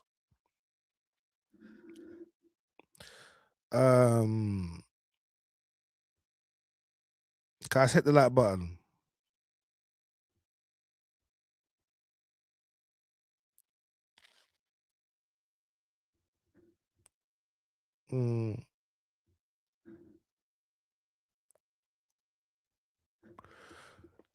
Stop it, China. A wife will have no problems making a sandwich, but not when you speak like that. Speak like what?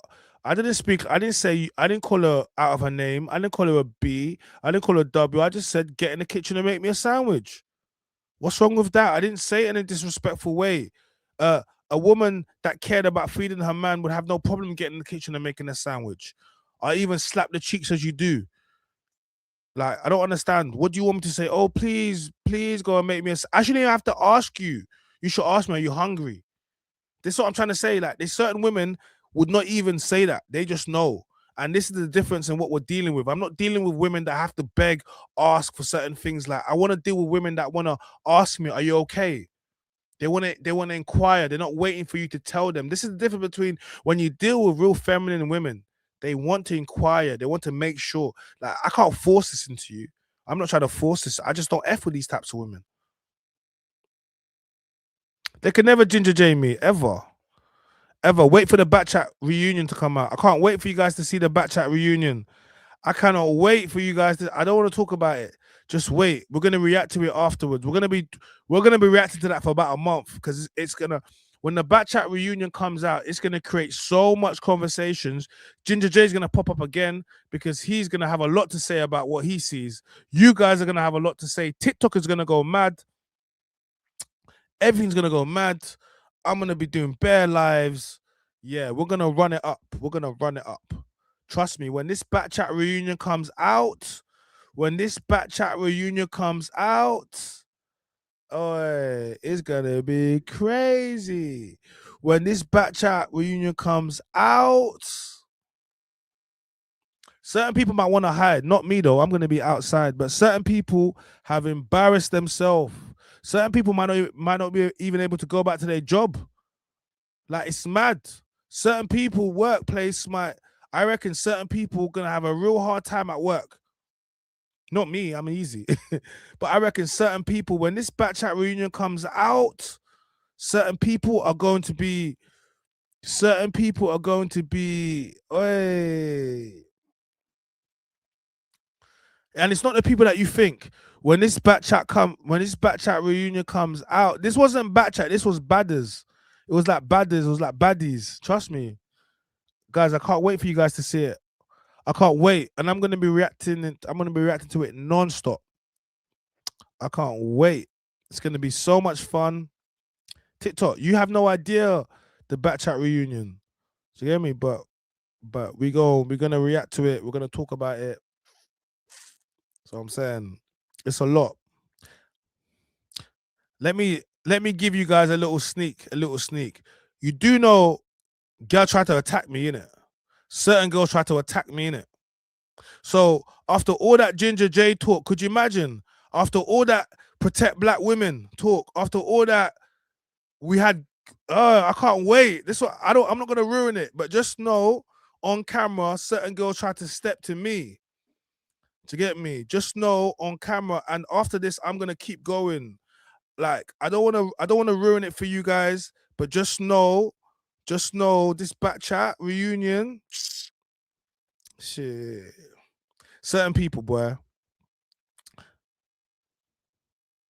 To get me, certain people, boy. That girl in the crowd was on you. That girl in the crowd was on you. Yeah, you must have seen some clips going around on social media. Just know that when that Bat Chat reunion comes out, I am going in with the content, with the reactions, with the podcast guest space. I am going in. You're gonna see me everywhere. You're gonna see me everywhere. You're gonna see me everywhere. You're gonna see me everywhere. So I'm saying, and and and and I will be dealing with everything on YouTube because that's what we do, content creators. So I'll be dealing with everything on YouTube. We shall be doing live streams. We shall be doing podcasts. We shall have interviews with certain people that were there from the day. I'm gonna be so. I can't lie. I can't lie. I can't lie. You said you can't wait. Big up Ivorian. You said you can't wait. I can't wait either. I can't wait either. It's gonna be great. For some people, it's not gonna be so great for them. They're probably gonna wanna put their head in the sand like an ostrich. I can't lie. For some people, they might want to come off social media for a little bit. They might want to come off social media for a little bit because the way we're gonna go hard. And you gotta remember, I have big up all my man them. Shout out to all the man them that are content creators, all the man them with monetized platforms, all my fellow content creators. I have content for you for days. You man are gonna make good monetization money off this. So big you all up, the man them that are waiting. It's gonna be good. It's gonna be good. Big up Earl. I see you. I see you. I see you. What's it? Cookie is great. I hope she gets smoked. She's been drawing people out for too long. Bro, listen, what can I say? All I can say is, yeah, this Back Chat reunion, when it drops, yeah, everyone is going to cuss.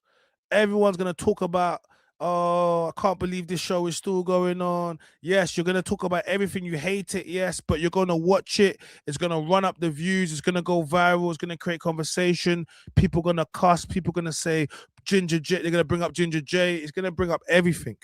This one episode is going to bring up everything. Violence against men. Yes, abuse. Oh, my God. I can't wait for this episode to come out. I can't wait. I don't want to do too much, but I can't wait. When it comes out, that's when we're going to do the most. But I'm just letting you guys know that the Back Chat reunion was a mad thing. No, it should be coming out real soon. It should be coming out real soon. It'll be coming out. It's not even hush hush. Like they're gonna aim to get that as soon as possible. I hope it comes out in the next couple of weeks. I'll be honest with you. I hope it comes out in the next couple of weeks. I don't want to watch it, but I might now. Even if you don't want to watch it, you're going to see it on social media. It's going to go viral. There's going to be too many clips. I don't think you understand this Back Chat. It wasn't like Back Chat. It was like Baddies chat. Trust me. It was just like Baddies. Like, trust me. Like, I don't put my hands on women. Come on. But, you know, I don't threaten women. But women were threatening me, though. And I mean, after the Ginger J episode, could you imagine women would actually threaten black men? Like, after the criticisms that we had about standing up. Remember, all Ginger J did was stand up. People acted like he pulled out a strap to bun gal. But could you imagine gal actually trying to step to man and threaten man on camera? Could you imagine how much content we will get out of that? Could you imagine? Could you imagine threatening me in my suit and my tie? Like, hold on a second. Let me just, we'll come back to this in a second. We'll come back. But let me just remind you guys, innit? Let me just, you guys are gonna respect me, respect my authority. Hold on a second. Hold on. Cause what we're not gonna do. What we're not gonna do. No, we're not gonna do. We're gonna have to. That's not what we're gonna do. Hold on. Wait a minute. Let me put some pimping in it. Hold on.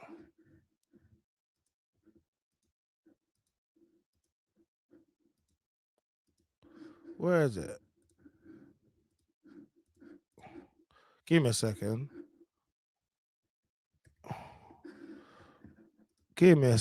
Just give me a sec.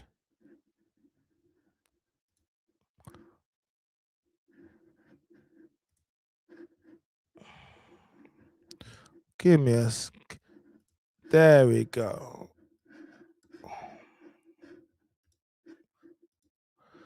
Hold on a second. We're gonna address this for a second. We're gonna look at your boy. Hold on a second. Big up Majesty. Majesty, they would have almost thought we planned this, but we didn't plan this. We didn't plan this. We didn't plan this. So look at your boy. Look at your boy. Fresh to death. Look how clean I look. How are you gonna be threatening me when I'm in a suit and a tie? Like what? Not even a suit and tie, but this time your boy was clean. Look at the man them. Look how clean we looked on Backchat reunion. Look how clean. Big up King Riches. Big up King Riches. So I'm saying we're looking clean. Big up Card Dizzle. Come on, P Wave. Come on. H, you see me there? Bambo, you see it there? Else, come on, Jay. Look how clean we're looking. Could you imagine looking this clean and trying to, like, look. Are you ready yet? You ready yet? Say no more. Go. Reunion ready, yeah? Reunion ready, yeah? Say, look how fresh the man them are. Look how fresh the man them are, only to receive abuse. Only to receive abuse and threats of violence. Could you imagine? Oh, ladies and gentlemen, I cannot wait for the Backchat episode to come out reunion. I cannot wait. Because once it does, we are going in. I just got to chill out for a little bit. You know what I'm saying? Thank you, Katie. I was clean.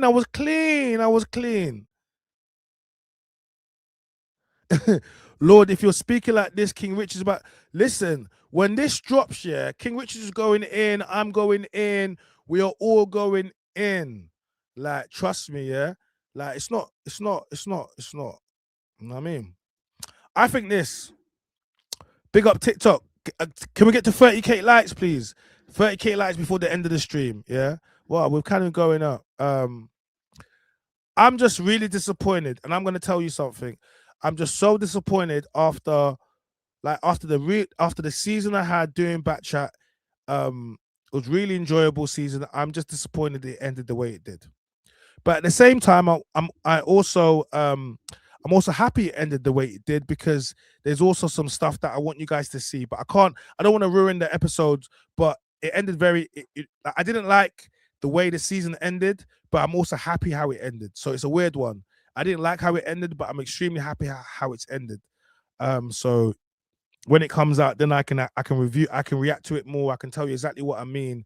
But what I can tell everybody is, if you thought the Ginger, yeah, like look, if you thought the Ginger J episode was a lot, like, to be honest with you, that will go viral because people wanted to push an agenda and certain black women wanted to get triggered by it. Cool. But this one is worse. This live is worse. It's worse. Because Ginger J didn't threaten no violence. Ginger J didn't talk about, like, trust me. This one here is worse.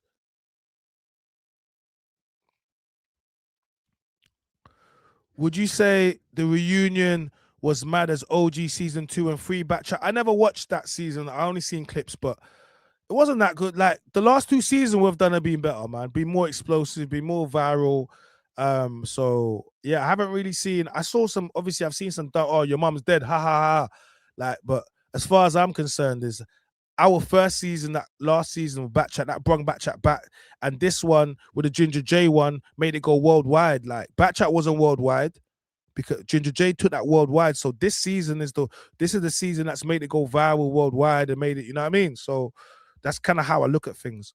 But in regards to how much content that this reunion has, way, yo, like, you get me? Big up my top gifter, Katie Lou. Listen, because some of them, like, my Backchat is a debate platform. Yeah, like, if you cannot control yourself as a woman and you try to threaten someone with violence, you have lost your composure. You have lost yourself. The moment where you have to go to violence, you have lost the debate. You have lost composure. You've lost yourself. And Backchat is a place where no violence or no threats of violence. And this is one of the things we said about Ginger J. Yeah, he was crashing out, but at no point were any of the people in danger. The moment where, like, remember Leah, she put her hands on, that was it. She was off the set.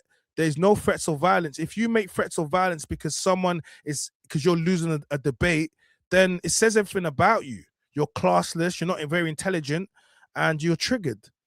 So I've not threatened nobody. And there will be no videos of me threatening anybody, but what there will be of people threatening me. And then when that happens, we're going to drag those people to hell and back.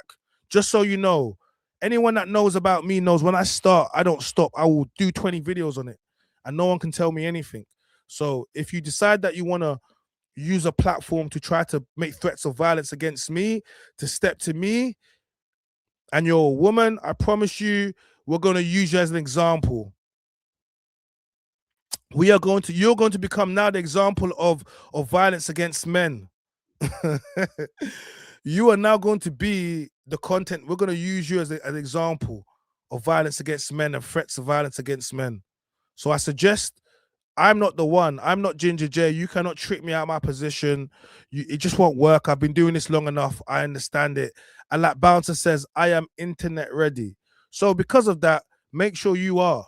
And I think some of these people think they're internet ready to. They sit on a platform. They in their mind, they're like, right, I'm gonna say this against China. I'm gonna do this. I'm gonna do this. And when they get against me, it doesn't work out how they think it's gonna work out. And then they start resorting to insults. And when you go to insults, I have won. Because if you want to start insult, and here's the thing: if you insult me first as a woman, I'll let you insult me. I don't have to call you out your name, but when I insult you back, no one can tell me anything. There's a viral video of Sinner's podcast when she tries to diss my beard. When I'm on a podcast and she's like, oh, do you think you have much of a beard? And I said to her, are you trying to diss me? I find this very cheeky, very funny. And I said to her, are you sure you want to do this? And she was like, yeah. And I said, are you sure you want to do this? And she was like, yeah. So I was like, okay, cool. How are you going to be talking about my beard? You're trying to body shame me. For all manner of reasons, people might not grow a full beard. Could be alopecia, could be all manner of things, right? But I said, look, you look like Miss Piggy. Like, I said, how can you talk? How can you talk? You look like Miss Piggy. You need to stop one in your mouth and get on a treadmill and run. Like, and that was it. I told her, and I cooked her. I said, look, the fun, the fries, and I cooked her. If you start to diss me and my appearance and my looks, just make sure from head to toe, everything is natural. Because when I start, no one can stop me. No one can stop me. Yeah, she saw the clip. The clip was mad. I promise you this. Bat chat, reunion, the clips are madder. The clips are madder. The clips are madder. Madder. And the clips are madder because the women fought. Trend Central, thank Ginger J. Yeah, thank Ginger J because he sent that global, but they got to thank me for this one. So I'm just letting you know, like, if you thought Ginger J was coming at the women, he wasn't coming at the women. We're gonna see what the women did on this episode. So any high ground that you had, that you thought you had, the high ground is gone. The high ground is gone when I start cooking. When the man them start cooking and the man them get hold of this, the high ground is gone. I have about 10 content creators, man them, that are ready to react with huge platforms. I'm just saying, I can't wait for this to come out. Can't you see? I can't wait.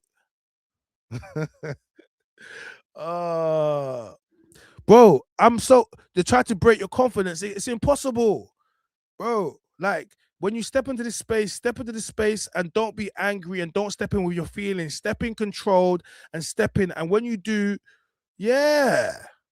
You understand? So I'm saying, what Natalie, listen, I want you guys to understand something. I'm not giving it away, but I'm letting you know that's what it was. I'm letting you know that's what it was. So I want you guys to have that energy when you go to watch the reunion. I want you, when the clips come out, I want you to know that I dressed in a suit, Tom Ford suit. I spent money, lots of money that day. Only to be like, right, I should have put on a night tech fleece. Hey, I should have put on a night tech fleece. I didn't know it was gonna be like that. So I'm saying, Ginger should have trusted his thoughts, like he said. He didn't want to go on the show because he knows. Yeah, he did. No, Ginger didn't go on the show. He did trust his thoughts. Ginger didn't go on the show, and to be honest with him, It's good that he didn't go on the show. Like, yeah, Ginge never won on the show. It's good he didn't go on the show. I'm glad, guys. TikTok, hit the like button. Let's get on. But Ginge never won on the show. I'm glad he didn't go on the show too. Like, bros, Black Air Forces, everything. You know what I mean? So yeah, it's gonna be. But how? Let me get back to this for a second. Hold on a second. So, like, look how your boys fly. Look at your boy. Black chat, gang. Let's go. I'm trying to. Hey, what we saying? We outside. Come look at your boy. Look how clean your boy is. Come look. Yeah, look, I'm actually in blue. Big up Shireen Green. Big up Shireen. Technically, but you're not for now. But she's gonna get changed. She's gonna get changed into a little white number. Big up. But I'm trying to let you know, man. Them, I've stepped in clean. This is not what she's wearing. She's wearing all white, yeah. I ain't stepped in to fight no woman. Come on, you didn't listen. Have you seen me fight any women on back chat? All now I've been here. You ain't seen me fight no women. So why would I go to the reunion to fight women? That don't make no sense. It doesn't even go with my character. Why would I go? Like, if this is the last thing I do on back chat, I don't know. I'm just gonna say to this, innit? Like, we're gonna see in it. We're gonna see whether or not I go back to back chat for another season. I'm gonna keep it honest. We'll see.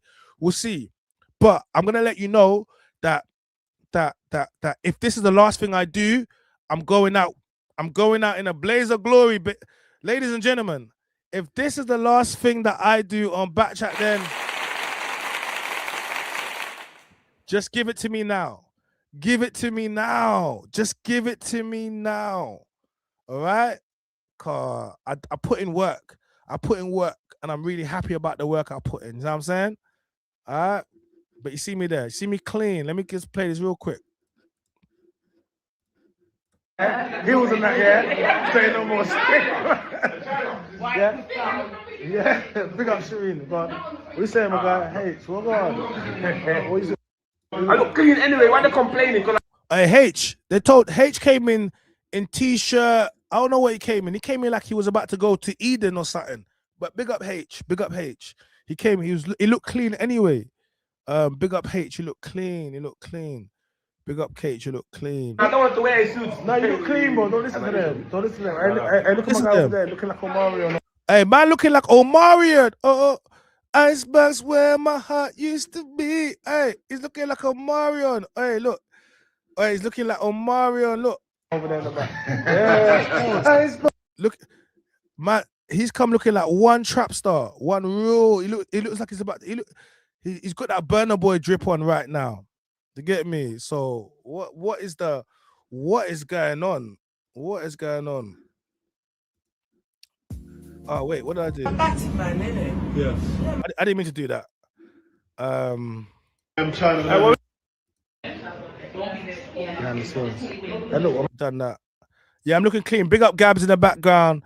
Gabs is putting on. What's he putting on? Loot. Yeah, Gabs is looking fresh in the background. No, come look at bro. Hey, big up Bambo. Hey, what are you saying? Looking like a young MJ. Hey, Bambo looking like a sucker. Hey, Bambo looking like he raided Asaka's. Nah, he definitely Ashake. Look, Ashake. Look, he took his whole closet. This drip is big drip. This drip is big drip. This drip is big drip. Look at this. Hey, big up my bro, man. Big him up, man. He did it. Like, and I'm not gonna ruin it, but he put in some good work too. I'm not gonna ruin it. He put in some good work too. I'm not gonna. Yeah, man. Look, his drip. Nah, no competition, bro. That drip is different. I'm in suit. He's in trap. He's in. I don't know. I'm about to perform at Tottenham Stadium. Burner Boy. He's doing that. Burner Boy. The jacket's cold though. The jacket's fire. Nah, the jacket's definitely fire. He's dripped out. Big him up. That's my guy Bambo. Nah, it looks clean. Reunion ready. The man them are all there. So I'm gassed now. Reunion, hear me? Reunion ready. The man them is gassed now. Reunion ready.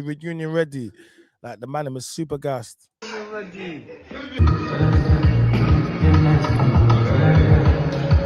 What he said? Oh God, you ready, yeah? Man like China, my bro. You ready to do this, man? Yeah. Come on. What are you gonna take? I'm gonna be honest with you. You know when you spend money on like you could spend money on a cheap suit, innit? Or you could spend like what's the difference between a £100 suit and a £500 suit or a £1,000 suit? Well, obviously there's a difference in it, Taylor.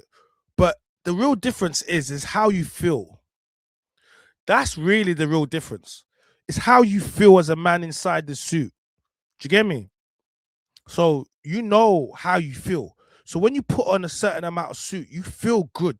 So no matter what, you step into this thing, and this is what I'm trying to say. The type of confidence I stepped into the reunion, no one, the level I was on, and knowing I stepped in clean, hopped out the Audi, fresh suits, fresh crepes, everything bought on the day. I was ready. What do you mean? When you feel so good, when it feels that good, no one can do anything. And the powers I was working on that day, I'm sorry. The Lord is my shepherd, I shall not want. I don't need to want for anything. The Lord will provide. I am covered in the blood of Jesus. I was protected on such a level. I don't want to ruin the show for you, but what I do want you to know is what I experienced, no man should have to experience that, especially not on a TV show. All right? And that is the energy I'm going to be coming with to everybody when it comes out. The energy when this show drops is anyone that come with any type of energy is going to be getting dragged, fully dragged, exposed, fully dragged, exposed, reaction videos, podcast, because I can't believe you made it this easy. You cannot trick me out of my position. It will not work. And after what I saw everyone try to do to Ginger J, I promise you this. We are going in on you ladies. Just let it drop. Just let the episode drop. Just let the episode drop. Because you wanted to turn Back Chat into Baddies reunion. Okay. All right. Okay. Because you wanted to be making threats. Okay. Because you wanted to be Stepperton Man. Okay. Remember the issue we had with the Ginger J? He got off his seat. Remember Ginger J got off his seat. Everyone made a big deal about it. Okay. So you would expect nobody to get off their seat for the live reunion, right? Okay. All right. Please drop this reunion as soon as possible, Trend Central, because your boy's got some good work to do. Your boy has got some good work to do. Because the double standard, you know me, the double standard is crazy. And I promise you this, Ginger J will be popping up back up as well. When this comes up, Ginger J will be popping up. Of course he's going to pop up. This is going to be an open and shut case for him. I can't wait for this episode to come out. But like I said, you know, I don't know if I go back to another season of Back Chat. You never know, innit? Do you get me? But after what I experienced, I will never experience anything like that ever again. I will never be put in a scenario where safety can be compromised, threats, violence. And I'm setting the stage up for what you guys to expect. I suggest everyone watches that. Like I'm setting it up for what you guys need to expect from the live show. It is not from the moment. It is smoke. It is smoke throughout the whole thing, backstage, pre-show, after show. But then a lot of what's going to come out is going to come out after it comes out. Then I can talk on things. Do you understand? But I do want you to know that if it is nothing but smoke. And the reason why I started speaking is because we're talking about baddies, right? I got sidetracked, but let me quick go back. See me looking clean. Okay, hey, okay. All right. Y'all motherfuckers. Okay. Y'all motherfuckers. Looking clean, yeah. That was it, yeah. Hey, listen. Sometimes you just got to do. We got King Richard. Man like King Richard's Back Chat reunion. You know what's happening? What are we you doing? This is my therapist on back chat. To make sure I'm not going too mad. How's it been?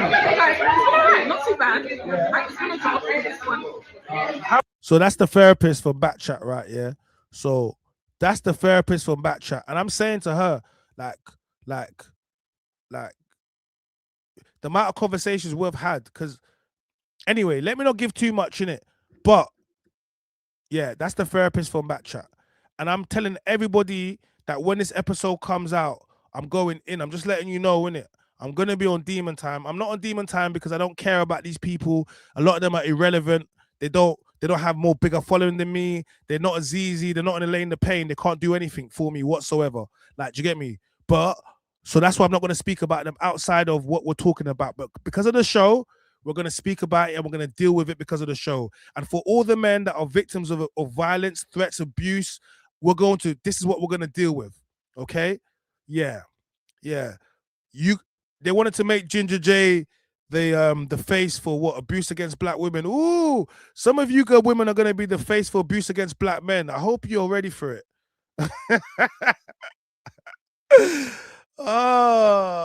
Some of you women are going to be the face. You're going to be the face for abuse to black men. You are.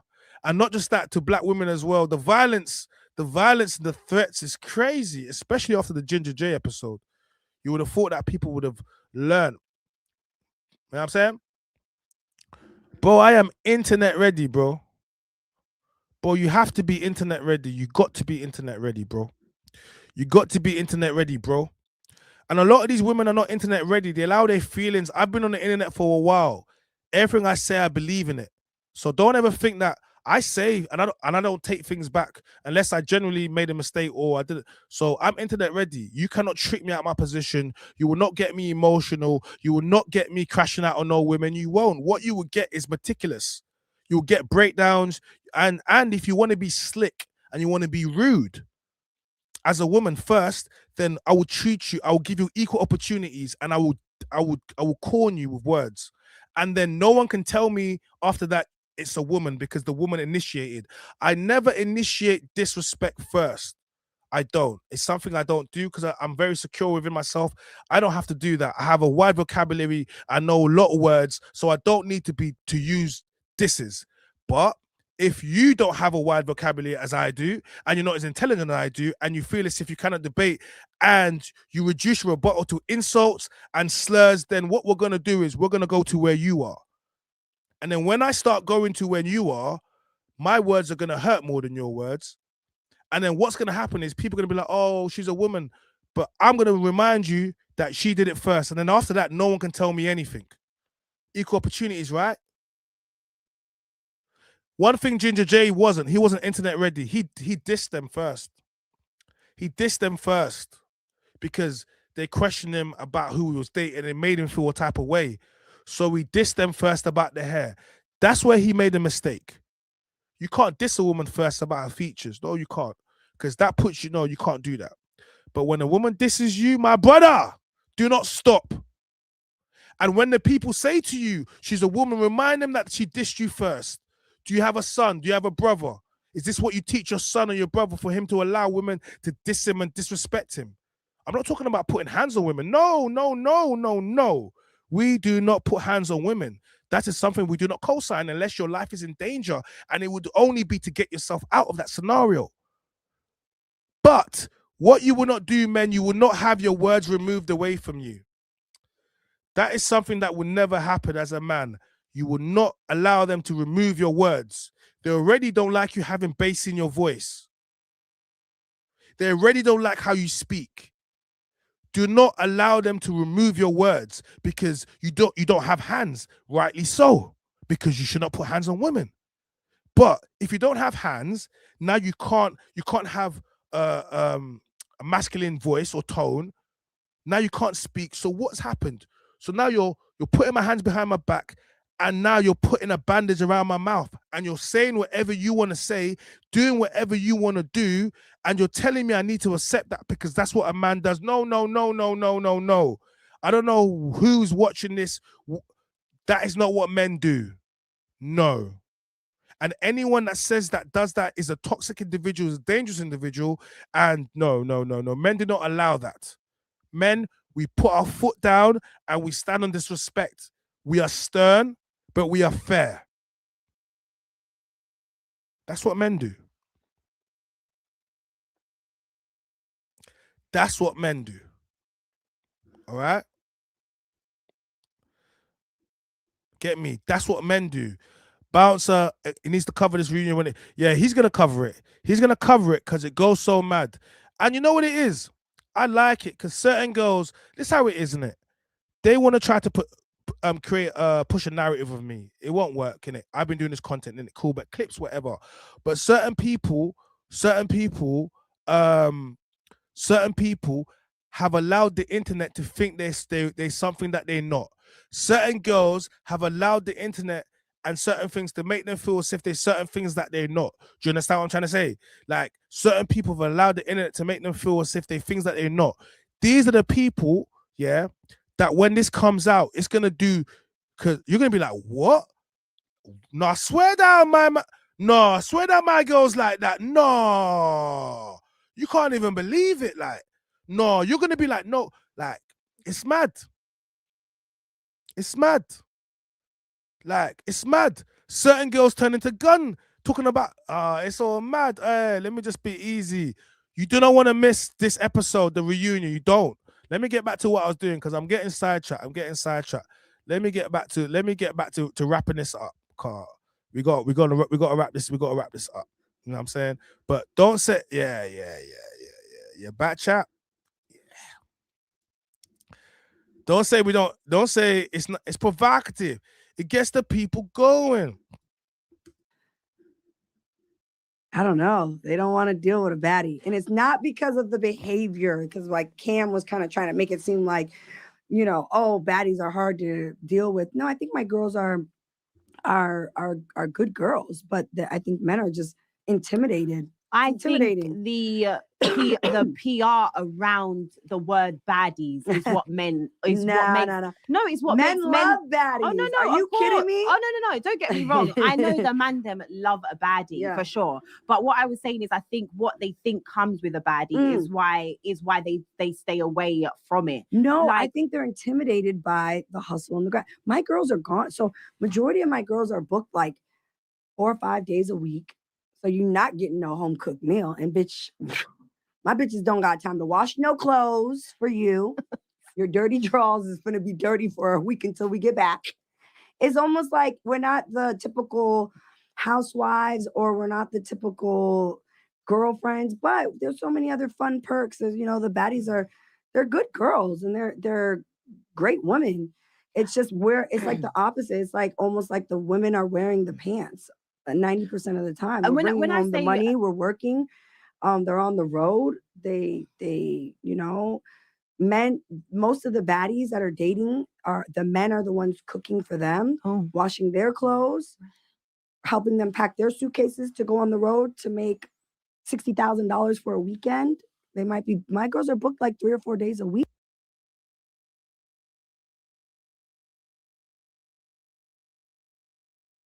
What I try to say, like, if it's the same, why are these women?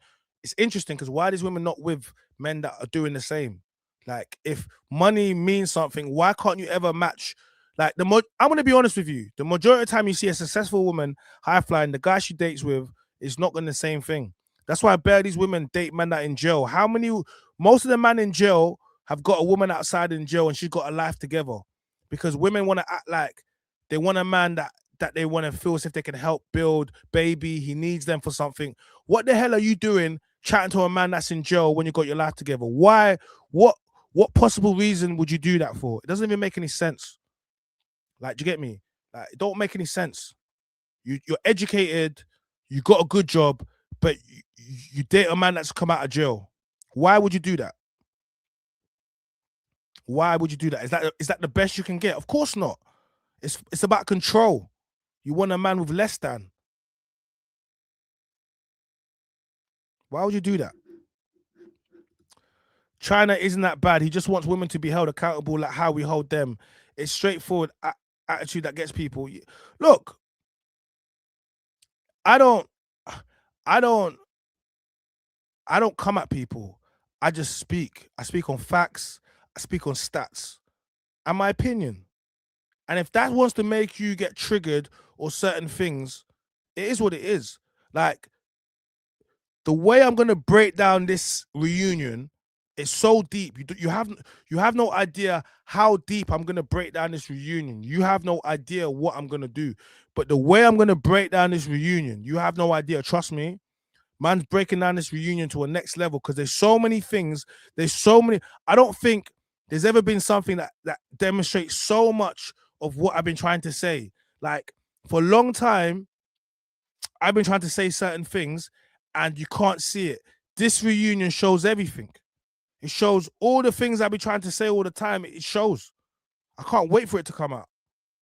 Like, there's so many segments. There's so many reactions, lives, people I'm going to bring on to talk about the experience of it. Yo, people that were in the audience that I'm going to bring on to talk about the experience of it. I don't think you understand, but yeah, but I do understand. And we are going in.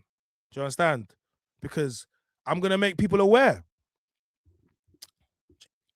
You know, I was the victim, whatever. But I was at the other end of threats of violence and people stabbing and talking about all manner of things. Like, so I want you to be aware. So when you watch, you understand why I'm gonna go in the way I'm gonna go in. I'll explain anyway, but I don't want to ruin it, and there's nothing there anyway, and we'll wait for it to come out and then we shall break it down. But just so you know, yeah, like the Ginger J episode, that was about hair and about whatever, but it wasn't threats of violence.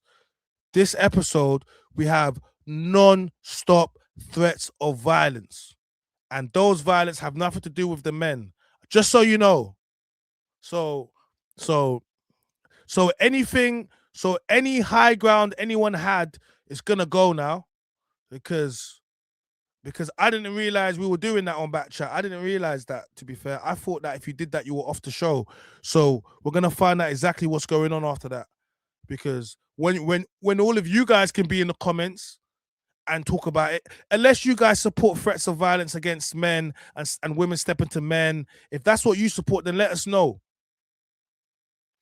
Because, you know, us men, we can always defend ourselves against a woman. If we don't defend ourselves, it's not because we can't. Just remember that. So if you support threats of violence and aggression against men and stepping to men and insults, and just remember, we can defend ourselves as a man. You know that, right? And if we haven't defended ourselves, it's not because we can't. It's because you're trying to trick us out of our position. And what they would love to see is China losing this cool and doing what? Hands on women at a reunion show, something I've never done in my life. You crazy. You will never get me out. You will never trick me out of my position, because me being here irks you guys so much that I would never allow myself to be tricked out based upon emotional rage. What do you take me for? What you think? You think, no, I'm calculated, I'm calm.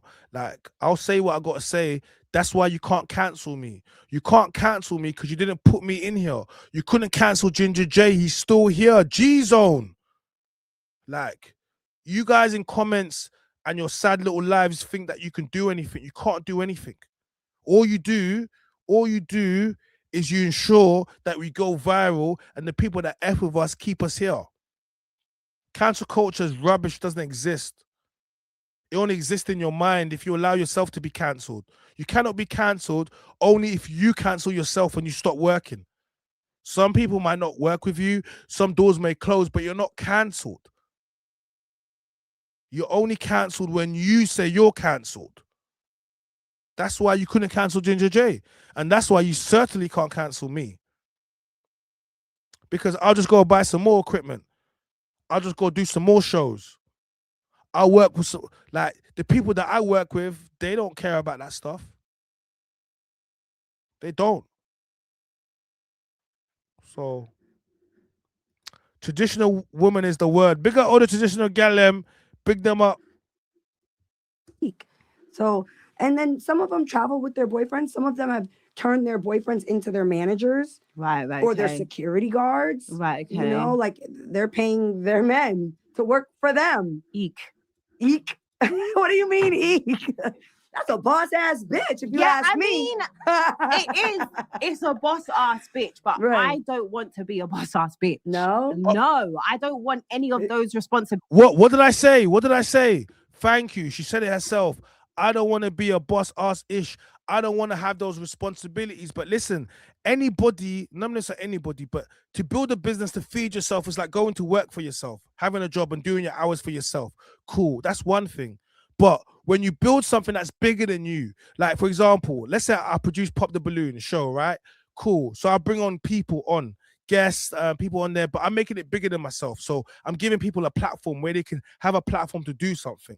All right, regardless of what you may think, you're building a platform. You're making it bigger than yourself. Yeah, you're bringing in runners. Do you get me? You're using casting. You're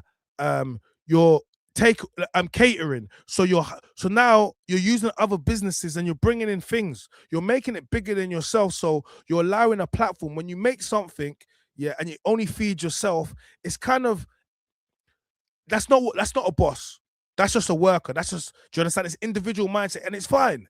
But if you've got a job now, it's because someone thought bigger than themselves. Someone thought bigger than self-employed individual. Someone thought company. So now you can have an opportunity. If everybody thought about themselves, then you wouldn't be able to have a job. But someone said, you know what? I'm going to build a job. I'm going to put infrastructure, things in place where all you got to do is turn up and get paid. So we got to be grateful to the people that are forward thinking, that build things.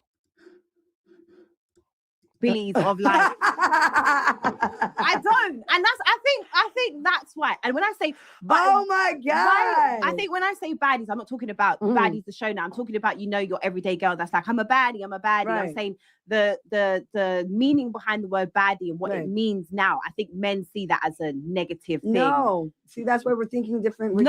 Most men, if you say, do you want to date? Do you want to be with a baddie? They know that bitch popping. That bitch not got to be bomb ass pussy. Yeah, but bitch that's what looks I mean. The fuck good. Just the fuck they love those girls. Yeah.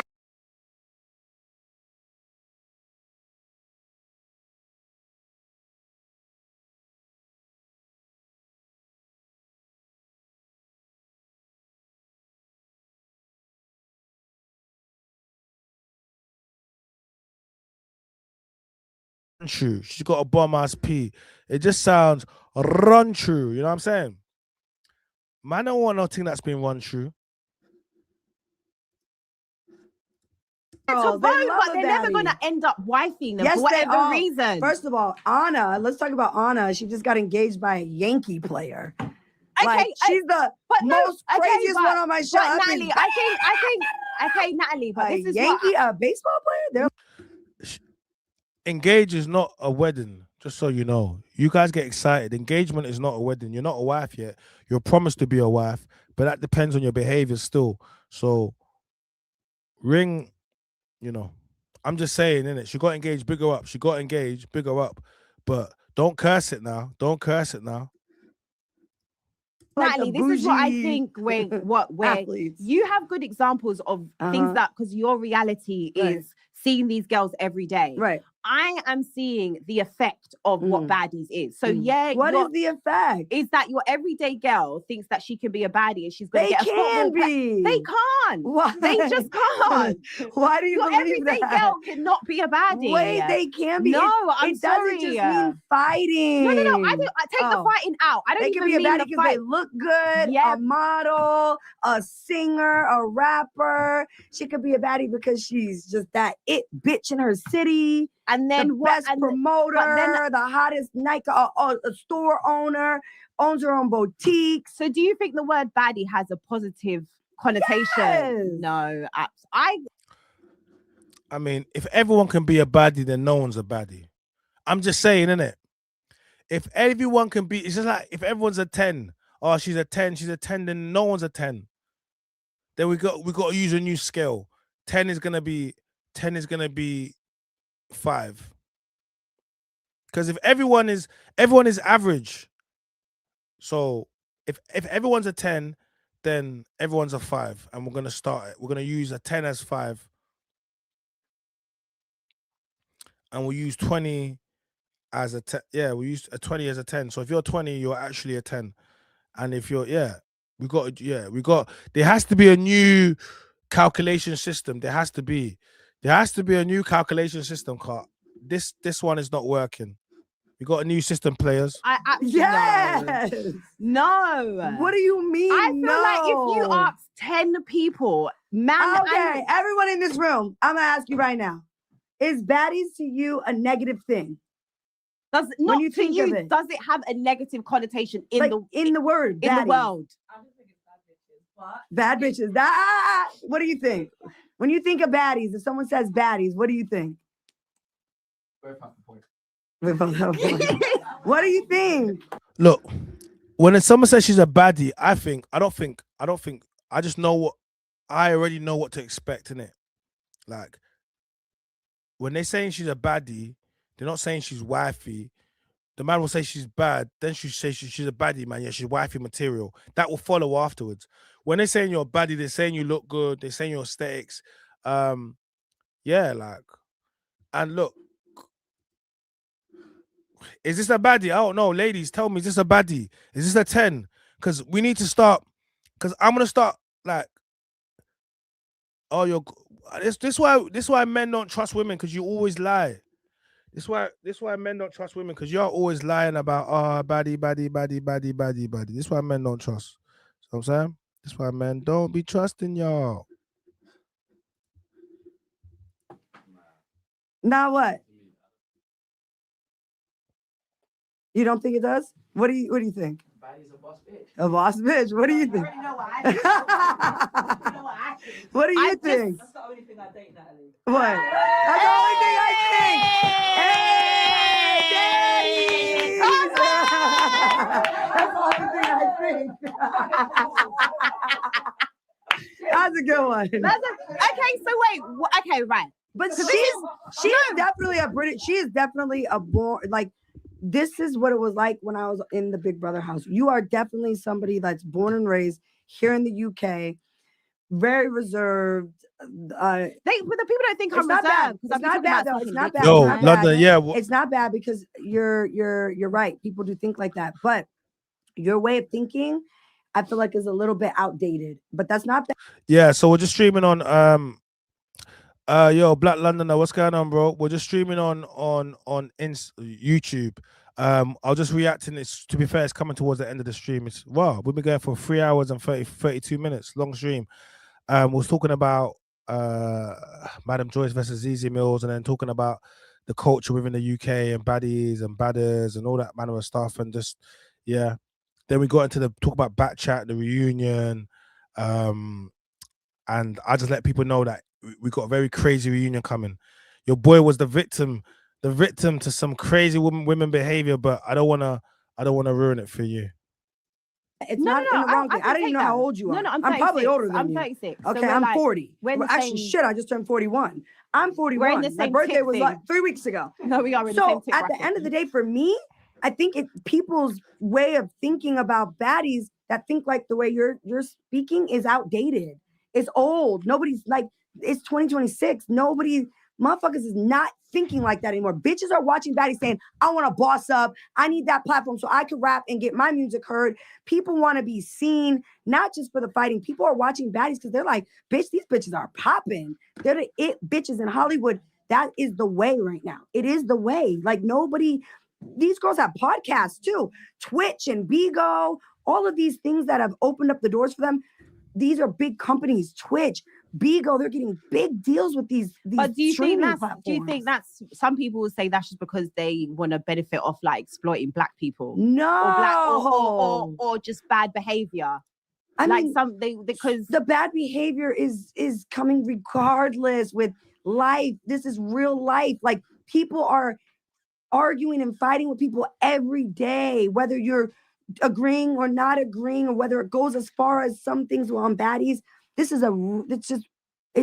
real life. People fight every day. So one of the things that I also, when I was doing my research, I saw online was about how your look has changed over the years, right? So when you first started in Bad Girls Club, you know, it was more the Bay kind of look, you know, the girl like California, that type of vibe. And as time has gone on, I guess seems more towards the Black culture, right? You know, and what this is like, and it's, you know, I started on a white network, so I started on Oxygen, which was very watered down. We only had 2 Black girls on the whole show, so out of like 8 cast members. So he's like code switching. No, they edited it to look however they wanted it to look. I couldn't control. Oh, what you saying? She's cosplaying as a Black woman. And, you know, now I'm on a Zeus, which is a Black-owned network. So they're not gonna edit out me saying nigga this and bitch shut the fuck up ho.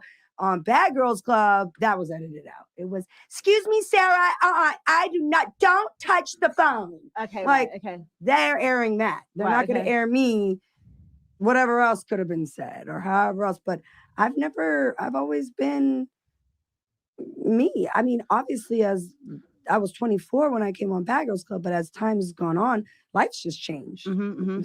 Just life has changed. Not, you know, I mean, I've always carried myself, even on Bad Girls Club, like a boss. So it didn't really change much there. I was telling the girls then, let's get money. You know, it was like, let's work, let's get money. We're here to, you know, but sometimes I do think that things let's get money. You do, huh? Yeah, and I think maybe I just put my feet on OnlyFans. Fuck it. Because people say I got no really one's nice gonna feet. judge you. And here it comes. So Zeze, you wanna be on the OnlyFans? Crazy behavior. So Zeze, now you wanna be on the OnlyFans? You're talking about people say I've got nice feet. I should put them on the OnlyFans. On OF. Like Zeze's thinking about being on OF. A lot of these girls think like this. I'll be honest with you. A lot of these girls think like this. They just. A lot of these women are jealous of Bonnie Blue and that, driving the Ferrari and do bare things. If they could do it behind. Man, if a lot of these women could do it behind closed doors and they knew 100% it wasn't going to get out, they would do it. They would do the exact same thing. A lot of them are only mad because they can't do it. That's it. What do you mean you'll put your feet on OnlyFans? Zeze, I'm disappointed in you, Zeze. What do you mean you'll put your feet on OnlyFans, Zeze? I don't like this, Zeze. What do you mean? No, but... Do your toes open up like this? You can make some money. What's this? Like they do like can you spread your toes? I'm doing it right now in my shoes. I'm trying to see if they spread. Listen, OnlyFans cuts a check. That's I've heard this. They show your feet. Show the feet. Put a banana in between them and do like this. See, then that's. Do you know what it is? I think I wouldn't judge you. Do you know what I will? Do you know what I will say about what you said, Natalie, about me is that I do think I often battle with like my moral compass, right? Okay. As in, like, there's certain things that I talk about. I talk about sex. I talk about this. Yeah, you told me you suck dick. I love sucking dick and I love sucking clits. Yeah. Whoa, whoa, whoa, whoa, whoa, whoa, whoa, whoa, whoa, whoa. Hey, did everyone hear what I just what Zeze just said? Was I only one chat gang? Yo, chat. Did you just hear what she just said? She loves sucking D and loves sucking clit. Let me play it back, Carl. You guys are gonna say that I made some shit. I don't want you to say I made nothing up. I didn't make nothing up. I'm doing it right now in my shoes. I'm trying to see if they spread. Listen, OnlyFans cuts a check. That's I've heard this. Show your feet. Show the feet. Put a banana in between them and do like this. See, then that's. Do you know what it is? I think I wouldn't judge you. Do you know what I will? Do you know what I will say about what you said, Natalie, about me is that I do think I often battle with like my moral compass. Here it's coming, guys. It's coming. Like, there's certain things that I talk about. I talk about sex. I talk about this. Yeah, you told me you suck dick. I love sucking dick and I love sucking clits. Yeah, you crazy. Like, hey, Zeze's a uckers badders. Hey, Zeze, Zeze's a uckers badders. We even gave her the drum roll for that. Zeze's a uckers badders. Hey, Zeze, this is not helping. This is why you big her up, but this is why you can't talk about man, because you don't like man. You like gal, and it's fine. But you can't. This is what I mean. If you like men and you like women and you're still single, you're the you're the problem because you're greedy. You're gay and greedy, and you're gay and greedy. That's what you are. Cause how you gonna be sucking D, sucking P, and be single? That's crazy. That don't even make no sense. That don't make. Or you're just bad at giving head. You must be the worst. The worst. Cause I don't even understand this. She said it, guys. I'm just reacting to it. I didn't say that. She said it. So before one of you people come and say, "Oh, China, you're trying," I didn't say that. She said it. I'm just reacting to it. I wasn't expecting that. I got a shock. Allow me. What? Like, but this, and see, and this is the thing that people always get so confused. So morally, do you think that that's okay? No, To just be sucking dick and clits and... You're right. No, but you're right. No, but this is the I thing. wouldn't judge you though. No, but this is what I'm saying. I think that's why for me Right. sometimes I'm always like, because I will talk about things that people think are explicit. What I Right. think is normal is everyone does it. It's sex, But it's part of not. thing. Nah. Everyone does not do that, Zeze. I'm sorry. Everyone does not do that. And you're LGBTQ. Calm, innit? You're LGBTQ in it, whatever in it. But I'm just letting you know, not everyone is out there doing what you're doing. And respectfully speaking, yeah, they're not doing that, innit? Definitely not. What? Sucking dick? No, everybody's not okay with you saying you sucking dick. Now Well, you got all these girls in the UK No, you're right. thinking it's okay You're because you right. have nice lips. No. Show your lips to the camera. N- Because you have nice lips, No. that it's okay to be out here sucking dick and clicks. That's the problem. You This see? is- She's the problem, I'm not actually me. going to use that as a Oi, no, Zeze, they're saying you got the dick sucking lips. This is brazy behavior. This is brazy behavior. See, voice Zeze, over because you think it's okay to be sucking dicks and clits. this is crazy. Zeze, I pray you get all the dicks to suck and all the clits to suck, like, because this is like I can't talk like this. My mom watches my stuff. Like I can't. My mom will see this, say, "Son, this is how we raised you. How are you speaking like this online? Damn, this is crazy behavior. Like, this is mad. Like, if a man was talking about, yo, munching bet, I'd be like, blood, you some dirty perv guy. What are you talking like that online for, bro? Like, have some decorum, man. Have some respect, man. But seeing a woman do that, it's like, Zeze, man, why you gotta do all this, man? Because I try not to, after I gave you the flowers and the perfume, Zeze, I'm trying to be nice to you. But, man, come on, Zeze. Come on, Zeze. Come on.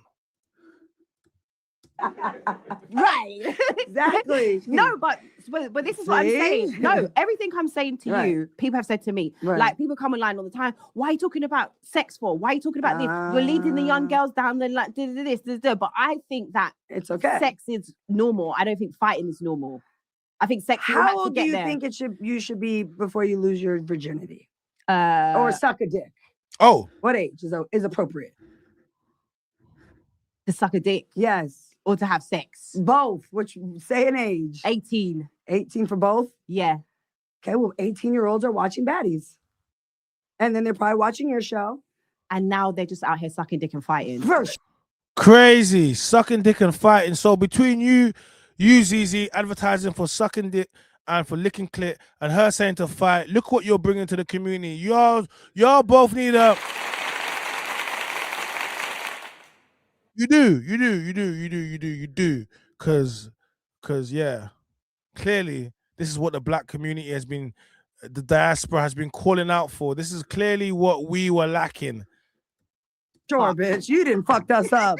Now the whole culture, from the UK all the way to the USA. The fuck? I'm just as bad as you. You're just as bad as me. So guess what? You get a baddie chain. She's a baddie. And the thing is, people will say that you're better off because you're fucking multi-millionaire. Oh, Meanwhile, shit. you know. Listen. So who's really better off? Me talking about sucking dick for free. For free. or sucking dick and being on Baddies. I'd come to Baddies, bitch. I got a job for you. We don't have anybody on Baddies that says they like to suck. Rolly likes to suck. She says that she sucks the best, and she did it once. Had the banana all the way down her throat. Oh, that is. See, and came back up. I said, "Oh, bitch, you get a reward." But it's Cash App right now. But I don't think did it in Africa. Actually, you can say you're good. You know when you're good at something. You're good at sucking dick? Oh yeah, I know this for sure. Oh shit! Like I know, I've had raving reviews. Raving reviews. It's mad when a girl says, "I know I'm good at bro." How is that your claim to fame? Also, what you shout out to Up Queen, that was a claim to fame. But Zeze, you want to be Up Queen? Zeze, Zeze saying her claim to fame is that she can give the crazy brain. She is going crazy. She goes brain. She gives. They call her stupid, not because she's stupid, just because her brain go dumb. That's what she's saying. That's what she want to be known for. Young head. Get me? So I'm saying to you, crazy. Views. I've had. Wait a minute. So Jesus Christ. Excuse my language. Raving reviews. Champions League head. I heard the other day. Oh shit. She said, "I heard the other day, Champions League head." Swear down. So where's your ring? Let's talk about it. Carl, you can't be out here talking about I got the best head in the game, but with no man, no ring. I don't know. Can you do that? That's like, how are you gonna be single? Like, yeah. Well, we don't do why for that over here. Someone said why for that. We don't do that over here, man. This is a grown man section. Why are you thinking gay? Whenever it says why for that, I always say to them, why is your mind on gay thoughts? My mind wasn't on gay thoughts. Why did your mind go to gay thoughts? Anyone that screams why for that lava, they thinking gay thoughts. Because if I said to you, I want to come inside the house, and you say why for that, I meant I want to come inside the house. COME, in the house. Place of residence. Yeah. Why did your mind go to CUM and all manner of things? Because your mind is perpetually stuck on gay thoughts. So when someone says to you, why for that lava, say to them, why are you thinking gay? Because I wasn't. But now you got me thinking gay because you said that. Because do you understand? No, it's cool. I'm just letting you know. Whenever someone says why for that lava, I tell them, why is your mind on gay thoughts? Because why is your mind on gay thoughts? My mind isn't. It's just, so all this why for that lava, you know, I will say to you at this point is you're not gonna, when you go to work or you in a place of business and someone says, oh, yeah, come inside into the boardroom, into my office. You're gonna be like, oh, lava, I'm not coming in there. Why for that? You're gonna go into your office with your boss, so you're not gonna say a damn thing. If you're studying and your tutor says to you, I need to have a conversation, you come inside here. You're not gonna say a damn thing. So let's stop this. Because it doesn't work on educated, and I'm too old for that anyway. So I'll leave. I can't even say that because they grown men in their 40s and 50s saying why for that. 30s talking about lava. I'll be like, what do you mean lava? Like, I'm a big man. Don't come over here with that talk over here. Like, and if you can't string a sentence together without thinking about gay innuendos, it says to me, why is your mind on gay thoughts? And so far, no one can explain it to me. Why are you thinking gay? I wasn't. Oh, but it's lava. No, it's not lava. Why were you thinking gay? I'm using the English language, which last time I checked. Why is your interpretation of that same language gay? It will keep going back to you thinking gay, and I wasn't. So to everyone else, this is just so next time when you say something, someone says to you, lava, why for that? I'll be like, why are you thinking about gay? They'll be like, what do you mean? I'll be like, I didn't say nothing gay. Why did you think about gay thoughts? Interesting. But let's get back to the Champions League dick sucking lips, Zeze Millz. Hey, headmaster. So how do you feel about the baddies getting raving reviews of being like The big fighter. No, but Big Lex, not the little one. She okay, knocking but the bitches' difference heads off. is that Raving reviews. No, but my thing is that I'm not publicizing it to everyone. Well, I just You did now. did. You did. Yo, wait a minute. Shut up. It's the lips though that gave it away. I already knew. I know. That's what. The No, lips. but also, but I didn't know that I had these amazing, like DSL. They call them DSL shit. lips. And because I lost my virginity late, I lost my virginity like when I was like 20 because I was a church girl. So now it's making a bit more sense. Girl. Oh, I was. Like, I know everything about her now. That's all you got to say. No, that's all we had to hear. I was like I actually was like a really good girl. I don't want to lose my virginity. I'm like, so that's why I lost it later on in life. And then when I lost it late. And then also the school I went to, they didn't really find black women that attractive growing up and all of that stuff. So then when I went to this college, which was predominantly black, black shit. boys They saw were the like dick sucking lips, right? And they were like, "Oh shit!" And you're a pretty girl. Thank you. You're like naturally just pretty. Thank you. You are. You no, for real. I mean, listen. If I could get out of the glam chair every day, they put me in that chair every day. I'm like, fuck. I can't even remember what I say now. Natalie's throwing me off. But yeah, basically. Oh yeah, so they at the college. They started calling me DSL lips. The guys would be like, "Yo, you got DSL lips." I'd be like, "What the fuck is this?" Because in church, this guy used to call me duck lips. So do you know how mad it is? This is not. You can't be Zeze. You can't be getting onto the baddies. Yeah. How are you going to be getting onto these women, yeah, about what they're putting out, fighting, but you're putting out, promoting DSL, duck sucking lips? Like, are you mad? And you think that the baddies fighting is worse than what you're putting out? You think the baddies fighting is worse than what you're putting out, talking about giving head to church boys and that? Bro, you're a hypocrite, Zeze Car. You can't have a problem with what she's putting out. Look what you're putting out. I have a more issue with what you're putting out. People want to be like you have young impressionable girls as well that are gonna follow you. They're gonna be like, you know what, I want to be like Zeze. So if you got an issue with what baddies are doing, then you're talking about being champion dick sucker in college and that. Do you know what that is? You was a sket in college. Like, I'm not even trying to be rude, but I haven't watched this. This is the first time I'm watching this. And you're basically being proud of being, like you're being a low one. We used to call them low ones. Oh, did you get low? Yeah, she's a lowy. Like, are you mad? How is this anything to be talking about? And then this is what men, like, what man, seriously, all right, cool. Let's say you like Zeze, innit? You think she's cute. You think whatever, innit? Yeah? You want to date her, cool. Then she goes on a platform and says, I love sucking dick. In school, in college, I was the DSL. They used to call me the duck suck. Like, that's an L, my guy. You can't ever open up your mouth in the group chat ever again. The moment you try to get too loud in a football when we're playing Sunday League, man are going to say, hey, you gonna man out with your duck sucking lip, Zeze girl. That's what, your man can never talk out loud again, ever. Like, you ever have kids, yeah? You ever have kids, when they go, they're going to play this because these things don't disappear. And you think if you have you think, 8 years is a long time. No, it's not. In 8 years' time, that you'll be active, he'll be playing Roblox and someone will be playing a YouTube clip in Roblox of you saying you're sucking D. Trust me. These things don't disappear. 8 years is not a long time. Kids are fully on the internet. My kids are fully on the internet by 8.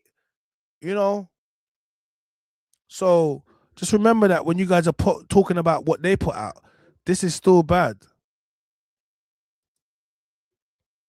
I was really conscious of my big lips growing up. Oh shit! I was like, and then when I got to college, I was like, they were praising your ass. I was like, the fuck is this?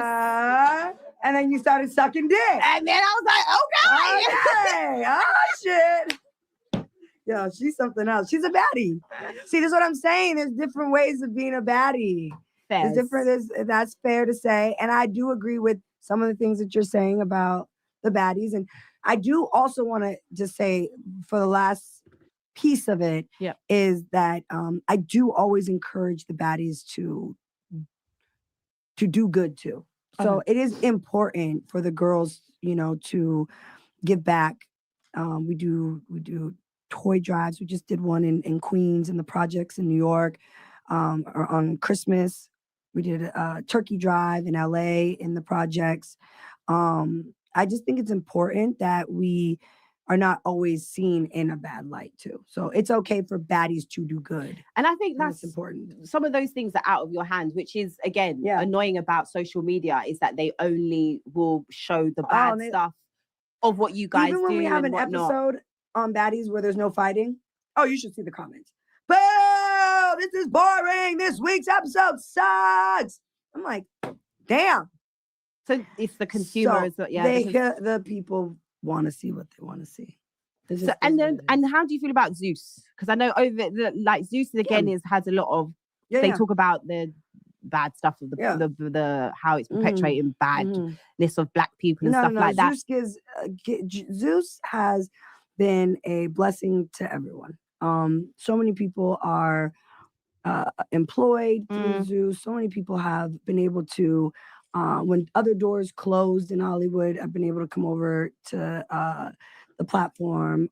It's 99% African Americans that work at Zeus. All people that look like us. And we're the #1 streaming platform in America. I don't even worldwide. I think we trend like top 10 every week. That's amazing. So it's not like we can really. Zeus has been a blessing for real, like to everybody. Hollywood, everybody wants to work at Zeus. Everybody, every rapper comes up to me. I don't even want to say some of the names when I was just in Paris Fashion Week, but I mean, go on, you might as well.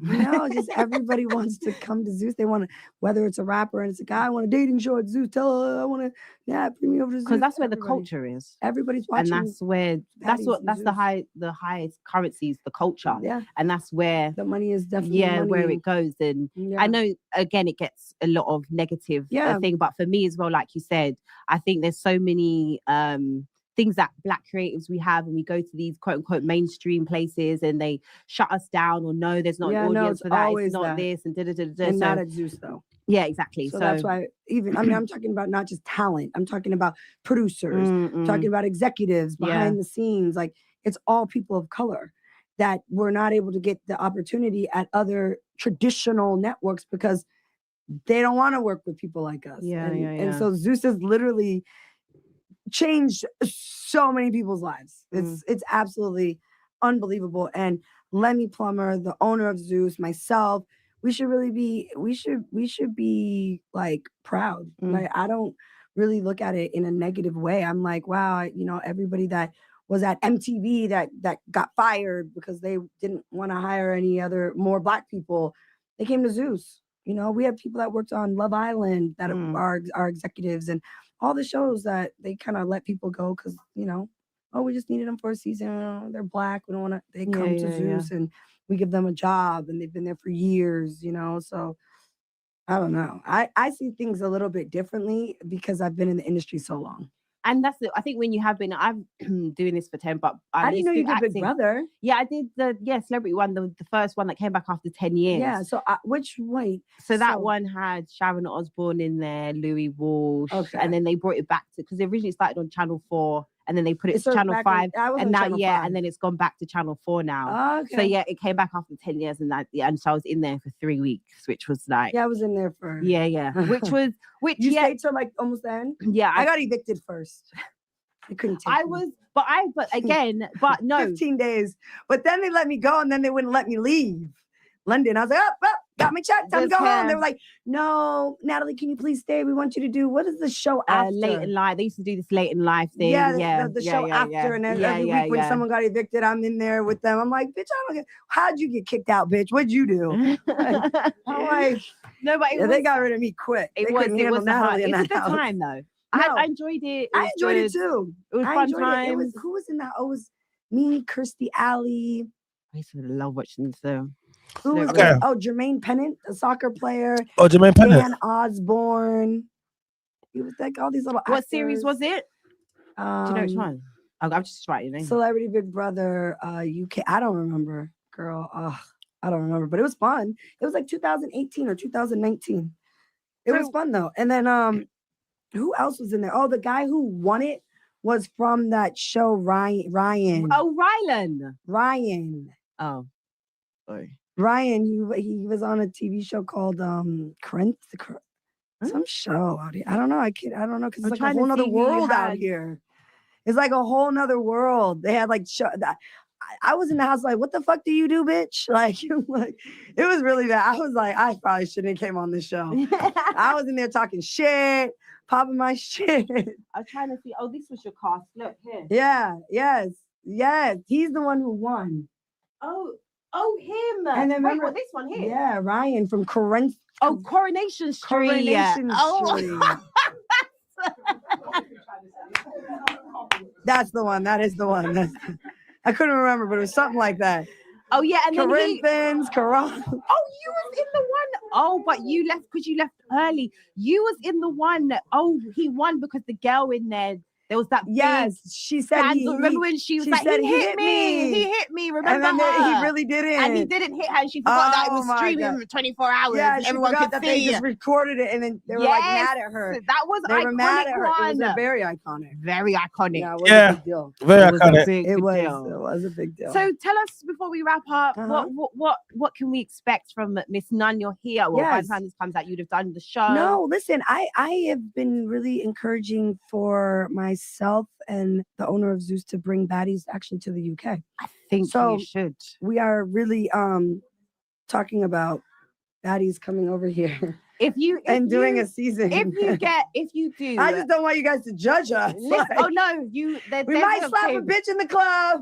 Bottles might go flying. If you do Baddies UK, you have to get. Even though again, she's one of my. I don't really check. Why is this girl your enemy? No, not Lani. She's fine. You need to get this girl called Miss R Fabulous. Do you like her? I don't like her, no, particularly. But we should drop the low. Can I just say something? Let's handle it. I got big legs here. Look. But what I will say is that again, I am a big. I think she's doing her thing though. She's doing her thing, and that's Lani. Lani's doing the Baddies UK. Okay, so now she's gonna get to how they got into the beef. I think you definitely should check out what she's doing. I gotta look. But if you're gonna do Baddies UK, right? You need to have Renee. You got to get Renee. Her name Miss R Fabulous. But this is again like they always try to say I'm not a nice gal. But now you're giving them a shout out. And this is one thing. I might not like you personally, right? If I think you're going to be what is she big doing? Why don't business choice? Oh, she is the definition of what you guys are about. Oh shit! You're still judging. You're still judging. Remember, we're not judging those DSL lips. Leave me alone, girl. And DSL lips. No, but you gotta get Renee. She's lit. Oh, if you just type in Miss R Fabulous on TikTok, just fights. You will see. Does she be knocking bitches out? No. I mean, she fights, but she's a character, and that's what you want. Like on Bad, she talks. She's very charismatic. Okay, she'll give you good TV. Okay. So we should cast her and put her on Baddies UK because she's a UK girl. Oh yeah, and she's got a following. One thing about her, people love Renee. Like they love her down. You see what I'm saying though? Yeah, yeah. They love the drama. Because I think people love ignorance. Oh, here you go. Let's wrap this up, girl. Because I think people just love promiscuous girls too.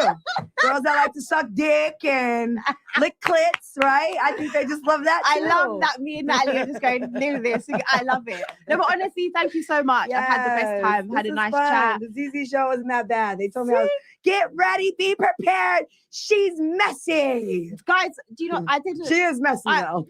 Yeah. No, I feel like I had a nice balance of like challenging and whatever. She, you know what the funny thing is though? You know what you're doing. Oh, good. See, look. She's good at what she does. She's good at what she does. That's the thing. So that's why. Okay. Guys, we're up to speed now. We're up to speed now. We know initially we did this because of, you see it there, Madam Joyce versus Zeze Millz. But we see that, you know, it all stemmed from this interview, which seemed kind of fun, seems kind of cool. But then she's gone back to now go talk about her backdrop, her set, and it was just about putting women against each other, innit? You know what I mean? So bit of a one. So yeah, 4 hour stream. Whoa, I didn't even realize. That's how you know. Where did 4 hours go? Honestly, where did 4 hours go? Happy New Year. That's how you know I'm tired. Happy Valentine's Day to everyone out there. Hey, big up Katie Lou. She watched my stream for 200 minutes. Oh my god. Wait. Can I put this? Yeah, let me put that there. Congrats, Katie Lou. Big you up. Happy Valentine's Day to you. I appreciate you. Thank you for being in the stream. Big up to everyone. Yeah, we'll stream again tomorrow. You know what I'm saying? More love, less beef. I remember the batch chat reunions coming. Oh, we got 35,000 likes. Big up everyone for the 35k likes. Big you guys all up. You know what I'm saying? Subscribe to my channel. My name is China. Subscribe to my Twitch account. I got a Twitch account. I'm trying to get the followers up. My name is China, so I appreciate if you can subscribe to that now as well. But yeah, it's 1:30 in the morning. We'll stream for 4 hours. Let me go. I'm hungry as well. Let me go eat something. Oh yeah, I got my new phone as well. I got my new iPhone 17 Pro. You see it there? You see it there? iPhone 17 Pro. You see it there? You know what I'm saying? All right, cool, guys. My name is China. I'm the Man's Voice. Please like, comment, subscribe, turn notification bell so you never miss an upload. Swipe right to hide the video. Hit us with a super chat, super thanks if you want to donate to us. A big thank you. Blue Flick, I see you, man. Thank you very much for subscribing, man. We're gonna go again. I'm gonna try to do more TikTok lives because I've been over across on YouTube, so I'm gonna do more. Actually, we're on YouTube, Instagram, and TikTok right now, so we're streaming on 3 separate platforms right now. Yeah. Okay, cool. Let me hit them with my outro music. You know what I'm saying? Yes, let's hit them with the outro music, and we.